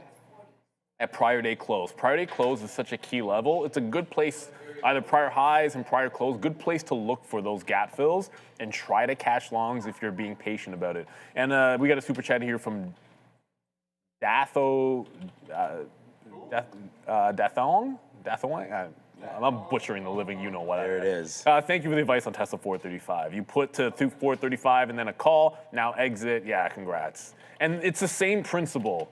Pull back into prior high. The market. Or the actual sometimes it'll be the close price. Other times you're looking at the prior high. It goes right in and breaks a trend as the market's back under 30,000. Yeah. NASDAQ doesn't want it today. Hey, definitely glad someone's making a little bit of money there, but we forgot to go, we're having so much fun. We forgot to cover what's for lunch, so let's do that real quickly. My trading won't be paying for any of this today for sure. Chicken souvlaki, it's Greek, so it's always kind of the same here. Chicken souvlaki with tzatziki, not bad. Warm pita bread, we had some fajitas yesterday with their rice pilaf, of course. I mean, this is a Greek meal here today with roasted seasoned vegetables. And then it says Mediterranean salad, but then it says feta. So it looks like we're going to get a Greek salad finally. They're one of Neil's sort of, you say, what do you call it? Like, not arch nemesis, but Achilles heel there. When we always have Greek food, and then you're like, where's the Greek salad? But then it's not because they don't give us a Greek salad. Yeah, hopefully that's some olives. Don't get it twisted. I love a Greek salad. Yes, it's just that we don't get a Greek salad when they have. It's like your pet peeve, I guess, maybe. Well, it's just a little weird. Why have the flag if you're gonna send us a menu for lunch, and this is the flag? Then why wouldn't it be a Greek salad? I'm just saying, it's delicious. Don't get me wrong. Like the Greek salad is it's easy to make, refreshing. Yeah, I love Greek salad there. The fresh tomatoes there. Big time fan. Family style. Look, AMD's bouncing here off these levels right now, and everything else is not. So, AMD, good little bounce there off 486. I'm just talking about, sorry, I should just talk about Marvell. They're the ones going to the downside there as well. NVIDIA still at the lows, and Marvell, we just took a bid there at 200, and we're just going to give it another $1. If this breaks back down below its low of the day, 199.20 there, then we have to stop out. I mean, this is earnings day for Marvell. It looks like they want to sell it off. Hopefully this isn't a sign of what's to come. We talked about this with Brian yesterday, maybe 170, a buy zone there for Marvell. If they do slip up, then they're doing that today, downside on MRVL, big time. Now down like 13% or so. It was up 7 or 8% to begin with. So now you hit that downside trade right there again. And yeah, there it is, man. Thanks, Joe. Yeah, you're welcome, guys. So Joe, for the fly trade, here's the thing about the fly trade. It's exactly, the reason I'm out of it is the same reason that I was in it. This is exactly where it bounced in the afternoon yesterday. So remember they got the positive news here off of 58.5. It then bounced VWAP. It was a 58.75-ish long here that stopped at 60. So when it was breaking VWAP, I'm like, hey, that breakout is the exact same move. So I'm just going to do the exact same trade as the afternoon. This one ends up continuing, but I'm not really expecting continuation on some of these longs at big resistance levels when the market's doing what it's doing. If we had held 30,000, like if the NASDAQ had held up here and we were starting to round the top and make higher lows, to me, that's more of a hold. But on a day like today, what's worked is just take the wins that you have and make sure that your stops are reasonable. But Fly is going higher. Some of the space names doing a heck of a lot better than the others. Rocket Lab off the bottoms, but it's back to green. Never mind. So Rocket Lab's now back into the green. It was Lunar was the one that got hit early, and now Lunar's up 11%. Like this is the one that's probably defying the most odds for me. Like they missed out on a contract. The market's weak, and they're actually filling the gap into the upside. I might wait for an all-day trend break on LUNR, something like this. I'm just going to hit save. I'm going to leave this up and make sure we have locates on this because you should always be prepared. I'm not really offering 40. I just wanted to see if we could actually short the stock today. We can. This breaks a trend. I think I'm going to go short Lunar at some point during lunch while I'm eating a non-Greek salad. Yeah, no, it should be Greek today. That's what I was trying to tell you. But the salad Mediterranean. The salad's not going to be a Greek salad. It never is. It probably won't be. They never do. All right, guys, thank you for joining. It's 11 o'clock. We want to welcome back Sia. She'll be on part of the midday show for sure. Thanks to Dara. It's been a lot of fun here so far today. We'll wait to see what winds up happening with this market. Going lower right now as the NASDAQ down half. We will see you guys very, very soon. Marvell continues to fall down. We'll see you guys on the 2 p.m. spot. Good luck with some of these small cap names. What do we got going on here? Baby, and the sky is falling down, down, down. He's a hot Bana, bana, Tesla. bana. Whoa, whoa, Man, whoa. we're gonna Some fluid tell you, I'm gonna get spill fired there. pretty soon, man. One of these what? cameras is gonna go flying off the thing. The screen. Brendo's gonna have to come back from Italy. I'm gonna get like a notice of termination. Yeah, poor Brendo out there in Italy there. I know, the poor guy. Yeah. Right? He's in Naples. He's having the time of his life. Now, I know he's working up a storm. Shout out to Don Sharifo, Other Zinc. We got Chris Onion, Yardara Oliveris, Notorious Dinkelberg, Roger Noonan. We got Scardia? I'm sorry. Scott Tomlinson, Stone Broke Since Yesterday, Lead the Conductor. Custom All-Time Highs. We got Jesse Martinez. Joseph's favorite person in the chat. My favorite, one of my favorite persons in the chat. Where is he? Ben Tin C Coyg, baby. It is that time. We're still living high. We got Saturday though. We're Champions League, so you know, still living high till then. T2 7 time. We got Dantastic Sports Cards.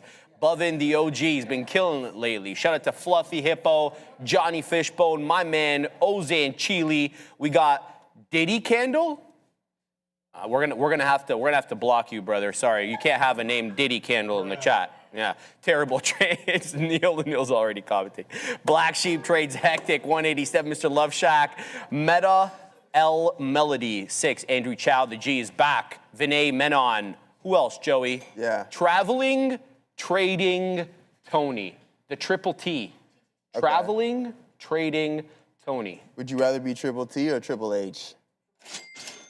Ooh, Eight. No, Neil's got that right. Because then I'd be, you know, I'd be heading up the WWE. ranks. I'd probably get a couple of shares. Oh, that's all that matters. Of course, TKO. Come on now. That's all that matters, man. Is that TKO shareage? All right, guys. Hold on. Let's just say hello super quick to the super chat. It's this guy. James Abroad. VCIG, APPS, ASTC, Lego, Busy Day, all those on the side charts, but we're going to let Joey pontificate before we jump in. Yeah, well, I don't know if I'm going to be doing exactly that, but I feel like we've been neglecting our good friend Bravely over there on TikTok. So we're going to give a couple shout outs to the individuals over there. The ones that we see quite often, we have Charles Tolliver, Julian, Greg, what's going on? Not Don himself, my bad. But that's all right. We have Alfredo, what's going on? Topper, Mima, King John. Okay. Neutron, what's up? We look with the Canadian flag. Clark with some dollar signs. We have the Canadians, the Montreal Canadians.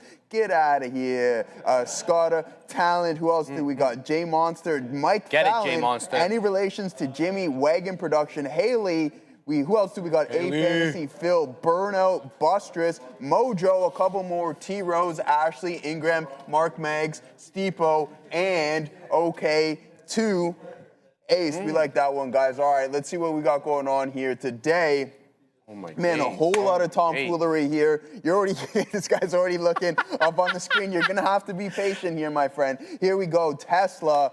I mean, it took us a while to get this one rolling, but now we're starting to finally cook up. All the way up here, we were realized green. Now, not so much the case as it comes back approximately 30 cents. Not too good, but hey, nonetheless, we took a couple of attempts on that one. We started 1 for 3 on it. Now, this was the bad boy. We diamond hands Deontay Wilder all the way up into 54s off at 1610s on TSLA. We tried this hot piece of garbage SMR.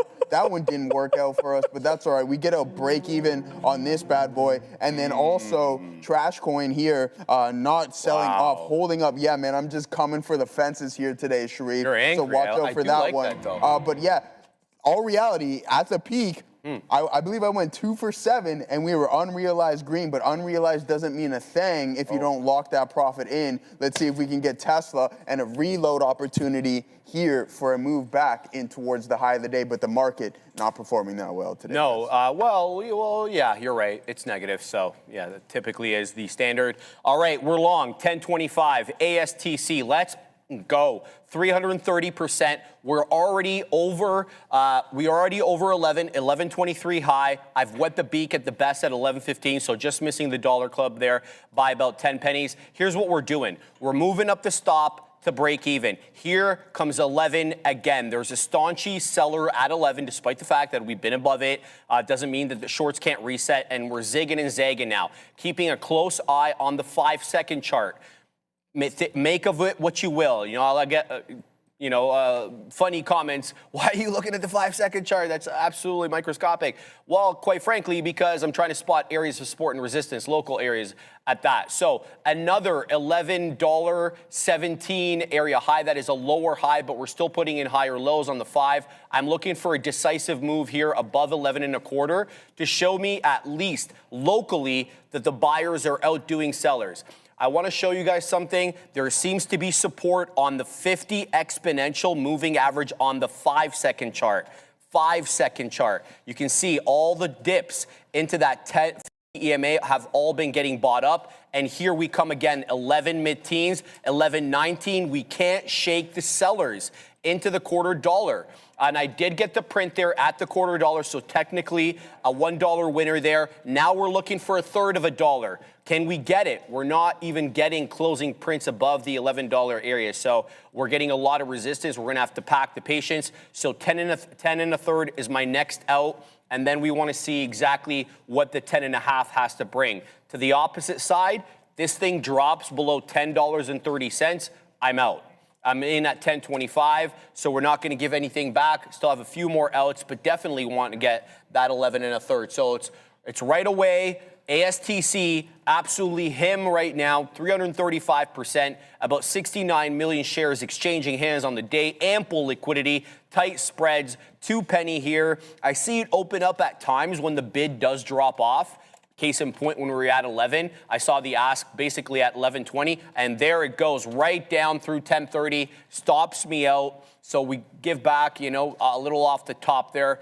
You know, you can't be ungrateful, okay? So prior bar low, 9.75. This loses prior bar low. I think we're going to 9. Currently, the current bar low. Oh God, this thing again doesn't work on the hover over ASTC. I have to go to another screen. Current bar low is 992. Prior bar low, 975. Continuing to watch here. Let's see if it comes back in, holds that $9 area. I think if it loses the prior bar low, then I think we're going to 9. Still holding above 10 for the moment. I want to watch a little bit over here to see if this is the right area to get in an entry. We had a lot of support, guys, at 975. Initially. Now we're finding support at 10. It's starting to curl up a little bit here on the 5-second chart. It's not making aggressively higher highs or anything, but it's not losing the lows. Watching that $10 area, you could give it from 10 into 975, but I don't know. I don't really like the way that just dropped off the bottom. Here's what I'm looking at on the 5-second chart, if you're wondering why I keep analyzing these levels. Here it is. So you had their whole lot of buying at around 975, and there you just got it. You got 975. You got 983. Close enough. So who's in, right? Who took that? Who took that to get in? I haven't taken it quite yet. So, oops. What am I doing over here, Joey? I'm screwing up everything over here. I screwed up the whole layout. Oh, that's not good, my guy. That's not good. Want me to take All right. over No, we're good. I'm trying to resize this bad boy. Okay. There we go. Okay. So 975. Continuing to watch over here. There's a buyer in and around this area. Should be getting in, quite frankly, and giving it to right below the $0.25. That's what I'm doing. Let's go. We're going 969. We'll give some back. That's fine with me. So we're in at 1005, 1025 for a profit taker, and then maybe even a little bit higher, maybe 1049 or something like that. That's all predicated upon it holding 975. We're not going to risk that much, and we took far less shares than we did originally. $10. Staunchy area of resistance. Now we were talking about that $10 base forming. Now it's acting as a bit of a resistance level here, Joey. So concerns here, and there we go. We just got stopped out quick as you like, as it did drop below 969. Give back a little, but hey, man, you got to make some to you got to make some, or lose some to make some. Nicole Harris dropping 5 in the chat. I did see NEO today, Nicole. I was telling Joey, I'm like, why is NEO up 5-6%? Why is it? Picked up cheap NEO options. Up $10. Can you look at the stock? Was in between them and Piton, FYI. Go VICG, still holding. Get it, Nicole. Get it, Nicole. I didn't even know that you're trading small caps these days, but I do like it. All right. Shout out to Nicole Harris, or her new name in the chat there, Nicole Evada. Let's have a look at NEO. It's already up on the chart because I was looking at this before we went live. So still consolidative, and I think NEO's been consolidated for like a hot minute. Let's just say from January 2024. Yeah, we've been in this range, man. $8 as resistance, essentially $3 to $4 as support. That's a long-ass range we've been in, man. Jeez Louise. In any event, let's go to the 30. So you're going to see probably some resistance, Nicole, I'm assuming at 580 to 6. Look at that bottom over multiple days. Take it from the 1st of May.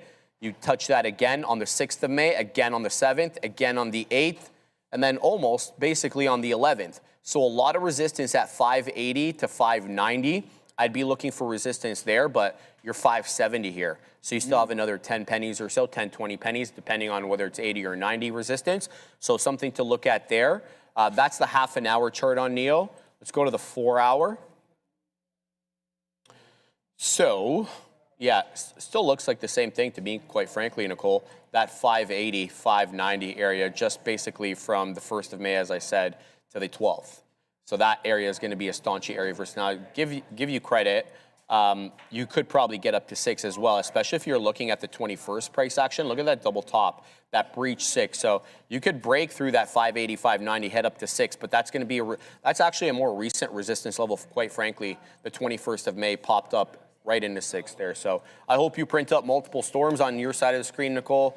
I think NEO. Want me to pull the options chain? Yeah, I think so, brother. Especially since you did get options. Yeah. Let's take a look at the chain here, guys. Here it is. So I mean, at that $5.50 marker, you can see our at the money IV, but also our open interest sitting around 18,000 contracts right there, my guy Sharif. So I mean, there's a little bit of a supply zone on NEO. Yeah, 18,000 with 12,000 volume. Relatively light, but hey, guys. But yeah, here it is, man. I mean, not too bad. You can build your strategies here as well, too. So yeah, let me know if you see what you guys got going on dashboard. You see what we have here. But other than that, yeah, as for that level at $5.50, you can still see some open interest in some in-the-money contracts here, 24,700 there at that $6 marker. So keep an eye out on that right there, guys. For NEO, as we slowly start to climb a little bit higher here in Tesla, we want to hold this thing. Probably should have added right at VWAP, but I mean, we chickened out of that one. So hesitation nation on that one, no hydration nation on that one. So yeah, unfortunately, it is what it is. But I mean, if we head towards the high of the day, $17 here on TSLL is going to be one of my primary targets. We'll start to piece them out at 1680. But considering where the market is sitting at right now, I like our chances, because if you do find somewhat of a bottom, then I believe this will add a little bit more fuel to this Tesla fire that's going on here today, up 2%. Well, the rest of the market is just hovering around the lows. We have our eyes on Bitcoin still, and SMR at $12. Someone's Minnesota trader, I think, asked me. He's like, "Hey, what do you think about SMR at $12?" Doesn't look horrible, to be honest with you. Some buying pressure right here. Excuse me. That would be getting myself in a little bit better than where I was before from a volume standpoint, or from an entry standpoint, sorry. But we want to focus on Tesla. I don't want to be getting in too many positions when this specific trade is the one that can kind of flip our day around. So we'll be patient. Hopefully we can start to find somewhat of a rebound, and poor old NVDA is just so hot garbage, as someone mentioned not too long ago. From 238 all the way down to 209 here, Sharif. So the street isn't liking it. Yeah, it's just getting destroyed. You don't think it's some profit taken, Joey?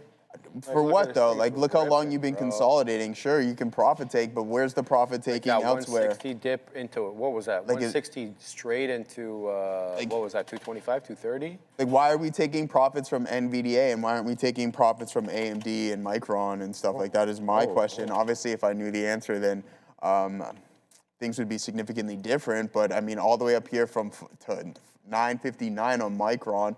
Now you're down to $900, a little bit less. So that's like a 60-cent drop right there. But I mean, how long are we going to take profits on this bad boy? It's just 1, 2, 3, 4, 5, 6, 7, 8 out of the past 8 days. 6 of the sessions have been hectically red.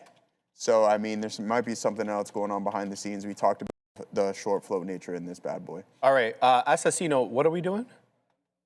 We're going to Adair. Just before we go, guys, I want to talk about BRTX. We're going to look at this when we get back, but it's about to take out 60 pennies. It's ripping up on the day. It's up 140%.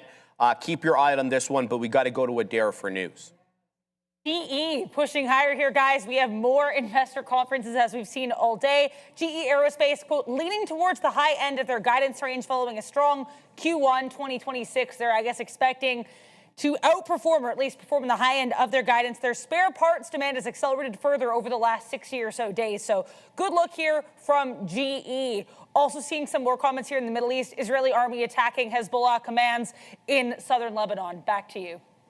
Thank you very much. All right, there's $9-ish support on ASTC just before we get to BRTX. So that's the gap area there, and the gap was caused by the halt and then the open up. And here we go. It looks like we've got two hammer candles here that hold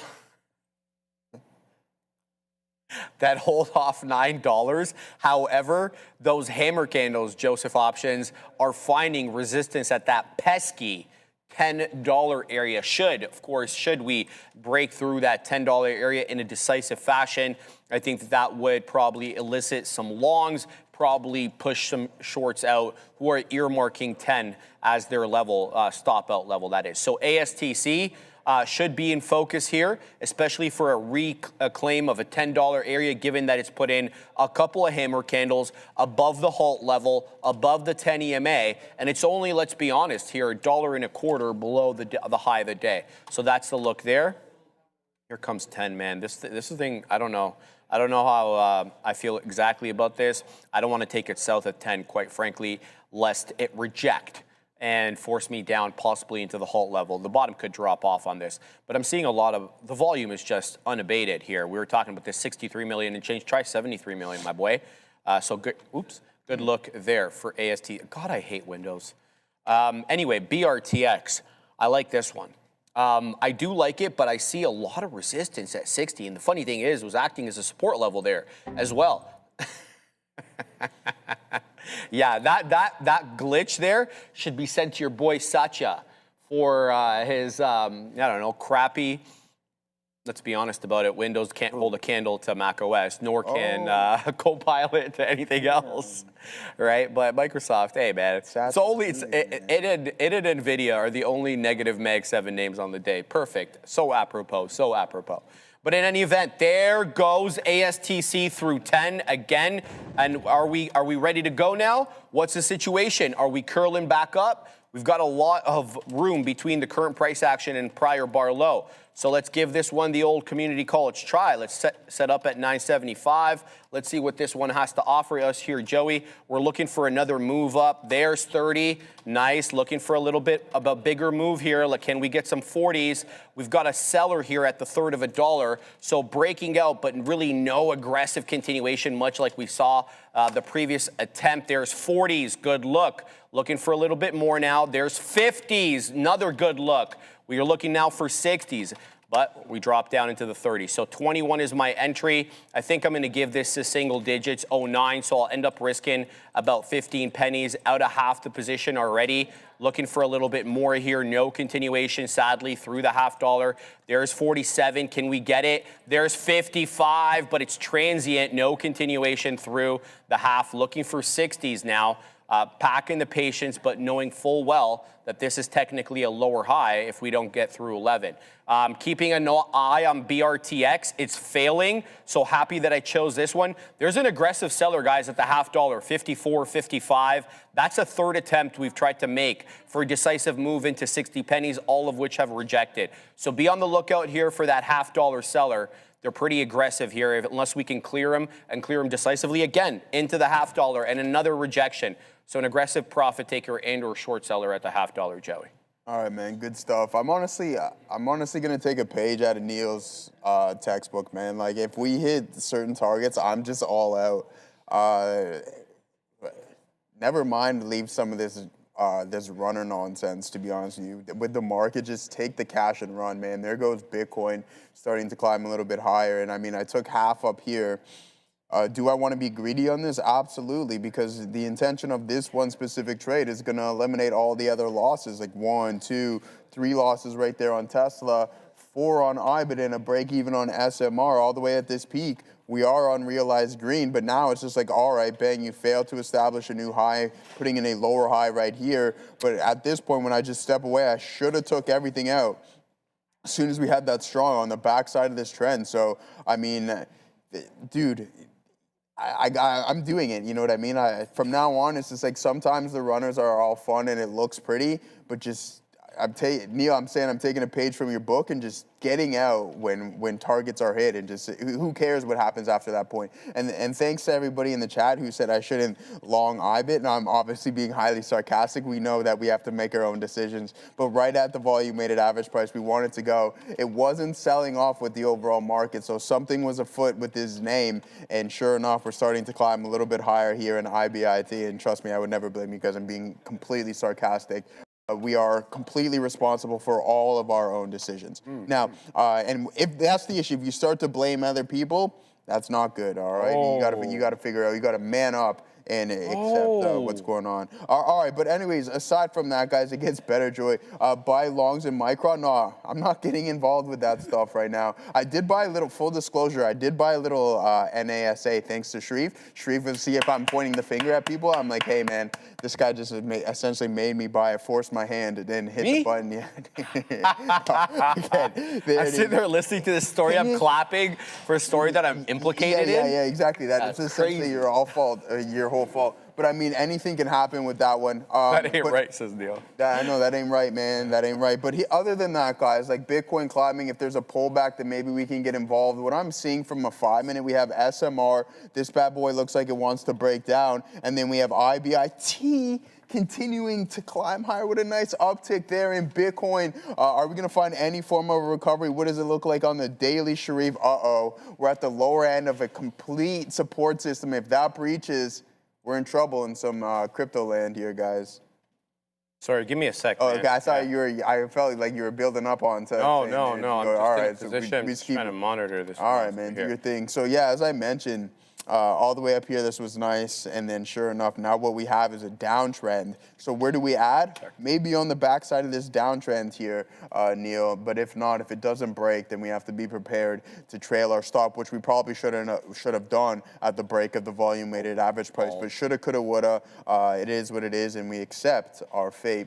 Now, other than that, guys, yeah, we're going to sit patient. I know it says I'm not in any positions right now. That's because I haven't done any transactions, but I am long IBIT from 1612s. Fluffy, why? You're so funny, Fluffy. I didn't even read your comment, but it's funny. All right, Hell's Gate got in at 427, out at 1460 for 80%. He's talking about AMSS. So Hell's Gate was asking me about this when I was like, brother, you know, look, it looked really good initially, but it's been a sell the entire time. I mean, I think you have the best part of this trade, Hell's Gate, quite frankly. So pat yourself on the shoulder, man, because that's a hell of a trade. The dude's in at 427. Like, literally, that's the breakout level, which is insane at 7 a.m. He must have seen this at the scanner immediately. Out at 1460, that's the kind of dreams traders have, man. Like, you're in at the bottom and you're out at the top. That's an infuriating entry. And I'm exaggerating for effect, of course, but this is as good of a trade as it gets, brother, and you don't even need to be looking at any other part of the trade. You took the cream of the crop when it comes to this AMSS trade there. Pat yourself on the back, Hell's Gate. Sto Jam 17. Yeah, I stopped blaming Sean for all my losses. Now I blame LOL. Who, me?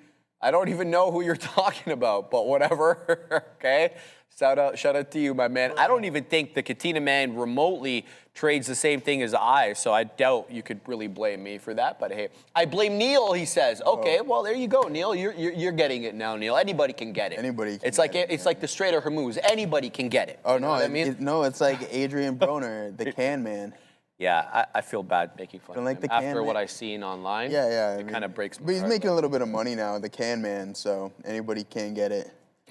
Mexicans. I like that. Canadian. Cloudy Scrumpy. He's dropping 10 Australian dollars in the chat. He's got you know an what? A there, I Joe. like it. I've obviously already read the chat itself. You read it. Yeah, and he's lucky that he's Aussie because I know those guys are highly sarcastic. They are. Anyway, right? They're fantastic. So, they're fantastic. So Can we read it out? Yeah, of course. Is it legit? Okay. Hello from the Aussie Night Owls, and let's get And let's get at it, you absolute units.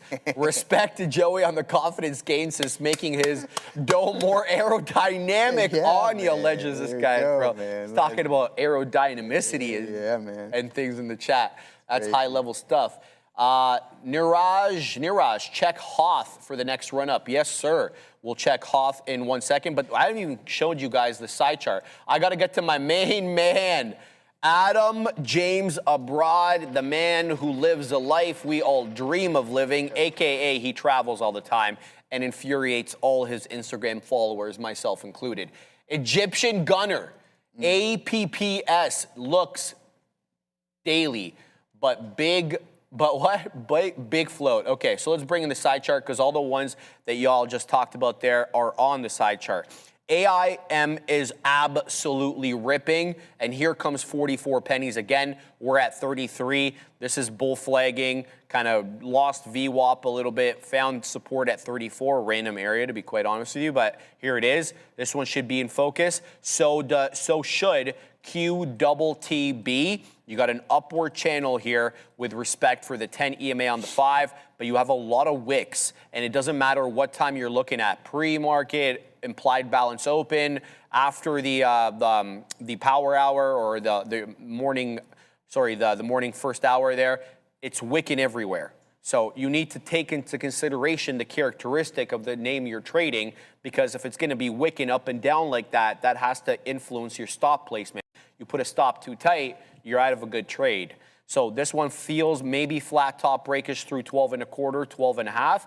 QTTB needs to be in your focus right now. So does APPS, and that's what Adam was talking about there. You'll see APPS absolutely pop off right at 405, either earnings or a headline. In either case, I kind of don't care, but it doesn't matter because it ran in the aftermarket and it kind of started taking off in the pre-market at around 7:30. It wasn't doing anything from 4 a.m. till about 7:30, but since that 7:35 spike, I want to say this has been a bunch of higher highs and higher lows. Alas, APPS is up on the day 55.5%. A little bit of resistance here at 750. You can kind of see that.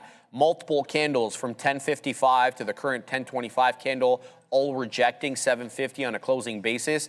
That probably could be leading up for maybe a big flat top break of sorts. That's APPS. And then you guys are going to be surprised that I have this on here. But how many times is Ford going to rip up in a day without me giving it its due credit?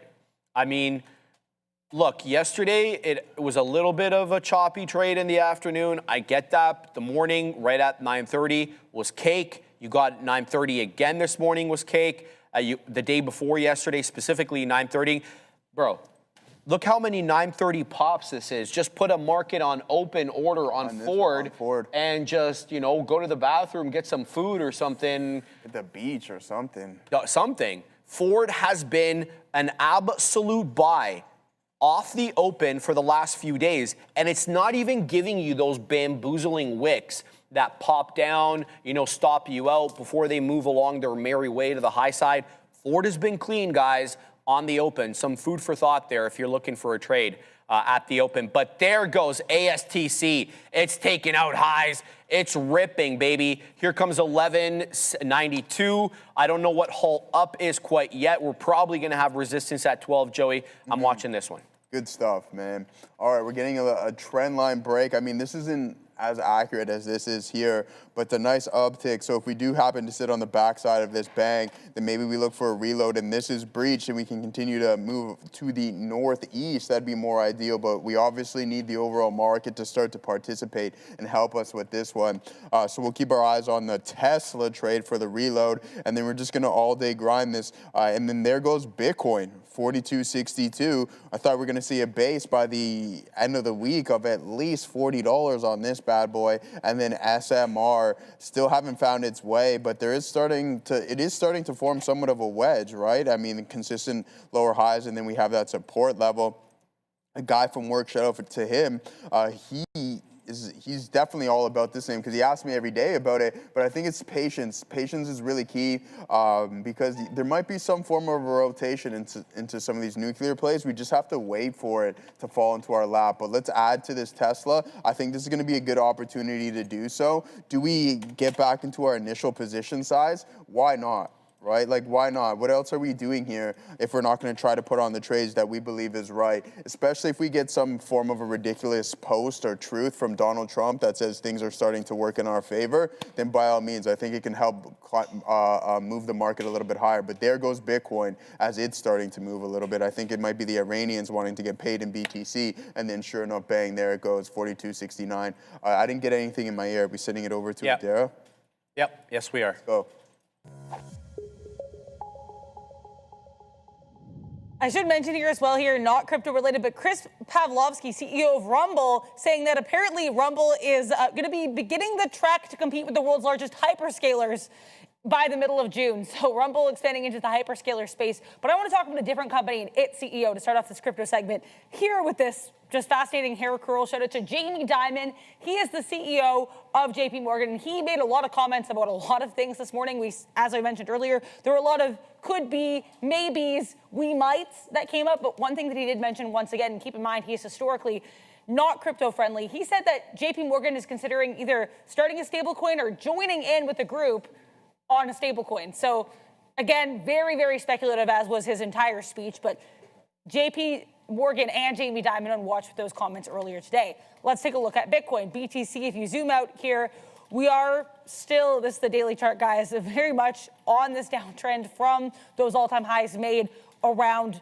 early October 2025. Now, if you zoom in a little bit, that 78,000 level of resistance very much still coming into play. We rejected that area last Thursday. We rejected again yesterday. Now today, we are not even anywhere near testing 78K, but we're still for now above that most recent low on Saturday. That's going to be that 74,200 level. Low of day today, 74.6. So as of right now, trying to tread water in the middle of that range is BTC. Ethereum looking kind of similar to ETH here. If you zoom out, if you zoom in, I think the level of resistance here where Bitcoin has 78K, for Ethereum it looks to be that 21.5 area. So 2,150. Let's see if either of these either test these levels of resistance or breaks below. In the meantime, we'll send you back to the guys.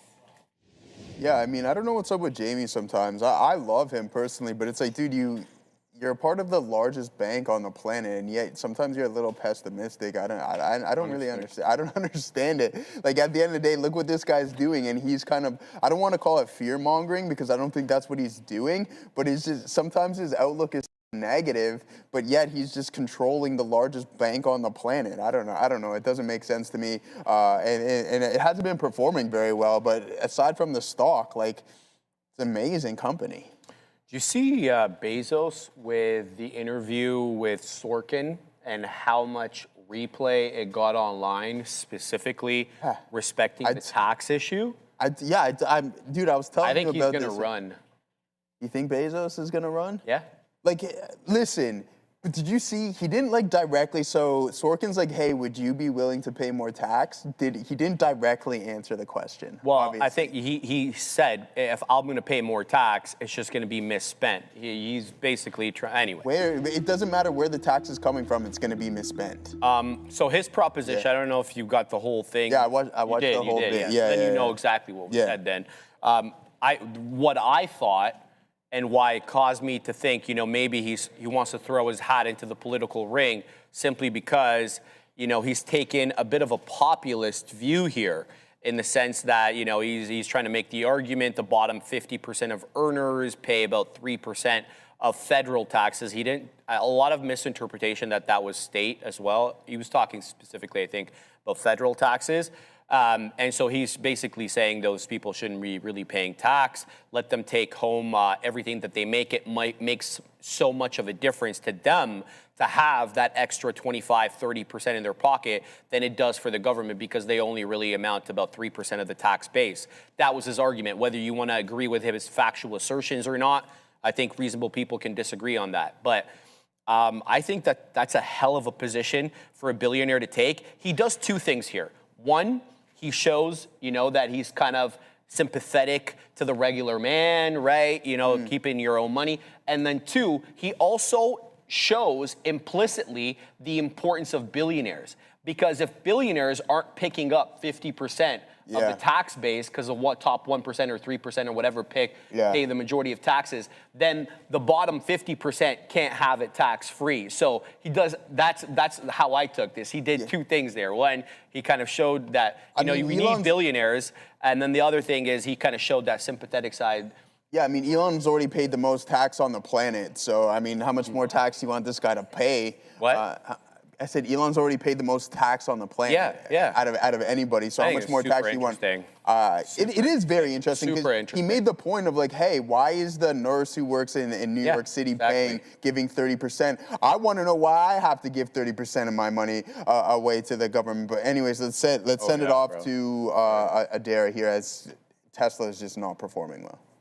I have a couple other things to talk about here, but I want to start with the stock-specific news. It's Cracker Barrel. Now, we know Cracker Barrel got some love, eventually at least, from President Trump last year. He even made an AI version of himself as the logo. Well, now Transportation Secretary Sean Duffy is weighing in on Cracker Barrel, and I guess how they had said here, quote, road trips are synonymous with summer, and our goal is to help guests take the trip, see the country, and make new memories. Now, if you've been following Sean Duffy at all, we know that as Secretary of Transportation, he's been very active about road trips for America 250. So he said that Cracker Barrel, quote, nailed it, and that this is a, quote, great way to encourage Americans to see the country. So, I mean, Sean Duffy likes Cracker Barrel, not only member of administration to have said that in the past. So CBRL at intraday highs here. I think kind of funny now that this has been mentioned. But let's talk as well here about USO and about the market, because now we have comments from the White House, I guess just spokespeople here, on Iran, saying that President Trump has set clear red lines on Iran. Negotiations are proceeding nicely. Speaking of Trump and the White House, he is yet to start this cabinet meeting. It was supposed to start at 11 a.m., currently 11:37. Keeping posted, guys. Back to you. Thank you very much. Thank you. So, here it is, man. Nice curve on the short. There goes Tesla. It worked for a couple of seconds on that reload at the volume-weighted average price. We had that trend line break, but as the market slowly starts to downtick, I mean, I was free rolling on that one. We double up our position to get back into our initial size, but now it's just not doing anything, and it looks like it wants to sell. This shelf here isn't going to do us any favors if it doesn't hold up and we don't start to uptick. So I gave back all of this unrealized, which we're now just currently sitting at flat. You can see my average price be lifted from approximately $16.12 up to $16.25, right? So that's my 50% or my 100% reload from this partial right here. Now we're at that break even. We don't want to turn a winning trade into a loser, so we have to be prepared to get out of this one. All right, ASTC ramping into the $12. We got 63 on. I doubled my position. We're not out of the woods. We're still very close to my entry. I originally put my stop below 11 and a quarter. Here's 12 again. There's 12.05 into the high of the frickin' day, 12.34. Looking for more, but we're having a lot of trouble clearing 12 decisively, quite frankly. So I want to put my stop now below 3/4. I think that that's probably the right thing to do. Here comes 3/4. Let me see if the ask drops below that level as well. There's 12 again. I don't even have any profit takers, man. Let's go 12.33 for the next one there. So just in case it does pop off, and then we'll go 12. We'll go 12, 45, okay? There we go. Looking for sevens. There's a seller locally at 7, mid-single digits here on ASTC. Can't clear the low single digit seller there, but continuing to watch higher lows. On this one, looking for a little bit more. We're not getting that 12 clearing decisively at all. And in fact, even when we go above 12, we're being met with a wall. There it goes into, oh my days. No, I didn't even take out my orders there. I got excited because I saw 12 mid-teens, but there was no continuation. See the same thing, guys. We keep popping into 12. There's 12 mid-teens again. No continuation. Looking for 20s. I'm waiting at the quarter and then the third. There's the quarter. No continuation. There it is. Taking out all my orders in one fell swoop. Let's see what else we got here on ASTC. Can we go? We took the same size position that we got in originally, because I really did like the trend on this one. But here we go again, topping tail. That's going to be the end of the trade. And there it goes, failing. So like this trade, that was good. That was a good trade. Looking for a little bit more ASTC. is absolutely him right now, closing in on 400%. Look, man, we get into 12, then I start drawing all these biases that we're probably going to see 15 before the midday is up. And that's just a bias and a guess, and who knows exactly what's going to happen, right? But those are my biases, and I've seen a lot with these ones. They like they have that magnetic effect to the $5 whole dollar level for whatever reason. Get it, Fluffy. Please make growling sounds again. Please, I live for it. What Fluffy say? Like the growling sounds, like rapping, and like all these like weird sound effects that I make. I enjoy them. It is what it is, man. Oh, Tisha, where have you been, Tisha? Tisha Perkins? Tisha freaking Perkins is back in the house, man. 100% Sharif, I think so as well. I think you're agreeing with me that we're going to see 15. I love when Tisha's in the house. When Bovin, Tisha, Casey, Grunfeld, Scott H. Who else, man? I'm missing. We got, there's more, man. Lemon Trader as well. He's in the house. Obviously, Fluffsters. We love Lele as well. Shout out to Leandra. All the OGs in the house. Of course, the OG Darwin cannot be forgotten because he is like literally the OG, right? Like he's been there probably watching for as longer than I've been on the show. So shout out to the man. Let's look at some looks over here. Once it goes over 12, there isn't much wall, says Lemon Family. I don't know, Lemon Family. You're absolutely right because it just ripped into another high day. There's 1246. ASTC's on its horse, man. And there's 1349. If you are not using hotkeys, there's 1438. It just moved $2 quick as you like, and it makes my trade look like absolute garbage, having gotten out at the 12s. 1438 level up. This is the halt parameter. It needs to stay at this level, though, for longer. Still 1438. Limit up. Need it to stay 6-7 more seconds at this level. Wow. 6-7. AFTC. 6-7 more seconds. 482%. Going on 500. Bless you, Joseph Options. Thank you. What a rip ASTC is, man. Bless you. Man, these allergies, man. What happened, Joey? Nothing, my guy. I just got some allergies. What do you take for allergies? Nothing.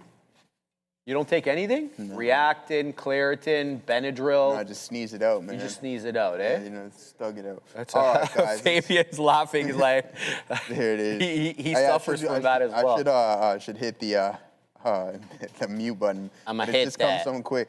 Eat local honey, says Ray. I can't even. What? Collection. All right, guys. What do we got going on here? I got to give a shout out. Yeah, Gorb, you're right. Don't take medicine. Medications take Joe. Exactly. Bang. There it is. We have to get out of this bad boy here momentarily as Tesla doesn't look like it wants to hold up. So my guy Goreb, I mean, we should have took some more off and just ran to the fences. So there it is. Unless we start to climb up here, then we're going to get prepared to just exit this position here on TSLA. We tried the ad. No go on that one. On that trend line break at the volume rated average price. Right time, right place, just not right sentiment. So I'm going to be heading over to small cap land and avoiding some of these tech names. And then Bitcoin's starting to come back in a little bit here too. So I got to give a shout. You're right, Gorb. I got to give a shout out. Sharif did his little his small cap team. I got to make sure I holler at some of you guys. We have Los Polios Hermanos. You know who it is. It's our guy Gorb, who's always in the chat. Don't forget about Jesse Hernandez, okay? It's Martinez, bro. Don't insult him like that. That's crazy. Sorry, it's my team member, bro. You just. I think he's great, bro. He's one of my favorites. Yeah, well, he chirps at you. Clearly not. You got his name wrong. My bad. There he is.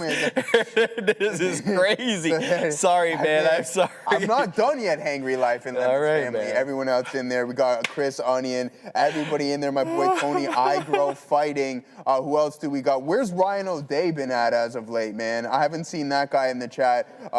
Jesse Hernandez. Sorry. It's crazy work. I mean, hey, man, it's called Espresso. Yeah, we got some of that. Taylor, everyone else in the chat. I hope everyone, trust me, I didn't forget about you, even if I didn't give you a shout out here today. And we obviously got Bravely over there on TikTok. But yeah, guys, let's rock and roll. Upticks, downticks. and a lot going on here as Bitcoin pulls back in towards the volume weighted average price. Let's see if we can find somewhat of a rebound. Do we engage in this bad boy at this point? Ooh, I don't know. It's awfully tempting. But as I mentioned, we've reloaded here on Tesla. We want this trade to work out for us. But what we have on the 5-minute time frame is consecutive lower highs. When is it really going to start to work on our favor? If we, by any chance, have any form of an opportunity to sit on the backside of this trend and not breach this horrible shelf that we're looking at the pre-market lows, then maybe that'll be our time to shine here, Sharif. Sorry, I got to sneeze, brother. I'll send it off to you here. Yeah, of course. I booked Saturday morning One Academy at the Well, eh? Have you been to One Academy yet? Have you? Yeah, have you been? I went to Sweat and Tonic there a few weeks ago. Oh, actually, I walked past it the other day. Did at you? the Well. Yeah. It's right by. It's like right beside the Arcadia. Arcadia is like a art kind of like nature art thing. Oh, then I definitely would not know what that is. But no, seriously though, it's. The Well was popping when the last time I was there. Have you been to One Academy? I've never been to One Academy, but I was apparently at the, it's really good. It's like was at the more. Well. Have you been to Barry's? Kind of like that. Selena was at Barry's in the UK, and there's a lot of Barry's here. You know what I enjoy doing? What? Orange Theory. I had a lot of fun with Orange One Theory. in my area. I've never actually been into it. It's actually a lot of fun because it's like a competition. Oh, is it? Yeah, there's like a leaderboard to see. Oh, yeah. So kind of like CrossFit. Yeah, exactly. Interesting. Yeah, no, I'm excited for this. All right, we got to go to Adara because she has news. Just beware here, guys. NASDAQ near day lows. USO getting another bit of a pop here after President Trump reportedly tells PBS News that Iran would not be getting sanctions relief in exchange for giving up highly enriched uranium. So they want Iran to give up this highly enriched uranium without getting any sanctions relief in return. Again, in case you guys missed it a couple hours ago, the White House Rapid Response Team on X denied unequivocally any report suggesting that the U.S. and Iran were near a memorandum of understanding here to end the conflict. Back to you. I don't think we have Dave's Hot Chicken, Scott Thomas. Yeah, we do. We have Dave's Hot Chicken. Okay, I didn't even know. Yeah. A Denny's opened up in my area, man. A Denny's? Yeah. Denny's is trash. I haven't seen a Denny's around here in a minute. Like, isn't there one in Niagara Falls? Yeah, that was hot it. It's so one at Young hot and garbage. Shepherd now, man. Like right on the corner. Go ahead. There's a Denny's like right by Eaton Center as well. Oh, I didn't know that. Shout out to Denny's. Interesting. Do they? ASTC's open. New high a day, 1594, dropping back down. No halt level, guys. Don't forget what the halt level is. It got defended to a T, and there it goes again to 1640. It is up 533%, failing 16 for now. Zagging. It's got a lot of support, though. We could be squeezing the hell out of the shorts. They're in trouble here. They're on the ropes. They may go down like Fraser. Who knows? Let's watch for pullbacks. I'm seeing a lot of support currently at 15 2/3, 15 and a half. Here comes 16 again. I can't quite see. Limit up as Joseph. This guy, you're making me laugh, bro. Why, bro? Because, bro, you're leaking all over that bad boy right there. All the electronics around you. 1642 high, 43 high. Oh, my days. I can't even see what limit up is, man. It just doesn't hang out for all that long. But there's support here. We've got a lot of higher lows on the 5-second chart, 16.25. Perhaps use 16 as you're out. There's a few bottoming tail candles, all of which are getting bought aggressively off 16 here. So ASTC, unbelievable. It's still getting bought up off 16. $0.50 resistance, and there it goes into 1689, 17. Here comes 18. 19. Oh my goodness! This is absolutely ripping. It's this is as good as it gets here in terms of small cap punch up gappers. there, my guy. No, I 576%. I don't like to punch in at highs, I'm man. It's obviously just being not my sarcastic. move there. But I'm definitely looking for something to come in. But hey, if you want something a bit more calm, shout out Niraj, I think it was, calling out Hoth. HOTH, just ramping through the dollar there into $1.04. Shout out to that call. It had been basically a tough trade, I want to say, until maybe about 11:20 when it reclaimed VWAP. It had a lot of topping tail candles. It still kind of does. But hey, man, you're up at 105, 106. Hoth is on its horse into 107. Watch out for that. AIM is ripping. What else? Apps is ripping. We got Adam James abroad. I'm so sorry I didn't even Look at that super chat. Adam, James Abroad, ASTC, not much in the way to 18. Like you literally called that at the right time because it's a 17.24 high, dipping back down now though into 15.5. I don't really see a whole lot of support until one of these levels shows up. I'm talking about the halt level. That halt level is just a little bit below 14.5, but now you have the 10 EMA on the 1 showing 15, but on the 5, it is substantially below that at around 12.75. Shout out to my main man, Adam, James Abroad, calling that one to a T. But here we go again, Joseph. 16.5 showing up here on ASTC. A lot of strength in these markets, man, especially in small cap gapper world. A lot to choose from. Choose carefully, though, because, well, we know how these quins can do. So I would typically say, hey, you know, tag me with what you're trading, but I guess we already kind of know what people are looking at. Game Craft Nico. Damn, Sharif, we lost that trade. Looked good. Hey, man, I made some good money on this one, man. I didn't catch the best part of the trade, but I took good size here. I took a little bit more than I typically do. But here comes 17, and again, guys, I don't think this is done yet. We could see $20 here, Joey. Right, I mean, you get into 17.25, you clear 15. Yeah. I'm thinking 20. All right, let's party, man. You're gonna get in? Well, not right at this second. What are we? Okay. What's the ticker again on this bad boy? ASTC on the Yes, NQ. okay, I see that with 91.2 million shares. That thing's up Hoth is 5%. ripping. AIM is still climbing as well too. So aim that one there, Sharif. BRTX. And then sure enough, we got Tesla still holding on by a thread. We did climb up into 31s. Let's see if we can continue to move a little bit higher. But the NASDAQ not helping us, nor is IBIT. I mean, we reloaded this one. We talked about it on multiple occasions. As soon as this support level snaps, we're at a dodge. So a truth or something along those lines to help your boy out would be absolutely fantastic, Mr. Trump. So we'll be patient. It's only a matter of time until some form of a headline steps in. And then moments after, as I called it out before, the opposing party or someone even in the same area says, no, that's not true at all. It's the continuous back and forth of what we've been experiencing. And I see a lot of people in the chat, they're like, man, this stuff is annoying. I said that from the second week. And it's the exact same thing that we went through with the NVDA chips. They're getting them with China. They're not getting them. They're getting them. They're not getting them. And is it still going? Why aren't we going on this thing here? Let's pull this bad boy up there. All the way 1750. That 1750 break there, Sharif, as it continues to climb. There he is. You're in at 50s. You're in at 48s. I'm going to give it to 17. I'm in very small size. Yeah, I have to get out. You got to get it. I thought you said, okay. It's down into quick. 15s, bro. I had to. Yeah, it dropped real quick there. You get him to 17, so it just dropped $1 relatively quick. But there it is, the volatility stepping in. A halt number 1, but this consolidation, if it continues to hold, we might have to get involved with this. Bovin, keep giving your boy Sharif some shout-outs because I'm going to be getting involved in some of these momentum small cap plays nonetheless, because with this tech names just chopping around and too hindered by essentially what we have going on with the conflict in the Middle East and all these other things floating around, let's get involved with something that doesn't even care what the rest of the market is doing, and not some of these other small cap names. NNBC. What else do we got? APPS. I know our boy Adam James has been talking about this all morning. I'm pretty sure he sent out a super chat with AP. Is it going there, or is it going? Made another high, bro. It moves $1 in a second. That's the thing. Whatever algo is just able to manipulate this is insane. It's just so hard to catch. You got to catch bottoms on this thing. I thought it halted, but I fat fingered here. Yeah. You got to catch bottoms on this one. So I did pick it up after I got out at 1650. We did scalp into 17.25. But look, it just looks like a bad trade here. This is a buy and hold, but you got to have the compunction to be able to spot the areas of support and resistance. This is on the way to 20. That's my bias. You don't have to listen to me, obviously. Seller at 89 here locally. They just got clipped. $18 right now.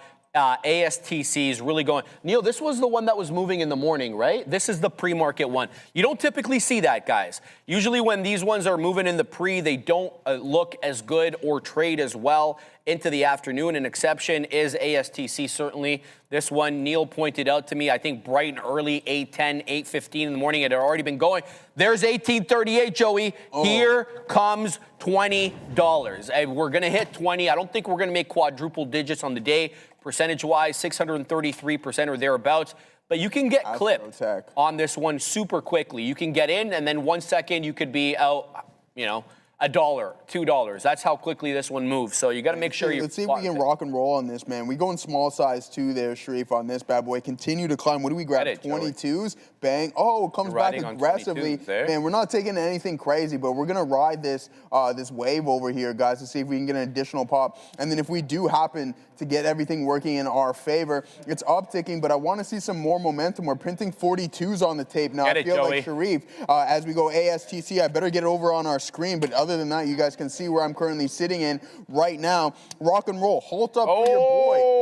50s there. 73s. There it is. Bang, bang. Wham, bam. We'll take some off there, Sharif, my boy, but we're going to try to diamond hands this into a halt parameter as we rock and roll. Luis, Here comes 20. Where's Where is Luis? Luis? Where is this guy? We He need wasn't here Luis. this morning, man. Bring him in. There we go. We're rocking ASTC as we continue to Get it, climb. Joey. Click, clack. Adair, what do you got? President Trump just welcomed everyone to the 12th cabinet meeting of his second administration. So that cabinet meeting has just begun. President Trump sitting there. People are dancing, not at the cabinet meeting. But I also want to mention here that we're seeing some reports again from Iranian state media. So be aware, be careful. From Iran's Fars news that even though President Trump might declare success in the talks, Iranian negotiators are saying there are still some unresolved issues between the countries. Back to you. To look, Neil says this one used the best key. I'm assuming it's space. It's a little of everything, Neil says. We'll read the press release on this one as soon as the price action calms the hell down. It's 1975. In my books, Joey, 1975s in the world of small cap gappers is a glance at 20. I'm not saying 20 is going to be the top. I'm not saying that at all, but it's dropping here, 1853. You're still in the money, ironically enough. Yeah, I grabbed like $1 or something on it, but I mean, there it is.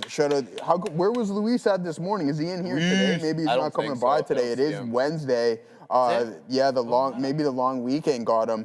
Long weekend? Yeah. Oh, yeah, because he well, trades North American markets. I'm like, oh, bro, does he trade North American markets? they don't He trades the American markets. So I was thinking, hey, maybe the long weekend got him like they got Mike Peter Ryder, because he came in late, strolling in late on Tuesday morning. He's like, man, I knew what you were up to immediately. But there it is, Scalp City on this bad boy, 621%. We're still partying on that as it tanks aggressively now. Where's my boy Adam James? I don't know, man. Wait. Oh, look at this thing just drop a couple bro, I dollars told just y'all, like man. that. That's why we get at it. Touch. That's why we get out of dodge on that bad boy. But what isn't really doing anything for us right now, Sharif, is Elon and company. I know a lot of people are happy that he pays the most tax in the world, but anyways, aside from that, let's see what we got going on here. Bang, trend line. Has it breached or has it been broken yet? I don't know. Where's Ramin? I haven't seen her today. No one knows where she's at? Yeah, oh, all right. She's, I think she's working from home because her computer was active. And typically what I do is I leave her hate messages and stuff on the computer that she sees later, right? She comes into the URL, she's typing in a website, it says, hi, Ram, I hate you, or something like that. Yeah. She likes that kind of That's right. Hey, Neil. Hoth is ripping, guys. I watched The Mandalorian. Fabian, I also watched Obsession as background noise. Yeah, it was all right. Donald. We'll have that guy up there. He's got the cabinet meeting. Hey, look at him. Just do something. I'm going to be patient. I'm going to wait for something to come in, and then hopefully we get a little bit of a volatility spike and a big-time recovery in this market. That's what we're looking for right now. What's up, Fabian? Fabian's going to come in hot. Okay. You got the mic on, my boy? Movie time. Let's go. Fabian's going to take the Katina seat. He's got the Randy mic, and I have no idea what he's going to talk about, but I'm quite excited. So what did you think of your movies? You're going to talk about movies. Get it, Fabian. Did you hear it? Can you stay in the middle? What's up, Faye? So what did you think of the movies? What movies? What did I think of it? Yeah. It was all right, man. I mean, it's nothing to write home about, but it wasn't horrible. It was a lot better than what I thought it was going to be. Which one, Mandalorian or Obsession? Obsession. Yeah? Mandalorian is like Disney. We all know that Disney ruined Star Wars. So getting into that. That's a statement. But I did read that. It wasn't as well received. I was doing a little Disney review on. Was it Tuesday? I was just looking because they had the release on the weekend, right? Yeah. I was. I'll probably be waiting for like DVD or streaming. DVD? Yeah. Does it not make it onto a streaming service first, like Disney? It'll probably like in 3 months, depending on how well it does right now. They might just like rush it into streaming. Interesting. But if it does really well, they'll extend the like the theater time. But yeah, okay. Interesting. All right, yeah, good stuff. And I guess there's no hot takes, so. Hey, yeah, well, I don't know. I don't watch movies. Just like Joey, that's probably going to have the hot takes. Otherwise, it's going to be Adara or Neil, right? Ooh. Go ahead. See ya. The only person I didn't mention. That's okay. I just think that I was talking to Fabian about this the other day. Star Wars, yes, I think Disney kind of did ruin Star Wars, but Lucasfilm Animation, the start, the goated one that aired on Cartoon Network, the Clone Wars, is like peak. Peak. Nothing can peak that. Oh, Neil's leaving. Oh. Neil's leaving. Yeah, that was excited. awkward. Oh, you upset Yes. Neil. Oh my She agrees. She cooked. Based. That's I think it is the best ever. Oh Yeah. man, that's madness. I thought Neil was leaving. I thought he got mad. Yes, same, Right, he went and man. dabbed I thought he Sia. was I was gonna like, go oh cause my chaos days, over there. what's happening? That was Guys, huge, Neil man. approval is peak. I thought Neil was gonna throw a hook or something. I thought Neil was gonna throw a hook as well. Not at a woman, obviously, but you got up pretty aggressively, Neil. I had no idea what to expect. I didn't know. I didn't know. That was like on-site movement right there. Like, what'd you just say to me? On-site. Man. Yeah, like he got up aggressive. Anyway, What are we President doing here? Trump is speaking. He's pontificating there. He's behind us on the screen, and that means we're time to go up to happening now for it with Adara, and then Neil is going to drop his lesson of the day.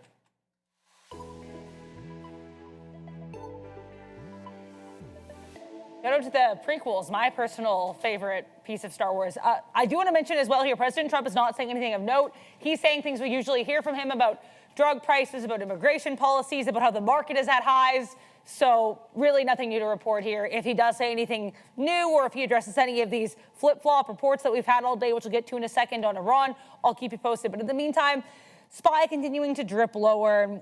Just kind of chopping and churning to the downside. Here is the NASDAQ doing the same thing, but NASDAQ actually looks like it's basing out a little bit better here. That 725 halves level serving as a bit of support. If you look at USO, kind of, as of this point, nowhere near where we closed or even the pre-market highs. So USO weakness certainly happening.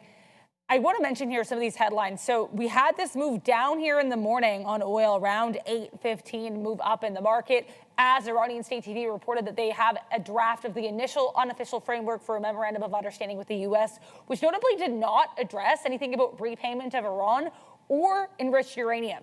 So with that in mind, a couple hours later, White House rapid response team comes through. First, they indirectly deny the reports. Then they directly deny the reports, saying that the MOU that Iranian media, quote unquote, released is a complete fabrication, in all caps, facts matter. Again, if President Trump addresses any of this, I'll keep you posted. But as of right now, he's just saying his usual spiel of things. Only time we're going to see him publicly today, other than that, participating in off-camera policy meetings. Salesforce. This is Mark Benioff. Will buyers or sellers be enforced tonight? Will the stock be on Mark Benioff or Mark Benioff? We'll have to find out here again. 4 p.m. is when that report comes out. Should be an interesting look. Marvell and Zscaler, they already reported. Marvell and Snowflake also reporting after the bell. I already have earnings previews out on X for Salesforce, as you can see right here, and Marvell. And the Snowflake earnings preview should be out in about 2 minutes here on X. Zscaler, speaking of which, still hanging out near lows. This thing is down more than 30%, and it does not want to recover. It broke the key 130 level, and when I say key, I mean $10 level here, like it was nothing. It has not really looked back. So Zscaler looking pretty weak. Some of these other earnings names to review here from earlier. PDD, which is pretty darn depressing to look at if you're long, that's for sure, as it tries to bounce off of lows, but not super effectively. BBWI, if I can type it right, Bed Bath & Beyond, this one gapped up, struggling a little bit here. DKS is a sporting look if you're short, but this does not look like there's a lot of volume on this either. And then last but not least here for these pre-market names, I'll mention ANF because they also reported earnings. And they're actually doing quite well. So really mixed bag for earnings. Let's hope these tech and SaaS plays that happen after the bell don't trigger SaaSmageddon 2.0. But in the meantime, we're going to bring on Neil and his lesson of the day. So may the force be with you as we send you over to Neil. Remember the good old days when Dick's Sporting Goods was a stronger stock and had staying power in the uptrend? No, it doesn't anymore. It doesn't really matter. First of all, I want to say that Sia has fantastic taste when it comes to Star Wars content. That is obviously true. It should go without saying, because if you like the Clone Wars, then you have a good taste. But I want to say something, because I think if you looked at today, like buying any dips, you can get away with it if you were really patient and had really good timing. You could have eked it out today. It's possible. We had some viewers in there say that. I like to think was able to be a little bit disciplined today. But there's something about an uptrend that you've got to be able to understand. That if you are of the mind that if something's in an uptrend, I'm just going to look long every single day. I'm going to use Rocket Labs because it's maybe the best example of this. So go from the point that it breaks out here at $85 on the massive volume. Let's throw this day away, because obviously that's a great long. The next day, breakout trade, easy long. The next day it's gap down, but all it does is hold a pre-market low, and then it's a breakout trade. So there's nowhere in this day that you're long and you lose. You're not long and you lose here on day 2. The next day, at the open, it sells off, holds the prior day close, and then bounces to the upside. So the dip buy, probably intact if you're a traditional dip buy trader, because it goes right into here, doesn't really make any fresh lows, doesn't really stop you out down there, goes. Breakout trade, gaps down, holds prior low. On a down day, it holds the prior low. So again, you could have lost on this day just buying some longs, but eventually it just holds at the first obvious support level. After this, it's a fail of the high that holds the prior day close pretty easily. Then you get a dump off day. You're just losing on this day.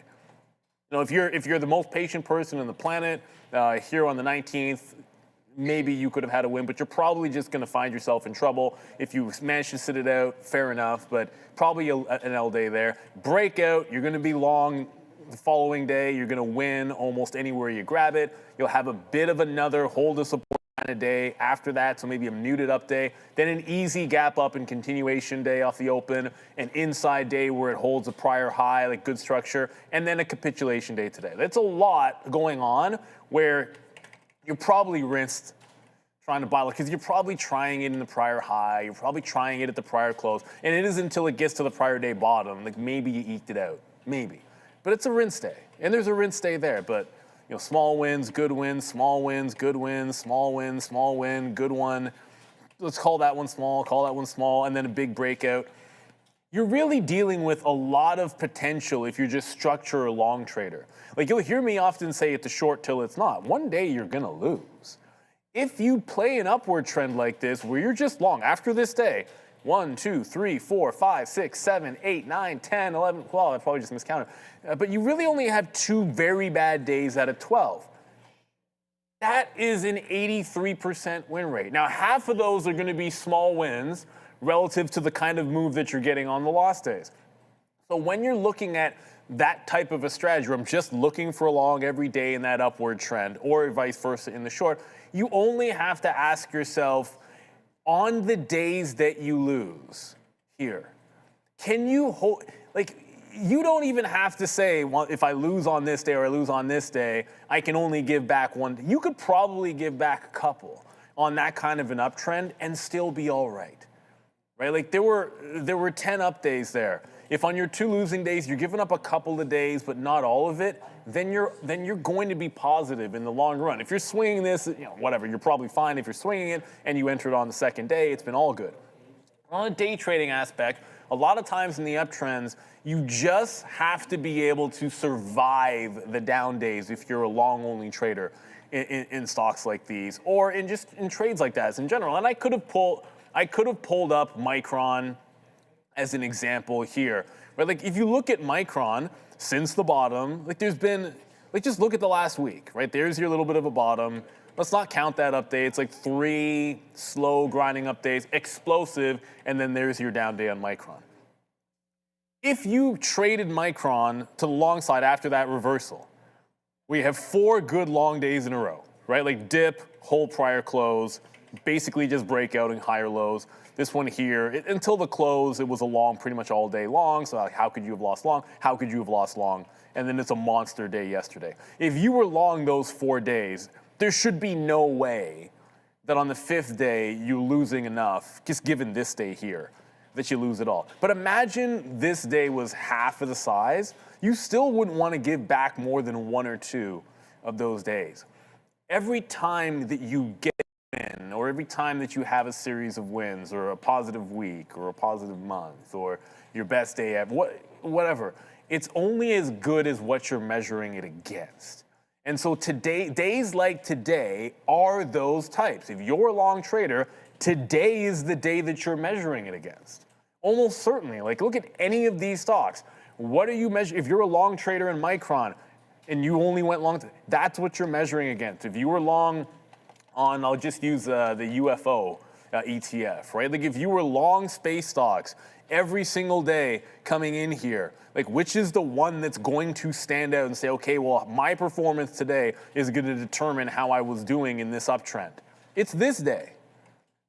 That's the one that's going to end up mattering. So that's the way that you've got to measure yourself. Ultimately, it's your relationship with the days where your strategy, the one that pays you, how you get paid, how you make your money, or how you have made your money. The days that that doesn't work and basically could not have worked, these are the days that determine what kind of a trader you're going to be. Because ultimately, your approach is your approach. There are guys in MLB who can strike out a bajillion times. Why? Because they hit bombs and they take walks.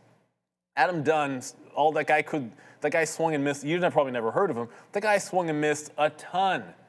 I mean, the guy would strike out a couple hundred times a year back when it wasn't an every year thing and it wasn't an everyday occurrence. But he hit 40 bombs and he would be first or second in the league in walks. He was able to make it work because he had a formula that allowed him to basically swing and miss so much. He'd hit enough home runs to make it count.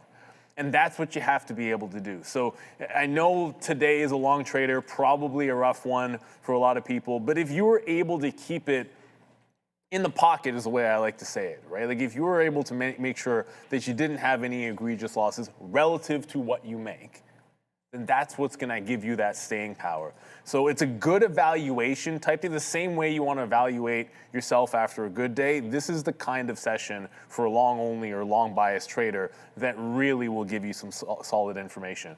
Now, by the way, I already finished this lunch. Come on, hopefully this NASDAQ gets all the way to view up. We had like a Greek thing, so there was basically like little skewers, which I've already polished. It was rice, I didn't eat the rice, and then we had like a little, not a wrap, or what, I'm missing the word here, with a wrap to go with it. It was kind of a Greek salad, sort of-ish, not really, but close enough to how you would construct it. But I'll give it a solid 7.2. Chicken was a little dry, but it was still pretty tasty. I had to like it. It was a little bit dry, but that's the only thing I could say negative about the lunch, was that the chicken was a little bit dry. But it was tasty. It wants VWAP flatbread. That's what it was. It was flatbread. I'm like, why can't I come up with what we're eating? It was flatbread. And I want to remind everybody that Sia has fantastic taste in Star Wars content. We'll throw back to the midday. What? Nice. Neil's getting upset because Neil's mentioning it more than once. Yeah, like, what's going on over insane, here? Man. He's It's calling one out take. your girl Sia. Like, what's the problem, man? No I mean, problem. like, you know. No This is problem, a man. great day back in the studio. Thank you so much. Oh. She's back, ladies and gentlemen. Sia. What's your last name, Sia? I want to hear you say it. It's S-H-E-T-E. Sethi. Sethi? Sethi?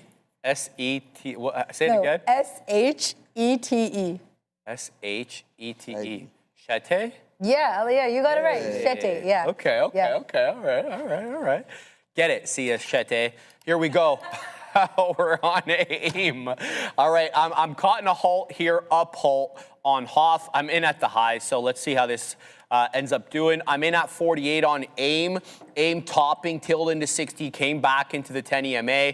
I stop out below 45, looking for a reclaim of 50. Let's see what we get. We won't get upset. Shout out to my man Neil with a hot lesson of the day. AIM up 105%, looking to do some more damage. Halt time on Hoff.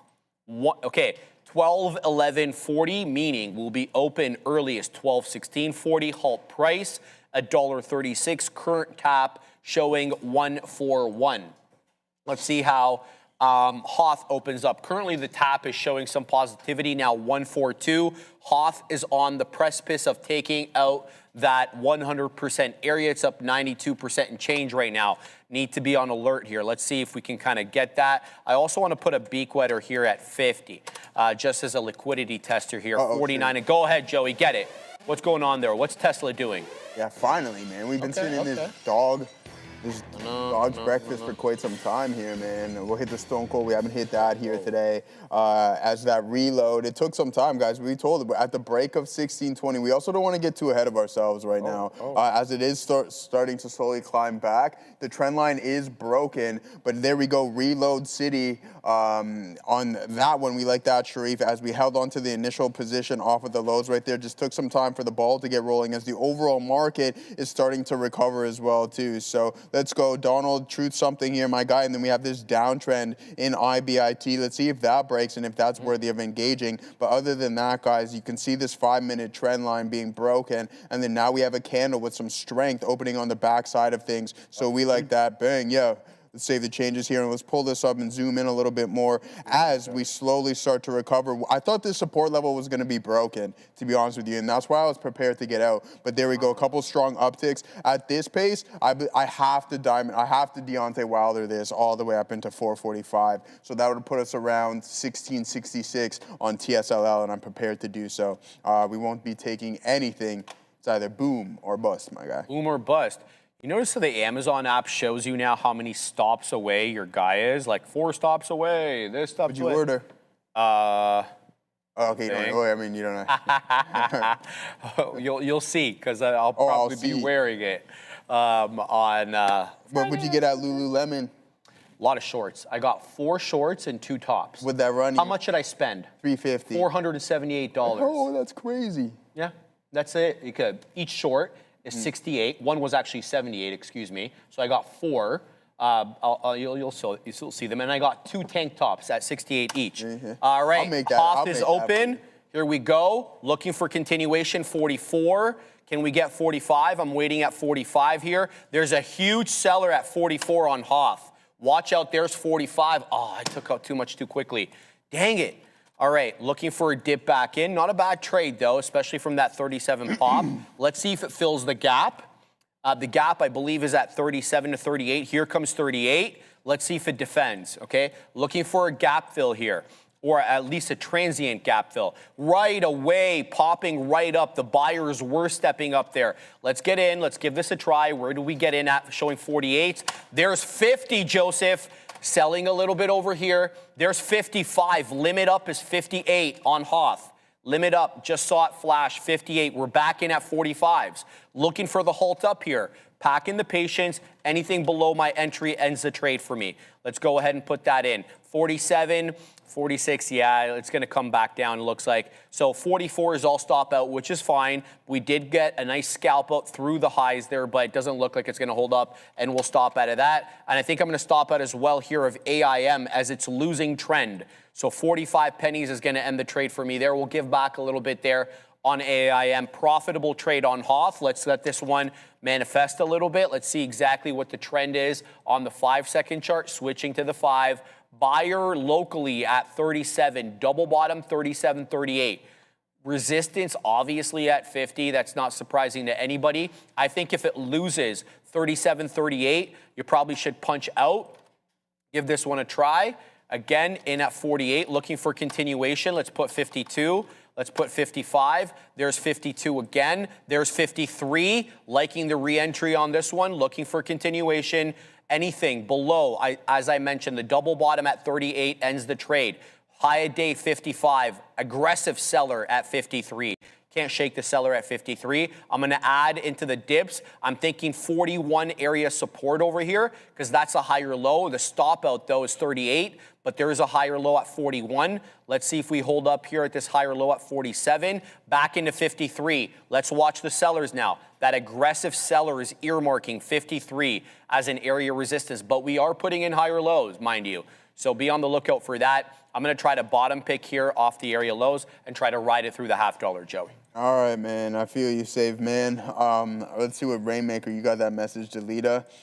Deleted? I mean, I don't think that's too, but anyways, aside from that, there it goes. Come on, break through this pivot. You can see that there is somewhat of a resistance zone here, guys. We have TSLL almost up 4% on the day. Another strong uptick, and we'll hit that marker. That's going to put Tesla up 2% here on the day. And then I told you guys, we're waiting for this potential new high of the day right there, or it's going to establish a lower high, which is totally fine. We reloaded right here at the volume-weighted average price was just break even at some point, but this is the one trade that we're going to plan to rock and roll with here today. And we talked about accuracy standpoint. I mean, we did take a little bit of a W on ASTC, nothing big, but hey, we took 3 losses on this name before. 4th time was a charm, which I typically don't go with, and I should have took some more off, but there it goes. It started to rip a little bit higher. It is what it is, but then we had a break even on SMR. That thing sold off, now starting to recover back to VWAP, but then IBIT, we were looking for the continuation short, and that was a no-go on that one, but this trend line starting to come back into play as we head right back into the middle of this zone. I love this look as a potential 3-bar play, right? So we have that uptick, breath 1. Now let's see if we can breach this and break this pivot, which there is a little bit of a resistance zone. You can see the correlation between some of the pre-market levels that we're continuously knocking on the door of, and we can't seem to breach. So what do we need? Maybe a pullback in towards VWAP and a liquidity grab. I mean, we've been sitting in it for how long? Why not sit in it for a little bit longer to see if it's going to continue to move higher and higher? Now, I want to pull up the SPY and the NASDAQ to see what we have going on over there. It's pretty cool stuff. I mean, there it is. So yeah, we're pulling back aggressively. We'll hold on to it. There goes SMR. Here comes Bitcoin to the downside. And there's the SPY, hovering below the volume-weighted average price for the majority of the session. All right, not too good of a look. But I mean, what else do you expect? Look at the run that we've been on. I don't know what this pure garbage is. Here it is. There's the NASDAQ. Here's the SPY. It's nice when things just go up. And this isn't even bad. Look at this from the grand scheme of things. This is absolutely nothing. It's a slight pullback, and it's unfortunate that Tesla, we don't see any form of a rotation into this bad boy. Do I add a little bit more if this closes as an indecision print? I don't think so. We'll be patient. We're not going to get too crazy. We still want to stay within our systems. But you get 20% in the span of a month and a bit here on the SPY. That's a couple years of return. About an average, and the exact same thing in the NASDAQ. This thing was absolutely parabolic, and I love it. Unfortunately, I don't own any of it just yet, but you get 31%. Gets hit the heaviest, but then performs the best. Yep. So I mean, you take those shots, but I believe if you put yourself in the right position, and that's just going with the NASDAQ and these tech names, even though they just get absolutely destroyed, like we're talking about NVDA, what is that thing at 210 from a high of 238? Like, are you kidding me? What's even going on? Did we forget about who's the king of the market caps, just like that, Sharif, as you climb down 13, 14%? I mean, at some point, you're going to see a rotation. Has Apple surpassed NVDA yet? No, not even close. Not even close, my boy. I wouldn't say not close. No, we're not close. 4.5. Oh, it's a 5.5. Yeah, it was 5. I think it's down a little bit now, Joey, because 5.1 now. 5.1. Okay, yeah. So the goggles. Where's the goggles? The goggles. That is the one that we need to fear. GOGL or GOG? Because they're fundamental 4.7. Yeah. So what's GOG? Like, I think they're usually the same, Joey. Let's check. 4.68. 4.668, 4.718. Okay, we don't like combine. Yeah, that's a good point there. Tips to stay motivated during a bad trade day. There's always tomorrow, right? And also just get used to, dude, you know how many times I've said bleep this and like, let's just go do something else? It gets frustrating, but you eventually cool down, man. Cigarettes, said somebody, no, don't get drunk. But I mean, if you do that, go smoke a cigarette, but go touch grass. But drinking is not going to be the answer to your problems. Just go step away and just woo-saw that. Sit under a tree, and there's always tomorrow. Exactly. Touch grass. Yeah. Let's send things over as Tesla heads right back towards that key pivot level. Let's see what Adara has for us. Marco Rubio just made some comments here about Iran. A little bit of a push lower in U.S., so nothing massive, but saying that President Trump's preference is to negotiate with Iran. They will continue to work on Iran diplomacy, but he did say, hey, guys, remember, we do have other options, meaning there could be more warfare. But he also said results will be known with Iran in the next hours and days, so implying hopefully a speedy resolution to this conflict. He said there has been some progress made towards an agreement, at least in his opinion. Back to you. Yo, Jesse is hilarious. He's my type of people for sure. Like he's funny. He has that good Called him sarcasm. Hernandez. He's like reported. Immediately. Oh, you got reported right away? That's crazy. That's all my love, guy, man. Let me Why is Marco Rubio talking about what President Trump wants to do when he's sitting right next to him? How about he talk for himself? Like, I don't get this, right? Like, this is so funny. There goes SMR, Sharif, past that $12 mark up to $12.13. So that was a nice recovery in new scale power. And let's break through this, man. Let's head towards that HOD and let's get things rocking and rolling here on Tesla. I mean, we've been sitting in it since 10:30 this morning. So there it is, it's 10:24 plus that reload approximately an hour later. How many times do you guys want me to mention the reload? Yeah, the UFC is it's under construction right now. So they're building the octagon. Are they actually? For the UFC event. Man, oh man, it's probably one of the best cards that you can construct. Is it actually though? It's absolutely insane. Yeah, you got every superstar. July something. Oh, July. They're building it now? Yeah. That's crazy. You want to be prepared, there's right? going to be a crowd. It might even be June, to be honest with you. How are they going to screen all those people that are going to come in there, man? That must be limited. a It's limited, man. for the Secret Service. Yeah. It's a limited, I figured it would limited be. seats, right? So Interesting. I mean, yeah, it's gonna be absolutely crazy. I don't care about the Conor McGregor comeback. I think Max Holloway pieces him up. Anyways, he's got the cardio and everything. Conor McGregor's been on like a 5-year bender, and I think he's going to come back and face Max Blessed. I don't know about that. June 14th is the date for that one. We're going to be looking forward to that. He looks like he's in good shape, though. He's always been in good shape. He's always hit the gym. There's a difference between good shape and fighting. Fighting shape, 100%. Right? Agree. Yeah. Jesse, big shout out to my man. Jesse Martinez is good times, bro. I like that guy. I got to agree with Joey here, man. He is funny. Iran Parabolic says Texas Jet fan. Let's have a look at Iran. I put it on the note this morning, I think for the first time, maybe ever. But hey, man, Iran has been a retail darling as of late. Look, the 4-hour, it looks okay on Iran. I mean, it's a little consolidative going back even to late summer, early fall. You got a gnarly double top. But hey, basically since late May, no, even before that, I mean, we're off the lows. Let's just go March area low to the high. You're up over 100% on this thing, so I can completely get that. Let's look at the 5-minute on this, though. Yeah, so right into that high of the day, $65 on the dot. We did reject that at around 10 o'clock. Here we are again recovering beautifully off yesterday's closing print. I hope somebody had this trade. Look at this implied. All right, this would be an implied balance low because that's 10.25, so that's the first hour of trading. Look at this low. Low is 59.85 on this candle. I'm not saying, it's such an easy trade, but something you could have seen. What's yesterday's closing print? 59.80. The candle low, 59.85. I hope somebody took that off 60 or something because this is a move. You're $5 and plus in the money. This thing's up 8.5%. Look, I mean, it's up on the day. It's fantastic, but it was probably a bit of a tougher grab for a lot of people. I'm assuming not everybody. Bottom picked this off $60, especially with a lot of resistance at 60.50. It could have stopped a lot of people out, but hey, 60.50 as well, a very clear area of resistance from the afternoon yesterday. 2 o'clock reject, 3:30 reject, after market high into 5:30, 6 reject, 6.50 was a staunchy area of resistance. Lo and behold, it's a new day, and all of a sudden that staunchy area of resistance flips to a staunchy area of support. 6.50, barely nary a closing print below that. In fact, no closing prints. Just a quick wick here and there. So Iran, fantastic look on the day. Not a name I'll be trading, but one that we can definitely show some love to.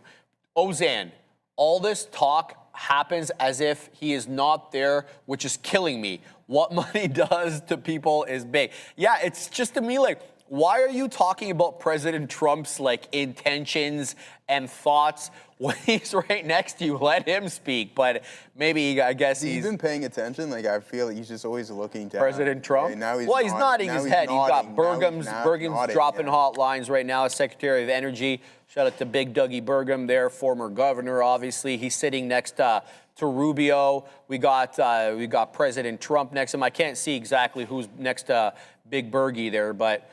When the camera pans over, we'll be able to look at that. Thoughts on VCIG, thinking of entering unless it goes below, says Iman U06. All right, so Bovin did bring VCIG to my attention. So here's the look right there. VCIG dipping into the volume weighted average price, give or take. And I don't like this, Bovin. I know you're holding. I know you're where your stop is.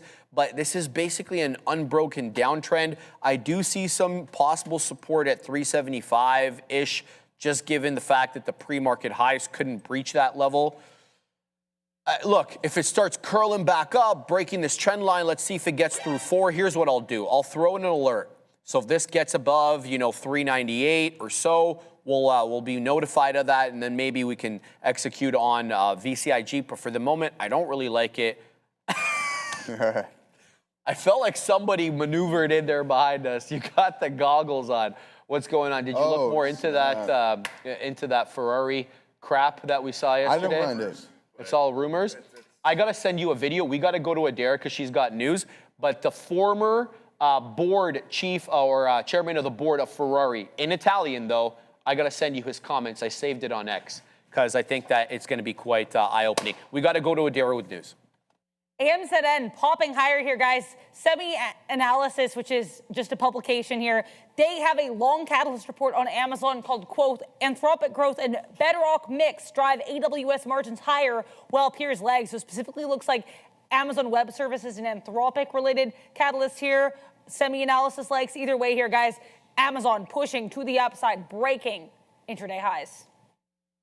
All right, guys, let's get into this here. I mean, we talk about new scale power, breaking trend, and then now you're starting to climb a little bit higher, but it's been a tough one in the NASDAQ and the SPY with the inability to breach the volume-weighted average price throughout the majority of this session. We now have Tesla not being able to break. This is TSLA. I better head over to the actual underlying itself. But Tesla, there we go, unable to break that 442 marker. All right, so we've knocked on that door for the past 20 minutes, and now we're starting to head in a little bit. It's probably going to be one of those sessions where it's choppy and we can't break. If you do, it's some form of a liquidity grab. But as you can see, buyers are not stepping in, and nor is there any form of aggressive price action. So some form of an accumulation potentially going on here, and we're at the highs. So if you take somewhat of a breath, that's not the end of the world. You have to take into consideration the fact that we're not down whatsoever on the grand scheme of things. We head over to the daily. We've looked at this. Like, I mean, we're all complaining. This is what happens, right? Like when we all get a little bit greedy, you have consecutive sessions, and it's almost just buy the dip in every scenario, and then now you're consolidating at these highs. What are the odds of us having a 7% pullback? Because that's what we experienced over here, and I did the exact same comparison on the NASDAQ. Right? Like 12%, now a little bit more, probably 13 or 14% from this peak to this base was exactly this. But then you just go on an absolute insane run to the tune where you climb 31%. Right? Like I get it. We all missed this. I shouldn't say we all. I'm going to speak for myself. We missed that train and the MU train. But I believe that at some point you're going to have an aggressive pullback. I understand that the space is in vogue, but at some point you will pull back into some levels that you want to, that look attractive, and you want to actually grab this name. Same thing with SanDisk. Price target, they were on the upgrade side of things. Price target of $2,300. But hey, when you literally go parabolic like this, think about how many millionaires this has made. At 3,820% to where we're currently trading at. Like if you somehow were, Nancy Pelosi definitely has some of these shares here, but this is a substantial run. Right, like 2,800% in SanDisk in the span of about 7 months. That's an absolute thing of beauty. And shout out to my boy Lieben. I don't know if you're still looking or still watching here today, but there we go. We'll take a look at, man, Cote.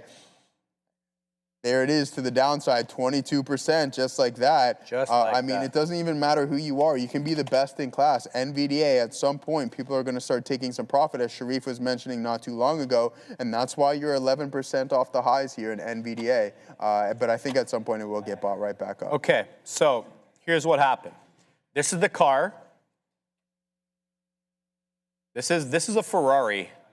Here's what the former chairman of the board of Montezemolo.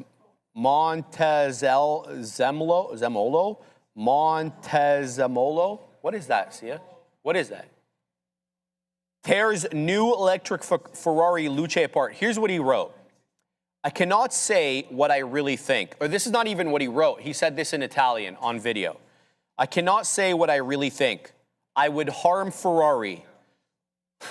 We risk the destruction of a legend. So sorry. Take the prancing horse off. At least the Chinese won't copy this car. I think that's hilarious. That's just as bad as it gets. An indictment on this car. I think that this car is hideous. And I don't think that the Chinese would even want to copy this car. In what universe did they think that this looks like a Ferrari? Or that any, self-respecting Ferrari owner would want to own this? I mean, if I was just me, I'd just buy a Xiaomi SU7, right? It's a lot better than this car, quite frankly. Huh? Sia says she'd walk. It's 100% junk, says Ichiro. Oh, they will copy it, says I Grow Fighting. I just love the look of that car. Really, Jason Hill? That ain't no Nissan. That's a new Apple Moose. It's designed by a former Apple designer who apparently works for OpenAI now. Shout out to Johnny Ive, who apparently was trying to go for a retro feel.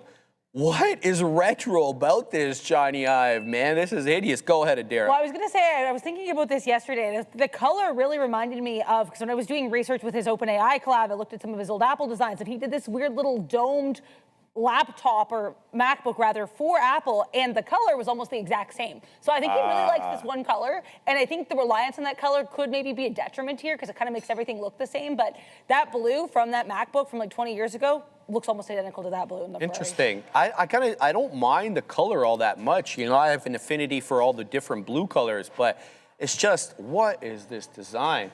Ram, I thought you were working from home. I left you all these hate notes on your computer. My bad. Just ignore those.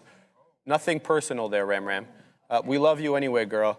All right, sure, she says. But anyway, yeah, I love... Okay, only 300 Ferraris in existence, says Mike AD80. I don't know. I don't think they're going to make 300 of these things, guy. I don't even know if they're going to have... You like it, eh? Yeah, I don't mind. That's cool. Yeah, well, that says some stuff, but... What does it say? Whatever, you're Did you like that growing up, right? You know, if you don't have anything nice to say, you don't say it all. You don't say it at all. What happened to that Jaguar that was supposed to come out? I don't mind the 00, bro. You like that? I think it looks cool. I don't like the pink. Pull that bad boy. I don't understand why they had to show it in pink. I get why they had to show it in pink. Obviously, you got to cater to both sexes now. But quite frankly, I like it in the blue. Jaguar. Yeah. Zero is, I think it's his 001, 00 type. Look, are you telling me you don't like this? I do like that thing. This is way nicer than that hot garbage that they were showing. Now, to be fair, this is a prototype, so I don't think the production version is going to look quite like this. Like, it's going to have door handles, right? It's got to have all the required lights and everything like that. There's a lot of regulatory stuff, but, I mean, compare this to the hot garbage Ferrari. I mean, I like this a lot better. Yeah, so Katina Man, losing to the boy once again here with Sports Bay. Yeah, well, I mean, just doing what I do, man. Just beat Katina Man. What did you beat him on? He's on the phone, man. Oh, he's on the phone. He's talking to Marissa. I figured. I know. Yeah. Katina Man, he said he beat you again at something. I don't know what he's talking about. 4-0. Sweet, man. That's crazy. Walk in the park, man. Katina Man is all right. Vegas was the underdog? Vegas was the underdog, says Katina Man. All right, we have a very special interview here with Adara. Yeah. Okay. Yep. So we're going to send it up to the big desk, and let's hear what they have to say. Okay. If you trade small caps, and specifically if you traded them this morning, you may have noticed this move here in AMSS on the NASDAQ. We're here to talk to the CEO, Mark Thomas Lin, CEO of Amass Brands Group. Great timing here for you being here today. How are you doing this morning? Doing great. Thank you so much for having me. Absolutely. So let's get right into it. Can you provide us with an overview of Amass Brands and its portfolio? How does your company stand out from others within the sector? Yeah, absolutely. So Amass Brands is really a beverage platform focused on kind of premium, better for you categories within the beverage world. And so you're kind of seeing that the market is shifting, young people's behavior is changing. A lot more adults, 1 in 8 Americans are on GLP-1s. And that's really changing kind of the consumption habits around beverage and celebratory occasions. And so what we're building across Amass is a portfolio of non-alcoholic, functional, wellness, and premium lifestyle beverages that kind of consumers really resonate with today. And as mentioned, your guys' stock did really well this morning. There was a headline here about Good Twin. So let's talk about the massive growth of Good Twin because it's become the top organic non-alcoholic line in the U.S. Yeah, and so just, leading into my prior statement, a lot of people are starting to really think about their consumption and cutting down a lot on what they're drinking. And so Good Twin is a great example of that product. It is, it's the #1 organic non-alcoholic wine brand in the U.S. We currently have about 35.4% dollar share in this particular segment. And, what's particularly encouraging is it's not just share, it's also growth, right? So we've seen about 120% dollar sales growth and over 115% growth in volume, thanks to partners like Whole Foods Market, where it's sold nationally, and it just really kind of proves out our thesis. This is made by third-generation Prosecco makers in Treviso, Italy. It's a superlative product. It's a great way to have a celebratory occasion with your friends, but without alcohol. And so when you combine kind of the fast-growing category with premium positioning and real product quality, you can start taking market share very, very quickly. Makes a lot of sense here. I want to congratulate you guys. I understand you recently debuted here on the public market. So what can you tell us about your long-term growth strategy from here, and how does your listing play a role in those goals? Yeah, so I think, going public is an important step for us because it really gives us a platform to grow with more visibility, more flexibility, and potentially better access to capital over time. So, our long-term strategy is to build Amass into kind of a public beverage platform, and not just a single brand story. There's many emerging beverage brands with strong consumer traction, but they kind of have limited infrastructure, and they may need support, public market access, distribution relationships, operational help, and capital.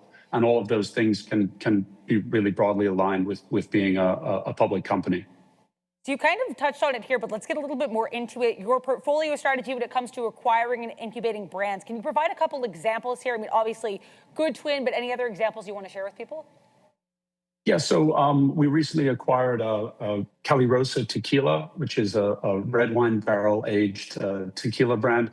We still do play somewhat in the adult beverage segment, or the bev out segment, but we really look for brands that stand out, have very modern positioning, and a very unique thesis within that subsegment, and that have some elements of kind of better for you areas. And so that's a really interesting one. The brand was co-founded by Adam Levine and Bahati Prinsloo from Maroon 5 fame.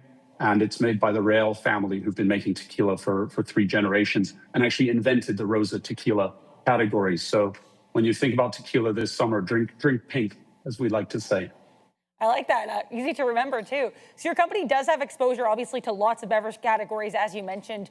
With that in mind, how is Amass positioned to capitalize on these opportunities, and what's next for you guys? Well, as I kind of touched on at the beginning, we think the beverage industry is really going through this major reset. And so consumers still want social experiences. They want taste and they want premium products, but they're increasingly looking for options that align with health, moderation, and lifestyle. And so that's really where we're positioned. So, being exposed to the non-alcoholic brands like Good Twin, we're looking at functional and wellness. And these things might seem disparate, but ultimately they sit in, very similar aisles in the grocery store. They sit on the same lists at bars, restaurants, and nightclubs. And so from a sales infrastructure perspective, from amortizing, SG&A across an entire portfolio, these things all actually really make a lot of sense. And having a portfolio really allows the customer to have multiple occasions that feel elevated, that feel kind of intentional, and feel authentic. Where can people go if they want to learn more about Amass Brands and your various brands? Absolutely. AmassBrandsGroup.com is the website that shows our whole portfolio, and from there you can link into any of our brands and see the consumer-facing elements. AmassBrandsGroup.com. There you go. Thank you so much here to Mark Thomas Lynn, CEO of Amass Brands Group, which you can find also as AMSS on the NASDAQ. Thanks for being here with us. Thanks so much for having me. Of course. Thanks, Yeah, Mark thank you. Lynn, for that. And if he wants to send any samples Yeah. over, we can Yeah, do them on the show over here. feel free. Absolutely, Mark. Feel free to send some of those free, non-alcoholic. to let us know. I like the diversification though, because we know Absolutely. amongst the youth, they're Yep. really dropping alcohol That's consumption. a fact. right? That is a fact. Gen Z Yeah. is drinking less. We know that for a fact, right? They're being much more selective. Millennials, too, you're saying, Assassino? Yeah, and that's Yeah. fair. I mean, A lot of personally, I'm drinking a lot less. I know for a fact he is as well. Yeah. So you're just seeing that sort of cultural shift, and I think a lot of it really is driven by the health craze. And I don't even think it's a craze anymore in the sense that it's a fad. I think this is here to stay, quite frankly. Just people are just becoming so much more informed. There's really We no... also have to take into consideration the wave that we've seen during COVID, right? When people had really nothing to do, just sit at home and consume some of these substances, like obviously alcohol being one of them. And then sure enough, when you actually have the ability, I know we're talking 6 years later, but to go out and be amongst the world is like, hey, do we really need to do this? And here in Canada, you have other alternatives now that you can use, which don't have such long and lasting effects. No, and I agree. But why don't even we be a bit even more aggressive in the position that you're taking? Yeah. Let's roll back here for a second. It's April 2020. It's May 2020. What happened then? Just remind everybody. COVID. Yes, and what happened as a result of COVID? Everything shut down. You couldn't go to the malls. Couldn't do you couldn't anything. go into the stores. You had to pick up stuff on the sidewalk. Pause for a second. What stores did they insist remain open? Obviously the LCBO. And why? And the medical officer of health came out and flat out said it. We have a dependency issue on alcohol. Yeah. If we shut these bad boys, we're going to have chaos in the streets. Okay. You didn't say that so much like that, but that's kind of the gist of the message. That really marijuana stores were not open. No. In fact, in the beginning, they got opened later. Absolutely. Right? So it shows you, it could be a cultural thing as well, but I think the dependency issues and was just really, before they were all alive of this to that. happened was when there was really that push of putting everything into grocery stores, right? Good point. It was just before that. So it's like, hey, we need to keep this this money coming, this income coming in, this tax revenue. So we need to put it in more places. But then people just stop drinking after. So it's like, okay, let's force it down their throat a little bit more. Yeah. And put it in convenience convenience stores and gas stations, which is a convenience. I'm not It is a gonna, convenience. right? Like, have the ability to grab it other places. I don't need the government telling me where I can buy my alcohol. Now my question to you is, how long until you see like pre-rolls and all of these things in gas stations? Like if you're going to serve alcohol, that's a great question. That's actually a sound. You know what I mean? That's a sound assumption right there. I mean, at what point? Well, we'll have to wait and see, Joey. You're buying cigarettes at the gas station. So at what point are you going to be able to pick up your pre-roll here? I know. In the gas station? I see exactly where you're going with this, and you're not wrong. But I don't know. All right, let's just pause for 1 second here with the weed and the alcohol talk. But RCT is ripping. Okay, it's above $1. It's at 108. I think that is the high of the day. RCT up 78% thereabouts. Shout out to TT Mass. Shout out to Stuart D. All you guys called this one out, and it's ripping up again into 110 now. 82%. This one's on its horse, and I don't even see the last red candle on this one. I think the last red candle was when it was doing like a no volume, I think. That was 12:05. It's 12:45. That's the 5-minute chart here. How do you punch in? You got to punch in at the highs. So here's what we're going to do. We're going to hit at the highs. We're going to defend into the dollar. This one's stair-stepping up. So we'll see what this one has to offer. RCT is ripping, but I also want to point out that IREN, remember we were talking about that double top? Shout out, who mentioned that to me? Texas Jet fan, thank you as well, brother. 65.83 now, the high of the day on the REN, and this is really going here. So be on the lookout. IREN making moves, and there's RCT into 114. We're going to wet the beak there. Let's wait at 16s as well. There it is through 17. That's the high of the day now on RCT, dipping back down into 13s, popping back off into 14. Let's see where this one forms a base. So what I want to do is I want to drop this RCT into the 5-second chart so I can take a quick gander of where support and resistance is. It's failing now. Let's see if it finds support at the 50. I'm thinking 106, 107 could be an interesting. If it loses that, I'm out. Simple as that. Back into 111 it goes. It's a bit of a thicker trade, quite frankly, but what I do like about RCT is it's a trade de novo. It only really started breaking out on volume like 12:30. Yeah, that's a 12. Yeah, so about 20 minutes now worth of trading with really a lot of volume on RCT. Before that, it had been doing nothing. It was positive on the day, but it was completely sideways. So this one could be him right now. Continuing to watch this one, Joey. No way. What happened? He says, man, you can pretty much get anything at a gas station in Texas. All right, guys, which is crazy. I mean, like anything, a wide. Did you hear about some of the speed limits in Texas? No, what are they up Especially there? West Texas? Like miles per hour? What are we I think it's about $1.20, $1.25. Miles per hour? No, kilometers. Yeah, we got a What is it, $1.20. guys? Is it 80? We have I've 120 never seen here. 120. I see 110 on the 404. Where'd you see 120? 400 highway. Also, what's the west 80 side to of the Gardner 85. called? No, the west side of the Gardner. Oh, QEW. Is Elizabeth West. Exactly. No one goes over that way. Anyways, aside Is it from 120 over there? I think some parts of it, some Cap. stretches it maybe. Is it actually? Yeah, I'm pretty sure, bro. I could be right. totally wrong, but we make the 410 85. great again. And maybe at some point we What's can 85 miles an hour in kilometers? easily 85 miles per hour What is is it? 136.79. fire it up. These guys are doing a $1.40? Meanwhile, That's crazy. After they just hit the gas station, loaded up on a bunch of things, and then decided to hit the freeway. All right, guys, let's see what we got going on. I mean, we've been talking about this trade all day. At some point, something's going to happen. It's going to break one way or the other. We've been consolidating for quite some time. I do believe, and I'm going to have the utmost faith in Tesla to start to grind higher and higher and break through some of these resistance zones. My chart is kind of looking like a mess right now, so let's remove some things. Not just yet, though. Why? Because what do we have? There's essentially 4 lines that I have on here, right? 2 parallel, and then the rest are just doing whatever they're doing. Lower highs broken, okay? That's going to keep us in the trade. Support level didn't break, holding up, going to keep us in the trade. But also we have this resistance zone at 442.46. But this thing, I like this. If that breaks, then we have to be prepared to get out. There's consistent higher lows within this. So one side is going to give up. Let's see who's going to win this battle between the Bears and the Bulls. Let's send it over to Adara.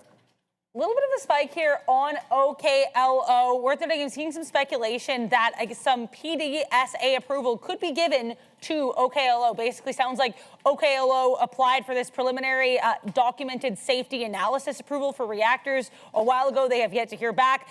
An individual from the Department of Energy said that this approval has been granted, so some speculation online suggests OKLO could be getting both approvals here. We'll have to wait and see what happens, but keep an eye here. OKLO, some speculation, positively speaking. I also want to mention here, Scott Bessent talking, he said the market's at all-time highs. It's been said many times throughout this cabinet meeting, but he also said, highlighting that real GDP has risen by 2.7% over the past 4 quarters, and said that prices are transitory and that oil will be lower once the conflict ends. Back to you.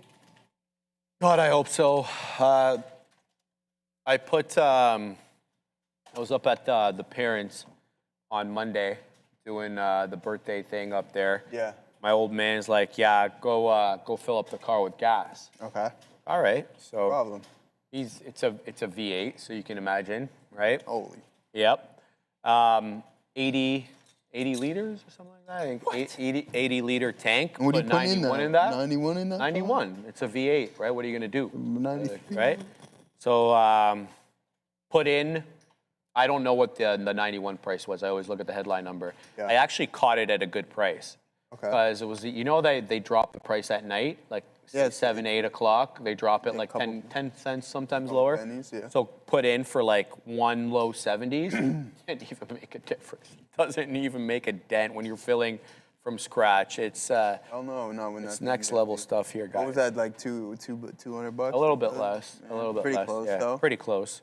Guys, RCT halted down. Fails the dollar. 117 high. We caught the top into that. I entered in, scalped up a little bit, but we ended up getting stopped out because it lost the volume weighted average price. So RCT, Johnny says, I didn't fall for it. Good on you, Johnny. We scalped a little bit here, but we gave back some. So RCT, certainly not him at the moment, below the volume weighted average price, but there's a good amount of volume. So I want to see what this one actually does when it resumes the open. It's showing an 89.25 tap with the halt price at 92. Halt time 12:52.37. Current 53 or thereabouts. Ozan Old man's driving 458 Italia. I saw. Yeah, that'd be nice. Yo, dude, if my dad could save every penny he ever made, he would have done it and done it with a smile on his face. It's the other half that forces the spending, okay? That's the way it works in my family anyway. And I feel like that's the way it works in Katina Man's family as well, a little bit there. How many Amazon orders today, Katina Man? Ooh. All right. There was one when he woke up. He woke up and there was an Amazon order already. Dang, all right. He looked at his, and the guy was there at 4:30. So there you go. So a lot of yeah. Bright and early. All right, pressure. so, Go ahead, Joey. Yeah, man. Let's talk about 4 a.m. Yeah, I mean, if you're not gonna, you know what they say, right? Like, if you're not gonna order stuff, you haven't been ordering stuff off Amazon all day if you don't start bright and early. But the saying goes another way, right, Sharif? Like, you can't drink all day unless you start in the morning. So there it is. 3. We're still waiting for this level to break. I mean, I seen someone mention a W pattern here on Tesla. Let's actually. Someone said, "Bro, make it bigger for me." Yeah, no problem. I mean, it doesn't look that neat, Sharif. But no. But hey, listen, Sharif. Let's get into the nitty-gritty. Who are you, Obi? No, but what listen. Is all this, breathe for a second here.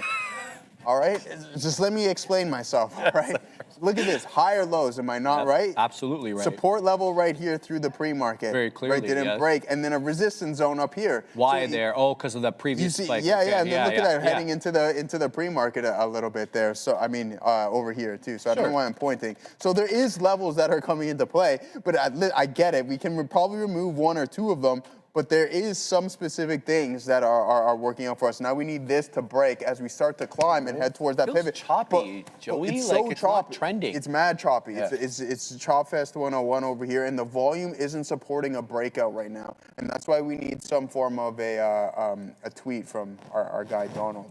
Well, he's still on. I think he's still live. If this is live, I don't know. I can't tell.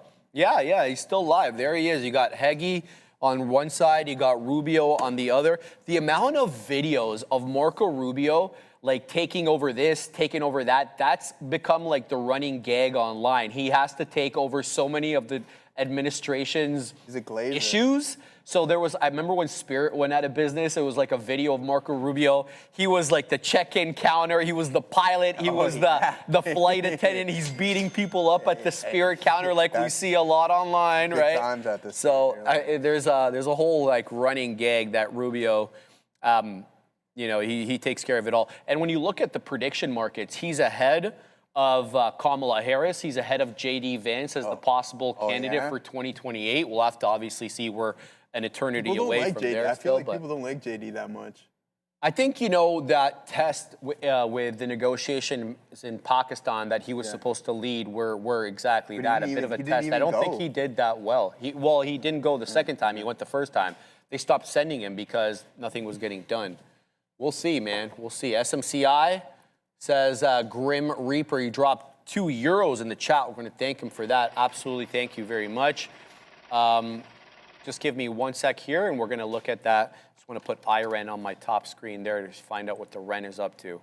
But let's see what Katina Man said he was about. in the SMCI. Let's look at Katina Man's in SMCI? No. He said IREN. He said he was in IREN. Katina Man had the $61 mark on IREN. I want to say RCT's gapping down, so watch out there. SMCI, what are they doing? They're up 2.7% on the day. Good support here at around 36 and change. You're still below the pre-market high, which is around 37.80, give or take. That's the implied balance open, so the official high of the day is 38.4. We're showing some resistance here at 38.25, 38 and a third. I mean, it's a nice uptrend. There's no doubt about that intraday, but you know, I'm looking more swing analysis here for SMCI, because when you look at this on the wider time frame, you've got a lot of higher lows, especially from that double bottom back at 29.50 on the 18th and 19th of May. And since that time into the highs today, you're up 31%, quick as you like on this name. So SMCI, look, if you're going to hold SMCI as a swing or an investment, you just have to be ready for the headline risk that comes with this company, okay?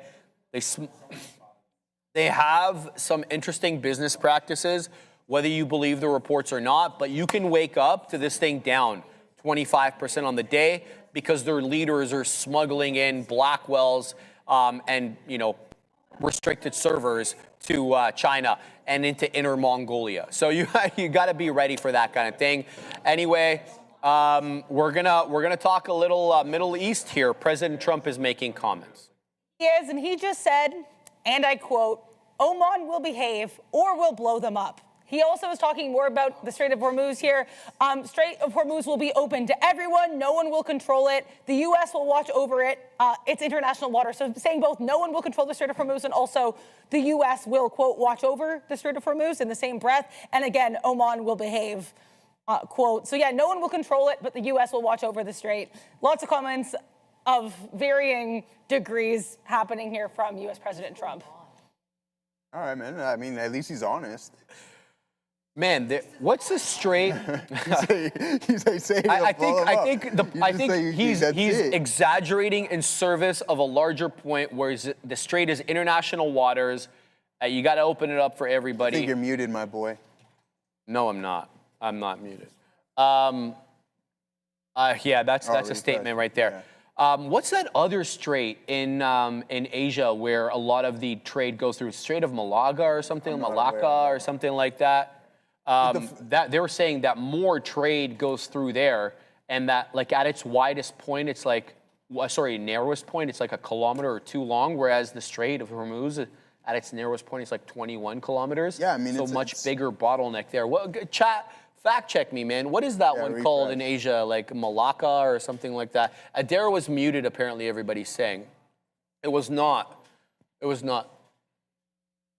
You guys have to refresh. Adara wasn't actually muted. So just refresh. And the beautiful thing about YouTube is you can rewind, right? Just go back and listen to what she had to say. To bring up what you were talking about not too long ago, Malacca, fact that it's like, okay, once one conflict is over, these guys are already you already see headlines about Cuba. Because we'll work on Cuba. Yeah. Which is like, okay, so you're just going to go from one conflict to the other and just bounce around. I kept telling you, I think what he's doing is he's cleaning house, right? Yeah. The Monroe Doctrine, now kind of the 21st century of that, Trump doctrine. Hey, it is what it is, Joey. I mean, it's not up for us to think. Here is what I'm talking about. This is what it is, Joey. Look at this. So a lot of trade goes through this strait right here. They're saying a lot of the goods that come from Asia. I'm just trying to load this up so we can... yeah, there we go. Yeah. So here it is, guys. At its narrowest point, Assassino, it's 1 kilometer wide. So a lot of people are worried about this, but I think you definitely have some more, let's just say, cooperative partners in Malaysia and Indonesia than you do in Iran. So I wouldn't be too worried about that. We're going to go back to Adara. She's going to repeat what she said. I guess some people missed that, so my apologies there. I will let you guys know what President Trump said is that the Strait of Hormuz will be open to everyone. No one will control it, but also that the U.S. will watch over it. Also saying, quote, Oman will behave or we'll blow them up. So lots being said here by President Trump. Again, just to recap, this has already been said. More recently, he's speaking here about gas, saying that gasoline prices will come down like before, and at the right time, they'll release boats from the Strait of Hormuz. We're going to blow them up. Yeah. Like, hold on. I don't even understand. What did Oman do here? I don't know, man. I mean, Oman was getting clipped by Iran. Wasn't Oman on the receiving end of some drone attacks? And, you know, a lot of people were actually driving from the UAE to Oman to take off from there because the UAE's airport, at least in the, the early stages of the war, was basically shut. So I don't understand. What did Oman do there? Like, we'll have to find out there. But interesting comments from President Trump. He's still active there and looks like he's still taking questions from the media. But you know what? I don't like anything in small cap gapper world right now. Just to be honest with you, nothing's really running. But IREN continues to go. It is ripping into the high day, 66.36. It's done 46 million shares. It's up 10.5%. Let's see if this one continues the uptrend. It's been on a rampage since touching that $60 area. Basically at 10.25, and we haven't really had a trend break since that area low. So IREN absolutely going here. Ivan, Malacca is not related to world economy. It's more about China and Asia. It can hurt supply chain, but not energy itself. Hormuz and Bab el-Mandeb is about energy and world economy. I think a lot of products that come from China, Ivan, probably are really relied upon by a lot of countries, especially for supply chain. And we saw that during COVID. Just remember that. Remember the semiconductor shortage because nobody could build. So remember there was I see your point. Remember that with respect to energy. Remember that shipping boat also upset in I believe it was that Egyptian. What was the strait over there? It's called Suez Canal. Yeah, the Suez Canal. What Remember about what that did to Oh, the supply chain? it got stuck or something Yeah, like it got that. stuck. Or it And was took them forever. And they had that to was a move that. supply chain disruption as well too. Yeah, but the Suez Canal's Gotta get got outta two here. ways because the Egyptians expanded it. So there's two paths now. So it's not just one that you got to go through there. Okay. All right. Yeah, so we'll continue to President Trump, man. All right, guys. So he's still making comments. Good look, good look. What do you got over there, Joey? You looking at anything? Because I'm not liking anything. I just got all out of this Tesla trade here. I mean, it was working for us earlier. Now it's just a chop fest, and we're sitting in it. I mean, it started to break down pretty aggressively. This engulfing print right here on low volume. We couldn't punch through this resistance zone. Should we have taken some off the top right there? Probably. Is this a liquidity grab again? Once again, probably. So you just have to be patient to see if it's going to head in towards that next level, which could be around 1625. Am I going to re-engage in this thing today? I don't know. I probably doubt it. We had a couple of good opportunities on it there, and I just believe the market is in chop phase here today, and you can see it from a daily perspective. There's not much going on right now, just a steady downtrend. 2:30, I think, is going to be a completely different time.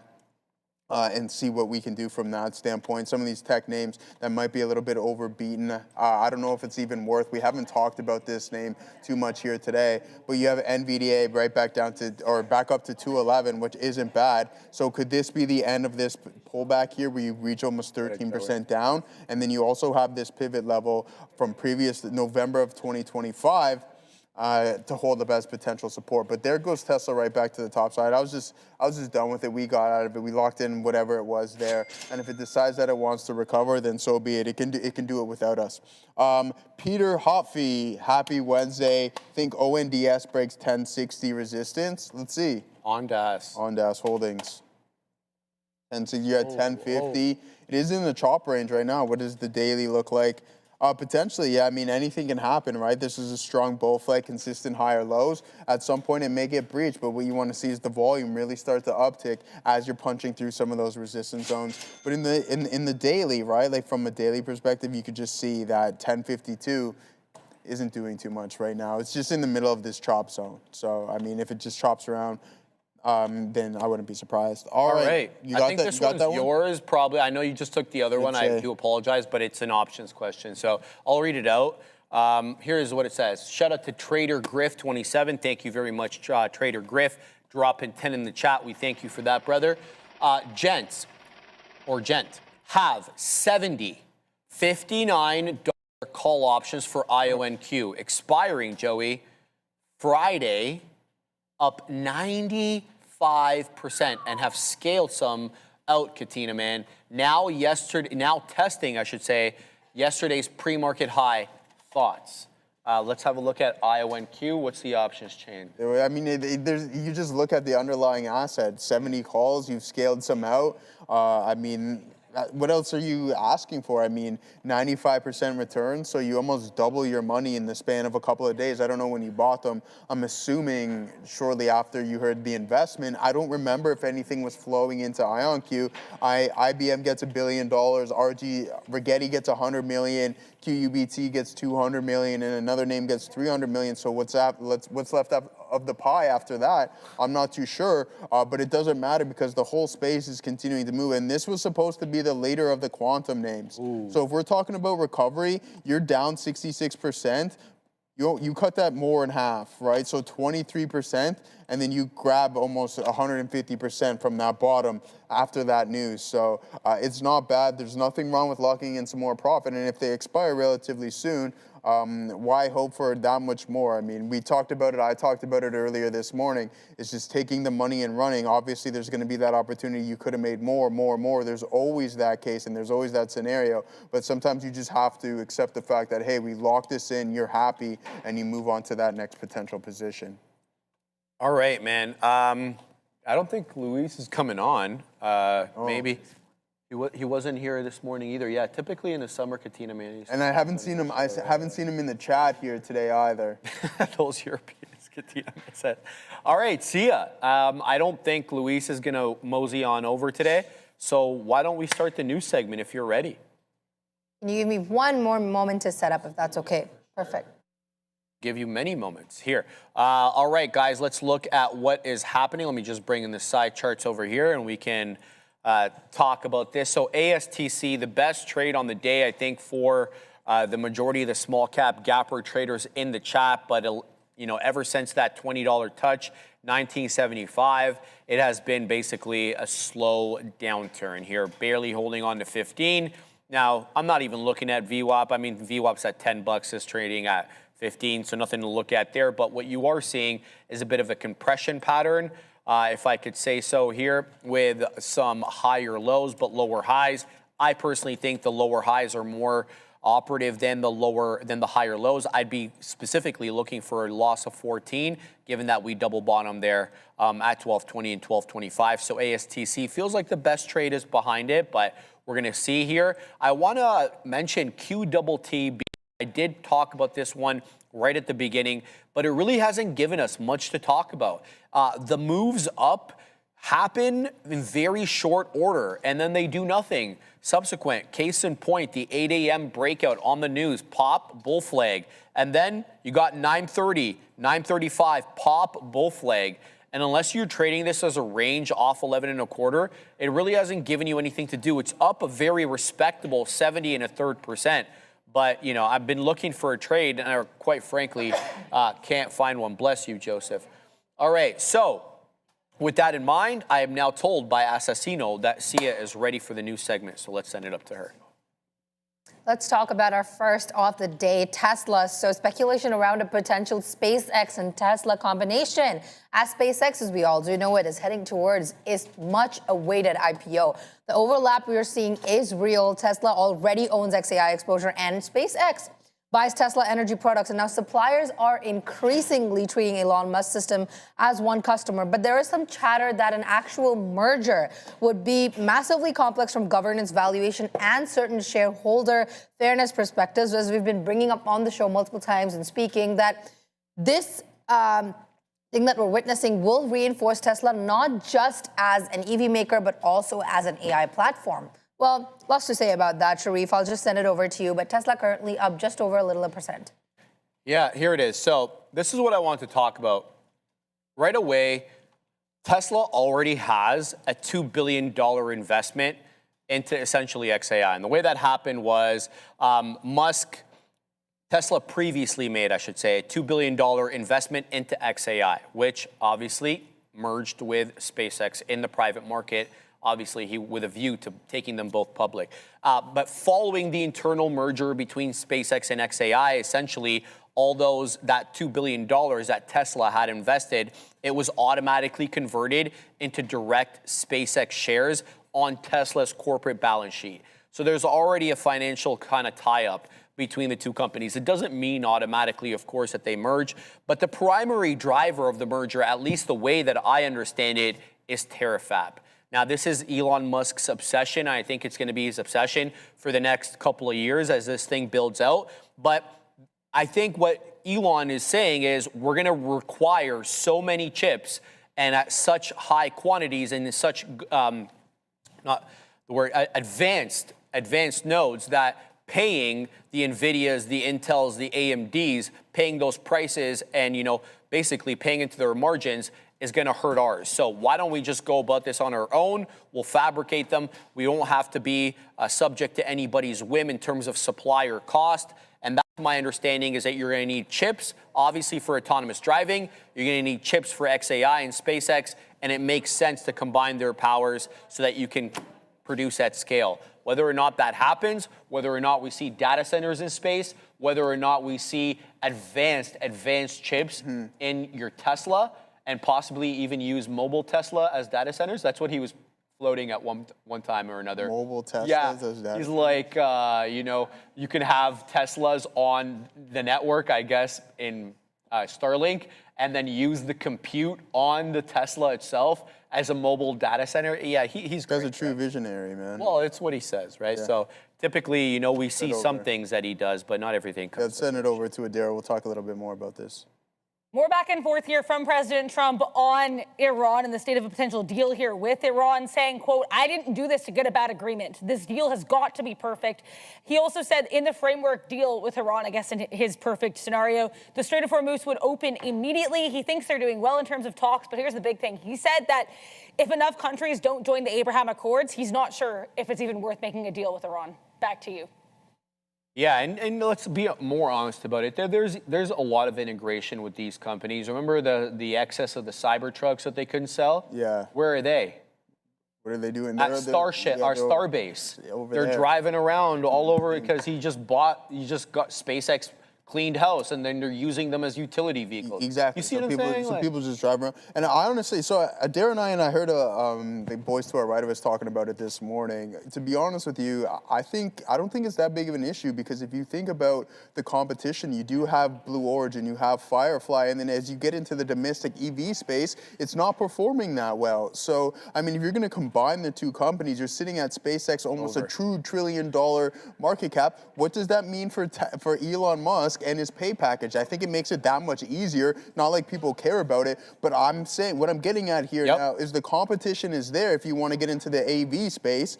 Waymo, you have the competition within Waymo, and then you also have other names, Zoox starting to come up as well too. So competition is there. You have Blue Origin, so I don't see any issue with combining these two companies from a regulatory standpoint. Well, I want to bring one up. For sure. So Musk's ownership concentration is markedly different in SpaceX than it is in Tesla. So he owns about 20% of Tesla's equity. For SpaceX, he doesn't own 85, but he has 85.1% of the voting power. So think about a conglomerate where Tesla and SpaceX tie up. How do you mix in that? Exactly, but right? He doesn't have the voting control in Tesla, even though he has a big chunk. But that's his objective too, so I can see why he would want to do this, because he wants to have the final say in Tesla. I'm not saying you're wrong, brother. What I'm saying is, from a corporate governance perspective, like with the tie-up, how do Tesla shareholders feel about Musk having an oversized voting influence on the combined company? Absolutely. Right? Because but as a shareholder, and if you like your one buddy, if you've been a long-time shareholder, you want to give this guy full control of the wheel, because look what he's done. I do. Not everybody does. Not though, everybody. Right? Yeah. But I mean, then what are you doing owning the stock? Because if he's got it to where it's currently at right now, the chances are you may be waving in his favor. Like I'm sure your one buddy that you talk about who's owned shares for a long time is like, give this guy full control of this wheel, because I want to see what he has the ability to do. And I bet you there's a lot of individuals like I wouldn't disagree with that. Ron Barron, we were talking about him the other day and how his investment in Tesla and SpaceX, I wouldn't be surprised if he's like, hey, give this guy full control as well too, because what he's done, is he going to be right all the time? No. Absolutely not. But when he's right, he's hella right, and he's a game changer. Right, and we still have to take into consideration that, like, he's obsessed with this terafab thing now. He's not as obsessed with the cybercab and autonomy as he was before, I feel like. But can I say one thing? You brought up the cybercab. So you know how this whole thing with Tesla works out? You typically start seeing the cars on the road more and more and more. Then all of a sudden we get the announcement. We saw that with the Model Y refresh, right? Dude, the cybercabs are all over Austin. It's all over. They've expanded more. They're coming. It's just a matter of time until we start getting those produced. The rollout was a little bit slower, but yeah, they are starting, and they're not. And a lot of them are unmanned. They don't have that assisted driver now, too, which we want to see. But we have to also take in the fact that how much longer Waymo has been doing this now. I mean, in the grand scheme of things, it's not that much, like a year or so head start. But then we also take into consideration cost factor and what Tesla has from a production. You know, Waymo's not making any money off their. How do you when it's $250,000 a vehicle? Exactly, right. I think we beat up Tesla to death. It's up 1 2/3, 440. I think $500-ish is all-time high, so not too far away from that. Tesla's still down 2% on the year, though. So yeah. Let's move on. Amazon is selling its Now AI shopping technology to other retailers. Amazon has been using homegrown AI technology to help users compare products and place or even buy orders on their behalf. We're seeing a lot of these AI agents that are buying and we also saw that story about Robinhood today, which we will discuss later. So today, Amazon said in a blog post that it is taking the architecture starter code and learnings from Alexa and making them available for the rest of the industry. So what does this mean? Basically, retailers will be able to launch their own AI shopping tools that are tailored to their own storefront. And looking at this, a little bit of a history on this, Amazon has launched this internally before, almost 2 decades ago, when it did have that cloud computing unit thing with AWS, and later the cashierless checkouts with warehousing and supply chain services. So Amazon has already signed up Tapestry, which is the leading luxury fashion holding company that owns Coach and Kate Spade. Currently, Amazon up almost 2% on the day. Coach. I have a lot of Coach shoes. I think that they're pretty good. So I have nothing bad to say about this. I got to tell you, I don't really have too much of an opinion on this AI shopping tool. I think it's cool. I think it certainly definitely helps when you're going through the shopping process, but I don't really feel like it's a needle mover. People who are going to shop on Amazon are going to shop anyway. Exactly, and if you're going to type it in, it's like, okay, cool, yeah, you say something to your AI assistant, it pulls up a list, or you type it in on your keyboard. I don't think there's that much of a difference, to be honest with you. I don't mind the assist, like especially if it can get creative, like augmented reality stuff. We're seeing a lot more of that. Have you seen some of these apps where now? like it's like you're actually wearing the clothes itself? That, and in a different way. So for furniture, for example, so you'll just take a phone and you'll like go like this, and it'll show you how the furniture. That's what they do all on stuff, right? on Realtor, on Realtor.ca. That's all that they're doing. Yeah. They're not even they're not even actually staging. They're not even actually staging, right? They're just using some of these tools. Yeah, I mean, but hey, listen, Alexa for shopping assistant, $12 billion in incremental sales in 2025. I mean, that's not bad, right? But selling it, why wouldn't you if it's going to turn more of a profit? And that's what the name of this game is right now, especially in this AI boom. All right, Sia, what do we got next? Like I mentioned, we're talking about Robinhood next. Similar story. Now, Robinhood has unveiled tools that its AI agents can now trade stocks and also make credit card transactions on a user's behalf. I don't know how I feel about this, but we'll dive into the story.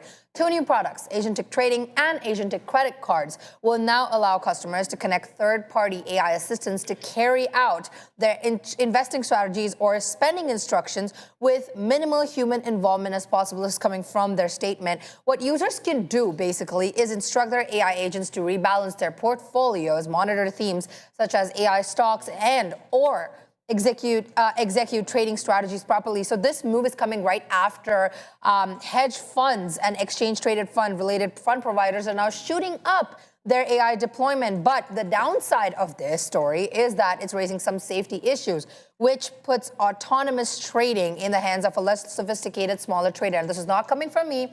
This is coming from CNBC, with the same risk that controls the Wall Street institution. So higher risk, less reward kind of a strategy I'm seeing. But currently, Hood up on the day by almost 2%. Yep. Bhavin, thank you very much. Bhavin, thank you, Sia, for that. I'm just going to call this one out super quick. RYOJ, ripping, halted up, $5.10, traded carefully. It's basically done no volume all day. Volume coming in recently here at 115, and not even that much, quite frankly. I think we did 42,000 shares and change. RYOJ, excuse me, not G, RYOJ, halted up $5.10. And Sia, I think you do have cause for concern for AI to execute, decisions on your behalf. And I think that Robinhood was very much alive to that issue as well, because they're basically saying if the AI up, we got zero liability. They're relying on the corporate shield that goes as follows. So Robinhood explicitly warns that the AI agents can, quote, misinterpret instructions, act on stale data, or behave in unexpected ways. And the agreement that you're going to agree to here with Robinhood when you do this is you acknowledge that they assume zero liability for AI-generated financial losses. That places 100% of the financial downside on you, right? So we all know how these AIs hallucinate and how this still is a problem that, 3-4 years later, since ChatGPT went live, November 2022, we haven't even come close to removing that bug. I'm using AI on a daily basis, for everything, personal use, work use. It consistently hallucinates. Yeah, there is that bug. I mean, just as for transactions, I mean, there's multiple ways that we can look at this.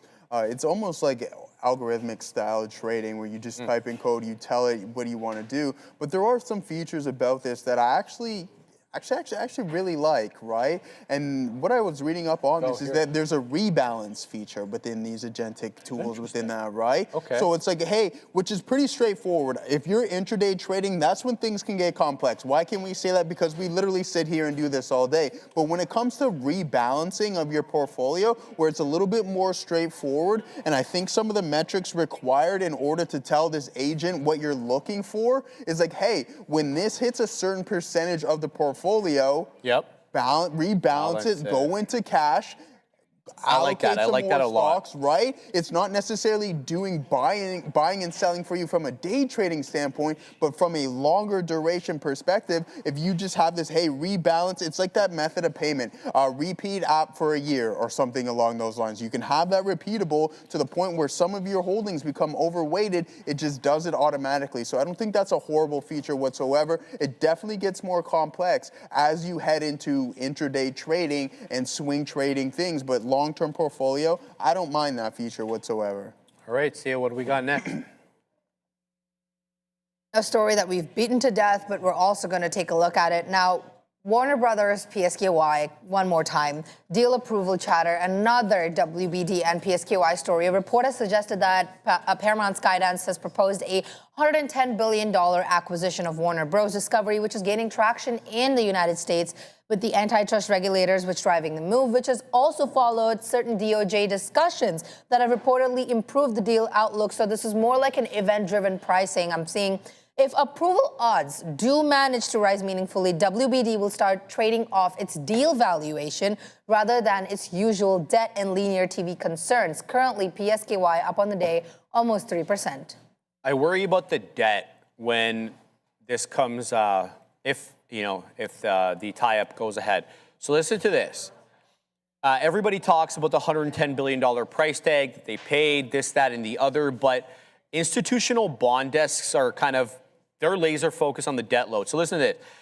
The all-cash deal, the financing was, I think, about $50 billion was put up, and then the rest was financed by a syndicate of about 18 global banks. So post-merger, if again it does go through, the entire media entity, the combined media entity, can you guess how much debt they're gonna have? Combined? Yeah, just throw a number out there. 60 billion. Pretty close, bro. Yeah. $80 billion in net debt, and that's about 7 times EBITDA. That's intense. So. Yeah. I don't like that from the inside, from the financial side of it, but there is also obviously the Hollywood talent agency concession that could help things. What do you think about this? There's a couple of things that need to be taken into consideration. This is where I stand. Larry Ellison overpaid. Netflix stepped away because they liked it at a certain price. They weren't going to get it. Larry Ellison was obviously adamant the fact that he wanted it. He wanted to add to the Paramount Skydance catalog. So sure enough, what happened at the end of it, he ended up overpaying substantially for Warner Brothers Discovery. Now, they want this deal to be done as quick as possible, Sharif, because we talked about that fee, that if the deal isn't finalized by September, they're going to be owing shareholders an X amount of dollars or per share every single day, which I think amounted up to $0.25 at the peak of it per share to all the shareholders. So how I feel about this is I think that they might be in a little bit of trouble because where I stand with their ability to take advantage of the catalog and put it to its full potential is limited. And that's my opinion. So that outstanding debt can be really bad. And we know as for some of the linear aspects of this merger aren't going to be performing very well. And you'll be sitting at a net loss within those. Statement made. Sia, we're talking some... We're talking some Zscaler. So Zscaler has delivered a fundamentally solid quarter, beating both earnings and revenue with EPS of $1.08 versus $1.01 estimated, and revenue of $585 million versus $580 million that was estimated, while maintaining a healthy 25% year-over-year top-line growth. The problem here was guidance, fiscal Q4 revenue in the range of between $632 million to $633 million, landed essentially in line with expectations, but investors had been speculating a stronger upside. Management also continues leaning into AI security growth through certain acquisitions and platform expansions, reinforcing a long-term strategic story. But near term, this was an expectation reset. The business is healthy, yet stock was priced for acceleration, not a clean beat, but a beat. Currently, ZS down a whopping 31.4% on the day.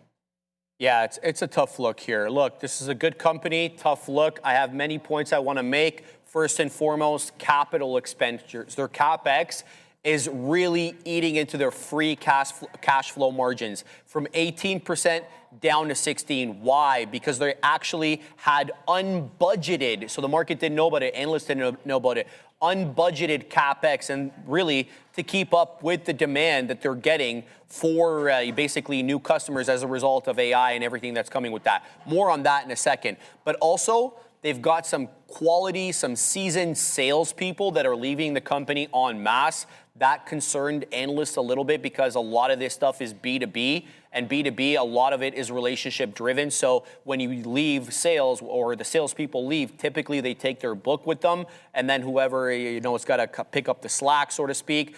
But their RPO, they were quick to tout their $6.5 billion of remaining performance obligations. That's essentially unrealized revenue that they couldn't realize because they didn't have the capacity.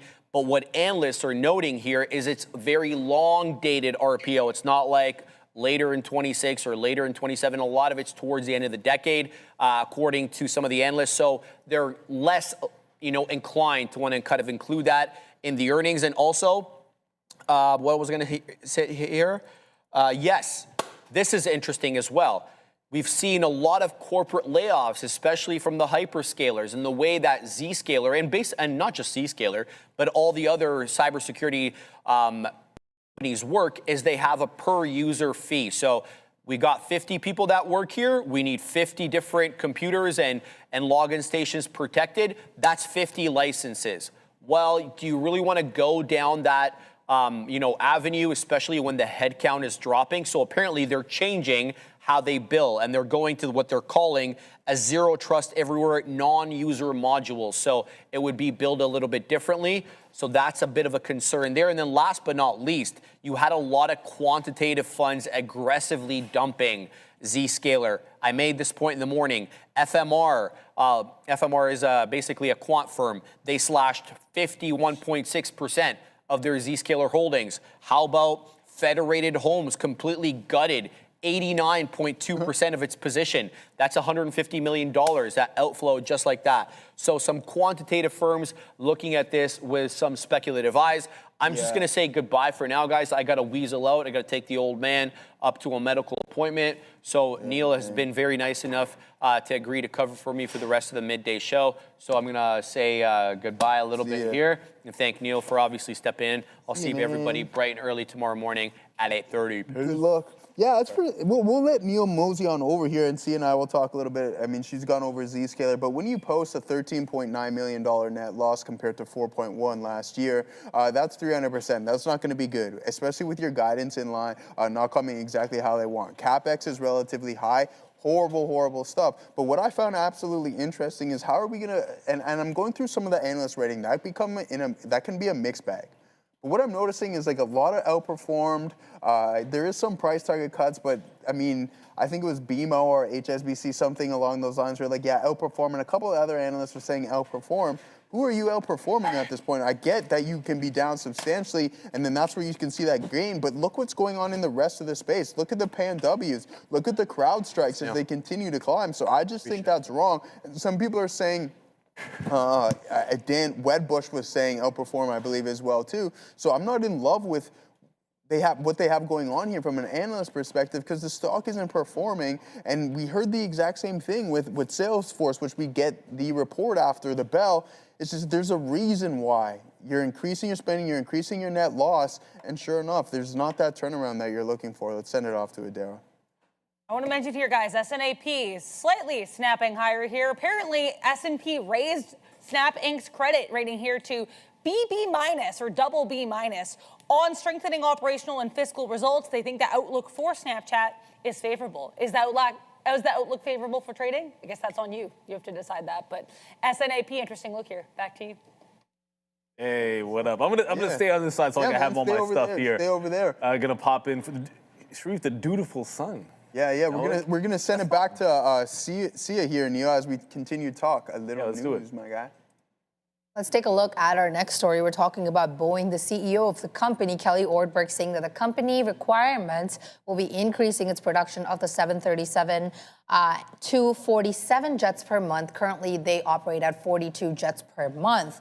And in a statement today, the CEO has also said that the company is highly confident that it is ready to meet that rate. The history of Boeing is that earlier they did have a 57 aircrafts per month rate before Ortberg has said that it was not sustainable with its safety and quality purposes. And comments also include the CEO saying that they are expecting to someday get to a 63 per month rate, that they are looking forward to that as well. Currently, BA up almost 2% in the market. Before I send it over to the guys, Adara, what do you have to say about Boeing? Kelly Ortberg. Like, a lot has been made about, you know, my love for Kelly. I honestly think he's done a great job as CEO of Boeing so far. Like, think about it, guys. So far, he is the only CEO of Boeing to either not resign in disgrace, be an interim CEO, or be later called the worst CEO in the history of America. So Kelly, I mean, obviously, these are a pretty low bar, but he's doing a good job. First full year as CEO here, 2025, you see an increase here in profit, or rather an improvement of loss, I guess, and an uptick in revenue. He's done a great job so far here, and so I like what he's saying. Furthermore, I have to give him props because he was speaking at a conference today. I believe it was the Bernstein conference. Now, we know JP Morgan CEO Jamie Dimon also speaking at a conference today, and he gave a lot of hemming and hawing. We might do this. We may do that. We're thinking about succession. Boo Mythos. Maybe we'll do a stable coin. Like, there's a lot of we might do this, we might do that. Kelly Ortberg came in here. He gave us clear ideas of what he wants to see for Boeing. He gave us a clear trajectory. No, I honestly, I have to give him props. I know this joke about me and Kelly will always continue, but I really love what he's actually done with this company, and I hope he continues so that he does not end up either resigning in disgrace or becoming the worst CEO in America, because I think he's honestly, the path here is strong. I'd like to see us continue as scheduled on that flight without any turbulence. A clear runway. A clear runway to his vision there. No, but Neil, a couple of positive things here, I believe, with Boeing is that they have the ability to increase production, which is huge, but also mending the relationship with the FAA, which we know was absolutely destroyed considering they're using zip ties, washer fluid, our soap, and all of these things. So that needed to be done in order for them to obviously ramp up their production. Now, as for deliveries, we heard that China's looking to buy, I think it was a couple hundred planes, correct me if I'm wrong there, Adara, but we know you're not going to get 200 planes, exactly, a couple hundred, so 200 planes there. But we know if you're limited in production and what you can deliver, it's going to take multiple years to even get those to you. So, I mean, he definitely needs a ramp up here. Well, so the good thing for Boeing, when you talk about multiple years to get the ramp up, it's just Boeing and Airbus, okay? So if you want to talk about Boeing's backlog being 10 plus years, well, then you've got to at least acknowledge that Airbus is looking at a decade as well. So it's only slightly worse. And there's generally two types of environments. There's basically two ways that this goes. There's a world in which Airbus is stronger than Boeing, and then there's a world in which Boeing is stronger than Airbus. And that flipped a few months ago. You can complain all you want about Boeing, but Boeing is flipped. It's managed to make the most recent bounce and get a little bit more air underneath it than its only competitor. Only competitor is the key thing. Now, just because you exist in an oligopoly, it doesn't guarantee that things are going to work out for you. But here's the thing that, from the long term, you cannot worry about with Boeing. There's only two, and one thing you can guarantee, regardless of who is in power, is the U.S. government will want them to succeed. So when all of this is done in Iran, there is one of the bargaining chips. There's the chips, and then there's Boeing. You know that some of the bargaining chips with China is about ensuring future sales. Mm-hmm. That's one, and when you have that as one of the negotiating sides, I think it continues to be stronger.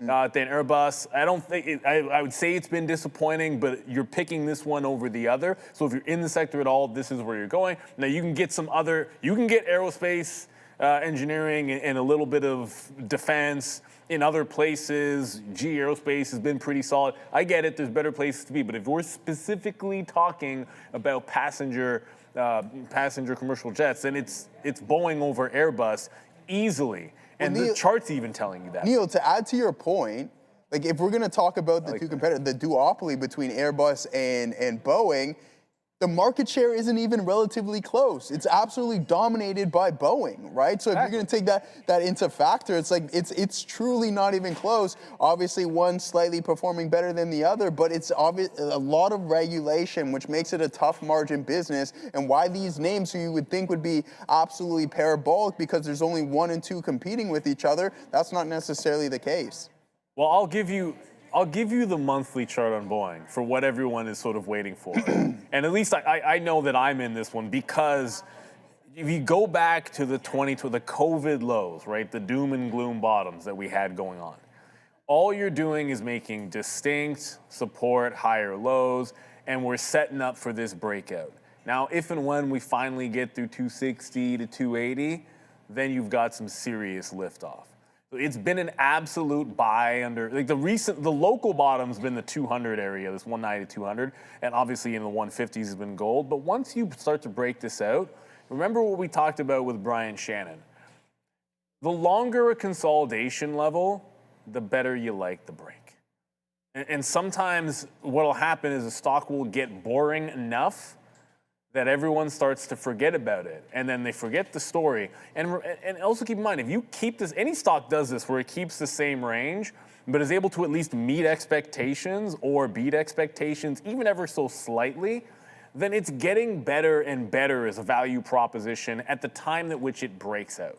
So I think Boeing is kind of stuck in that churn, which is fine. You know, not everything has to be I'm buying it right now and I'm going to trade it. Like, am I buying Boeing here? No, I don't think you're buying this stock unless you get good dips. Maybe the 50 period on the monthly there. Maybe a big change in their next quarter. Maybe a breakout. There's all kinds of things. But to me, it's on the radar. I'm holding it, and I still like them. If you're going to have any exposure, I think you're easily picking this over the other. We did get a super chat. Can we throw the super chat up, because it was an NVIDIA super chat, and I see super chat, and I always want to make sure that we get to it. Can we get that up there, Andre? I'm like 99% sure I saw it in NVIDIA. There it is. That was Teriyaki PR. Do you guys see NVIDIA recover today? Define recover, though. Well, I would venture to say you've had a good enough V-shape. Like, what more are you going to ask for on a day like today? Right, like you made the low, you've come right, like the only buying that occurred off of the open got into 213, which is basically prior day low, and you've made the V-shaped recovery into this. It's now above VWAP when the NASDAQ isn't. So here's the NASDAQ, right, still making lower highs and lower lows for the time being. So NVIDIA's put in a pretty solid recovery, even if it doesn't break the 213. If it can so much as hold on to VWAP here, I think you've got what you wanted. Like for me, if something is this badly downtrend and you catch along, you've got the move you want, and everything else it'd be more gravy than trying to buy up here for myself, because longs have been challenging enough today. On weekdays, you gotta reward yourself and be happy with what you can get if you're a long trader, because it's so easy to get destroyed on a day like today. Like if you got the bottom, congratulations to you. I'm not expecting too much more. Let's go back up to the desk. I just want to mention here, UAL, I know you're just talking about Boeing, another plane-related headline here. CEO of UAL, I believe his name is Scott Kirby. He's very talkative. This is the same man that has, was talking a lot about that potential, apparently talking to the Trump administration about a potential merger a while back. Anyways, now he's saying that UAL wants to equip their entire fleet with Starlink internet by next year. So again, UAL CEO saying the goal is to equip their entire fleet with Starlink by next year. Back to you. I'm not surprised by that. I like that idea. Eventually you'll see just internet access on airplanes throughout whatever flight. Ondas about to break 1060 resistance. Yeah, nice. Good call out on that. We were talking about that here earlier today. ONDS. So not too bad there, guys, as it is heading north of where we were talking about not too long ago. Break of this bull flag. broke that, headed into 1062, pulled back a little bit now. So let's see if this continues to hold up. But let's send it back to Sia and head on to this next story here, Neil. We're going to talk a little Amazon here. We're going to dive into another headline from Amazon. Has said it has invested more than 15 billion pounds, which equates to $20 billion in Britain during 2025, which has kept pace towards its previously announced 40 billion pound UK commitment by the year of 2027. Now, the spend has gone towards logistics infrastructure, studio expansion, office growth, and drone delivery trials. UK revenue has topped 30 billion pound, while Amazon has paid 1.3 billion pounds over in taxes, up 20% year over year, which helps politically. Scrutiny on big tech taxation is elevated in UK. Britain also, UK remains number 3 in global markets, behind only the US and Germany. So this also reinforces how strategically important this region is. Additionally, another thing that Amazon announced, that Amazon India has strengthened its position as India's largest beauty store, and it will be adding over 100 premium brands. There were a lot of mini headlines coming out on their newsroom today. Currently, Amazon up on the day by almost 2%. Yeah, I mean, we're not going to complain about this, but no. I'm just gonna get straight to the point here, Neil. Logistics, great. So that's more warehouses, fantastic stuff. And I'm referring to, obviously, the EU and the UK as well. All these things are great. Studio expansion for Amazon Prime. But where is the talk about your AI infrastructure and your build out? I mean, I don't feel like we put it completely to the side, and I'm referring to Amazon, the e-commerce aspect of things, but it's AWS that we're continuously talking about here. And I just find it a little bit funny that it's like, okay, yeah, we're gonna expand our office space, we're gonna build more warehouses, but no real talk of an investment in regards to AWS's build out and building data centers, which would be a little bit complicated in the UK just due to regulation factors. But I think that's where you'd want to dive into. They're paying their tax, but I think that's where you want to head, not necessarily your e-commerce expansion. I don't know how you feel about that. Well, I would tend to agree. I think that one of the things that gets lost about Amazon, like it's such an unfair. Amazon's kind of treated unfairly, in my opinion. Right, like they get their number. AWS is number 3. Like they haven't had the growth that obviously Alphabet has had in data center. They just haven't had and then Azure has been pretty impressive as well, is out in front. They're like one of the largest employers in the world, and the retail side of it is gigantic. You literally get that business for free when you own Amazon. When you start thinking about the valuation, it doesn't seem to get credit for it. So I think this is a solid story. Going forward, there's going to be an interesting comparison that gets made, okay? Because once SpaceX comes to market, there's going to be more chatter about this tie-up between them and Tesla, right? So you're going to have XAI, you're going to have SpaceX together, you're going to have Tesla, which is a little bit of autonomous, and of course, when you talk about Tesla's stack, at the end of the day, you're going to get this major potential behemoth, kind of like an Alphabet, and then some comparisons are going to get made. Because when the regulators, if and when they do take a look at it, the only places you're going to be able to compare it to Amazon and to Alphabet. And what will happen if they do that type of a merger, and then you start looking at valuations? Imagine a world in where Tesla and SpaceX merge. That comparison to Amazon is going to make Amazon look very good. Trust me when I tell you this. So if we get some point down the line where this merger is happening, I'm telling you, any money that goes into SpaceX and money's going to have to come out of a lot of places because SpaceX is going to be a huge event. If there is a premium on some of the other mega cap names because SpaceX takes up some volume, that's a dip that I want to be a part of. Because the value is going to be in Amazon and Alphabet relative to SpaceX right away and right off the jump. And so let it dip by. Let everybody get exuberant. Let everybody ignore Amazon. Let everybody not be impressed with them. Let everybody say that they're not growing fast enough. That's fine by me. Because I think that'll just give you an opportunity to buy the dip. So this is maybe not a big story, but when everyone starts talking about SpaceX and gets all of that hype, let them forget about Amazon. That's fine. If you're thinking 5-10 years down the road or a long enough time frame, I don't mind when things get boring or disrespected or get drops. What the heck do you care? It just gives you a better price if you want to buy the thing. Keeps it simple. I mean, listen, but I think to add to your point there, Neil, I think it's as for Bezos, it's just like, okay, you let Amazon and you let Blue Origin just sit on the sidelines and let Elon go through all this regulatory nonsense in order to combine the two companies, and you just sit back and relax to see if it's going to work or not. And then if it does, Blue Origin, you look into potentially merging with Amazon, right? I think that's a potential runway between the two. So other than that, all right, yeah, let's send it back over to CEO. Talk a little NVIDIA. Sorry about the sneeze, guys.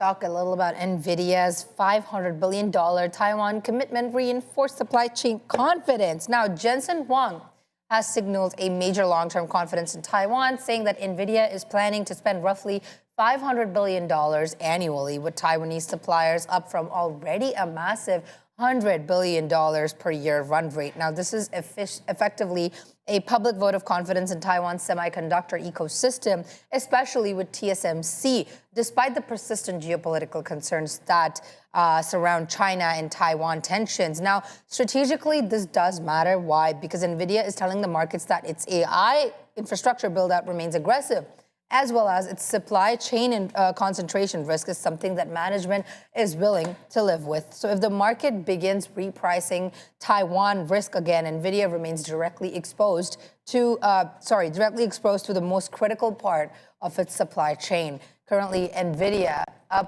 down on the day by almost 1%.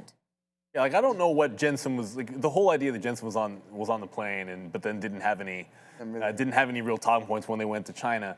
Like how I know that that's a little bit of hogwash is the silicon shield is very much real. This type of a commitment just tells you how real the silicon shield is. I don't care it doesn't matter what any talking head says.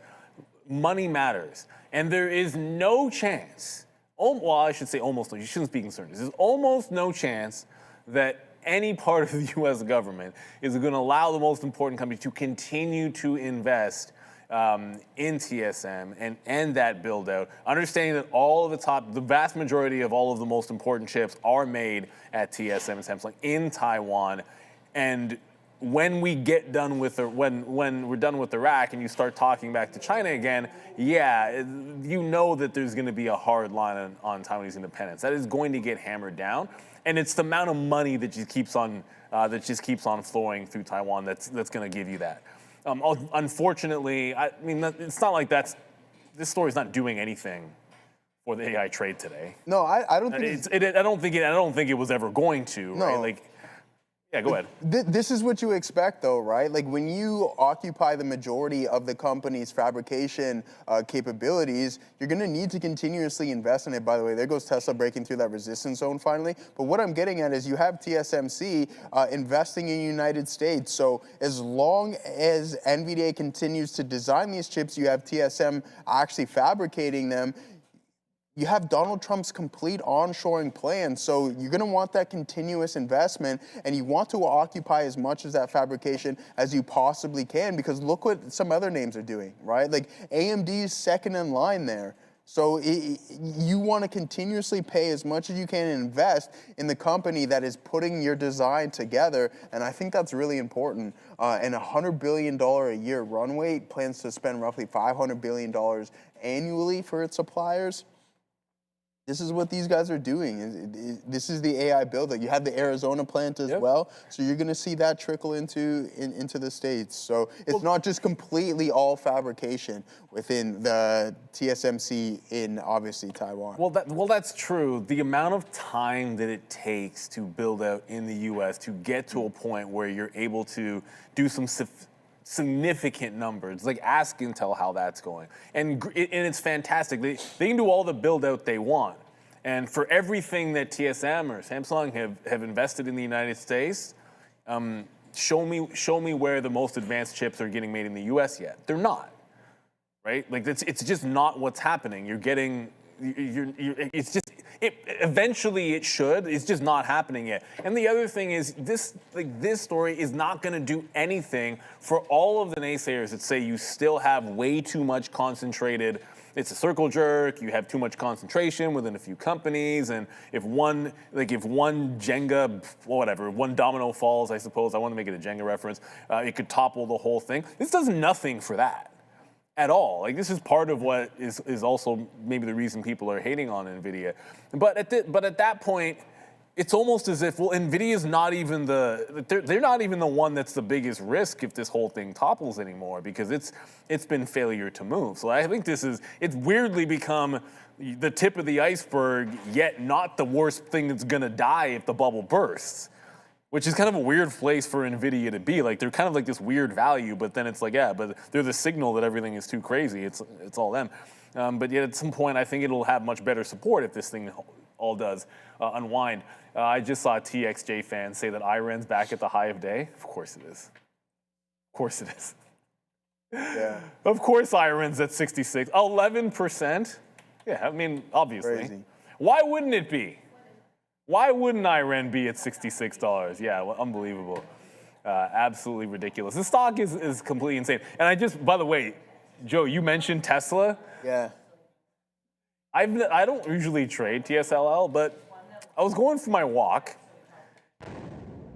And it did this long right here off of, like, it was 1620 or so, like on actual Tesla. I forget what the exact price was. I think it was down around like 439, 440. And I left the bid in, and I hadn't been all filled. So it got into VWAP, and I was like, I'll just leave the bid, it'll come back in and probably pick me up. And I got my stop all protected, so I'll just get the rest of the shares. And then it doesn't fill, because I was underneath. Like, I had a bid down here, like a penny lower, like 1 cent lower. If I had had that bid at the same price as the original entry, I would have gotten the top again. Instead, I get filled on the way back in with my stop. It runs my stop. I'm out for a walk just around whatever. I come back only to look at this. So thank you, Tesla. While Tesla has been a good stock today, not terribly happy with that out. I think we're going here. Actually, I like pull back into VWAP, and I think Tesla's going to be a good one for the afternoon. Good chance to make the high of the day. USO's breaking lows. There's a lot that's working, I think, for the afternoon to get some of this back for the market. I think Tesla hits the high of the day at this point as well. You absorb more liquidity. You can see that we were in this earlier today too, Neil.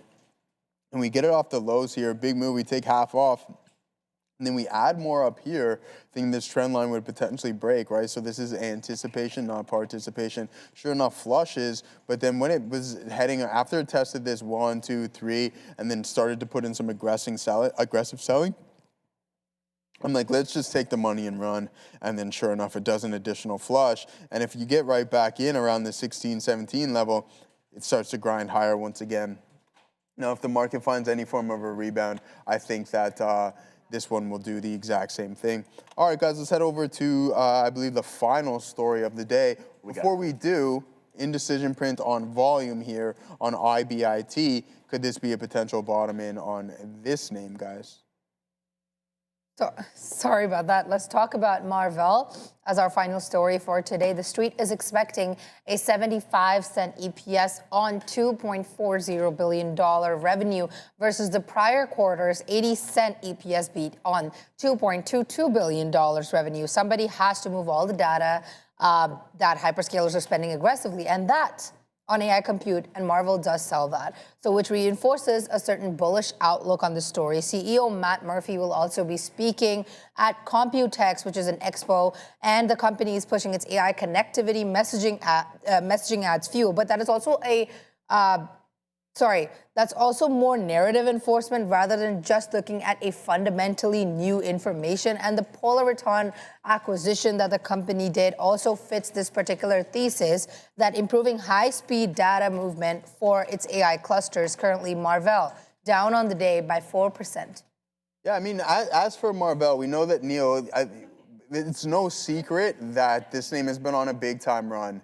I mean, the custom ASICs, application-specific chips that we're kind of in fear of. You have the TPU from Google, the Trainium unit from Amazon.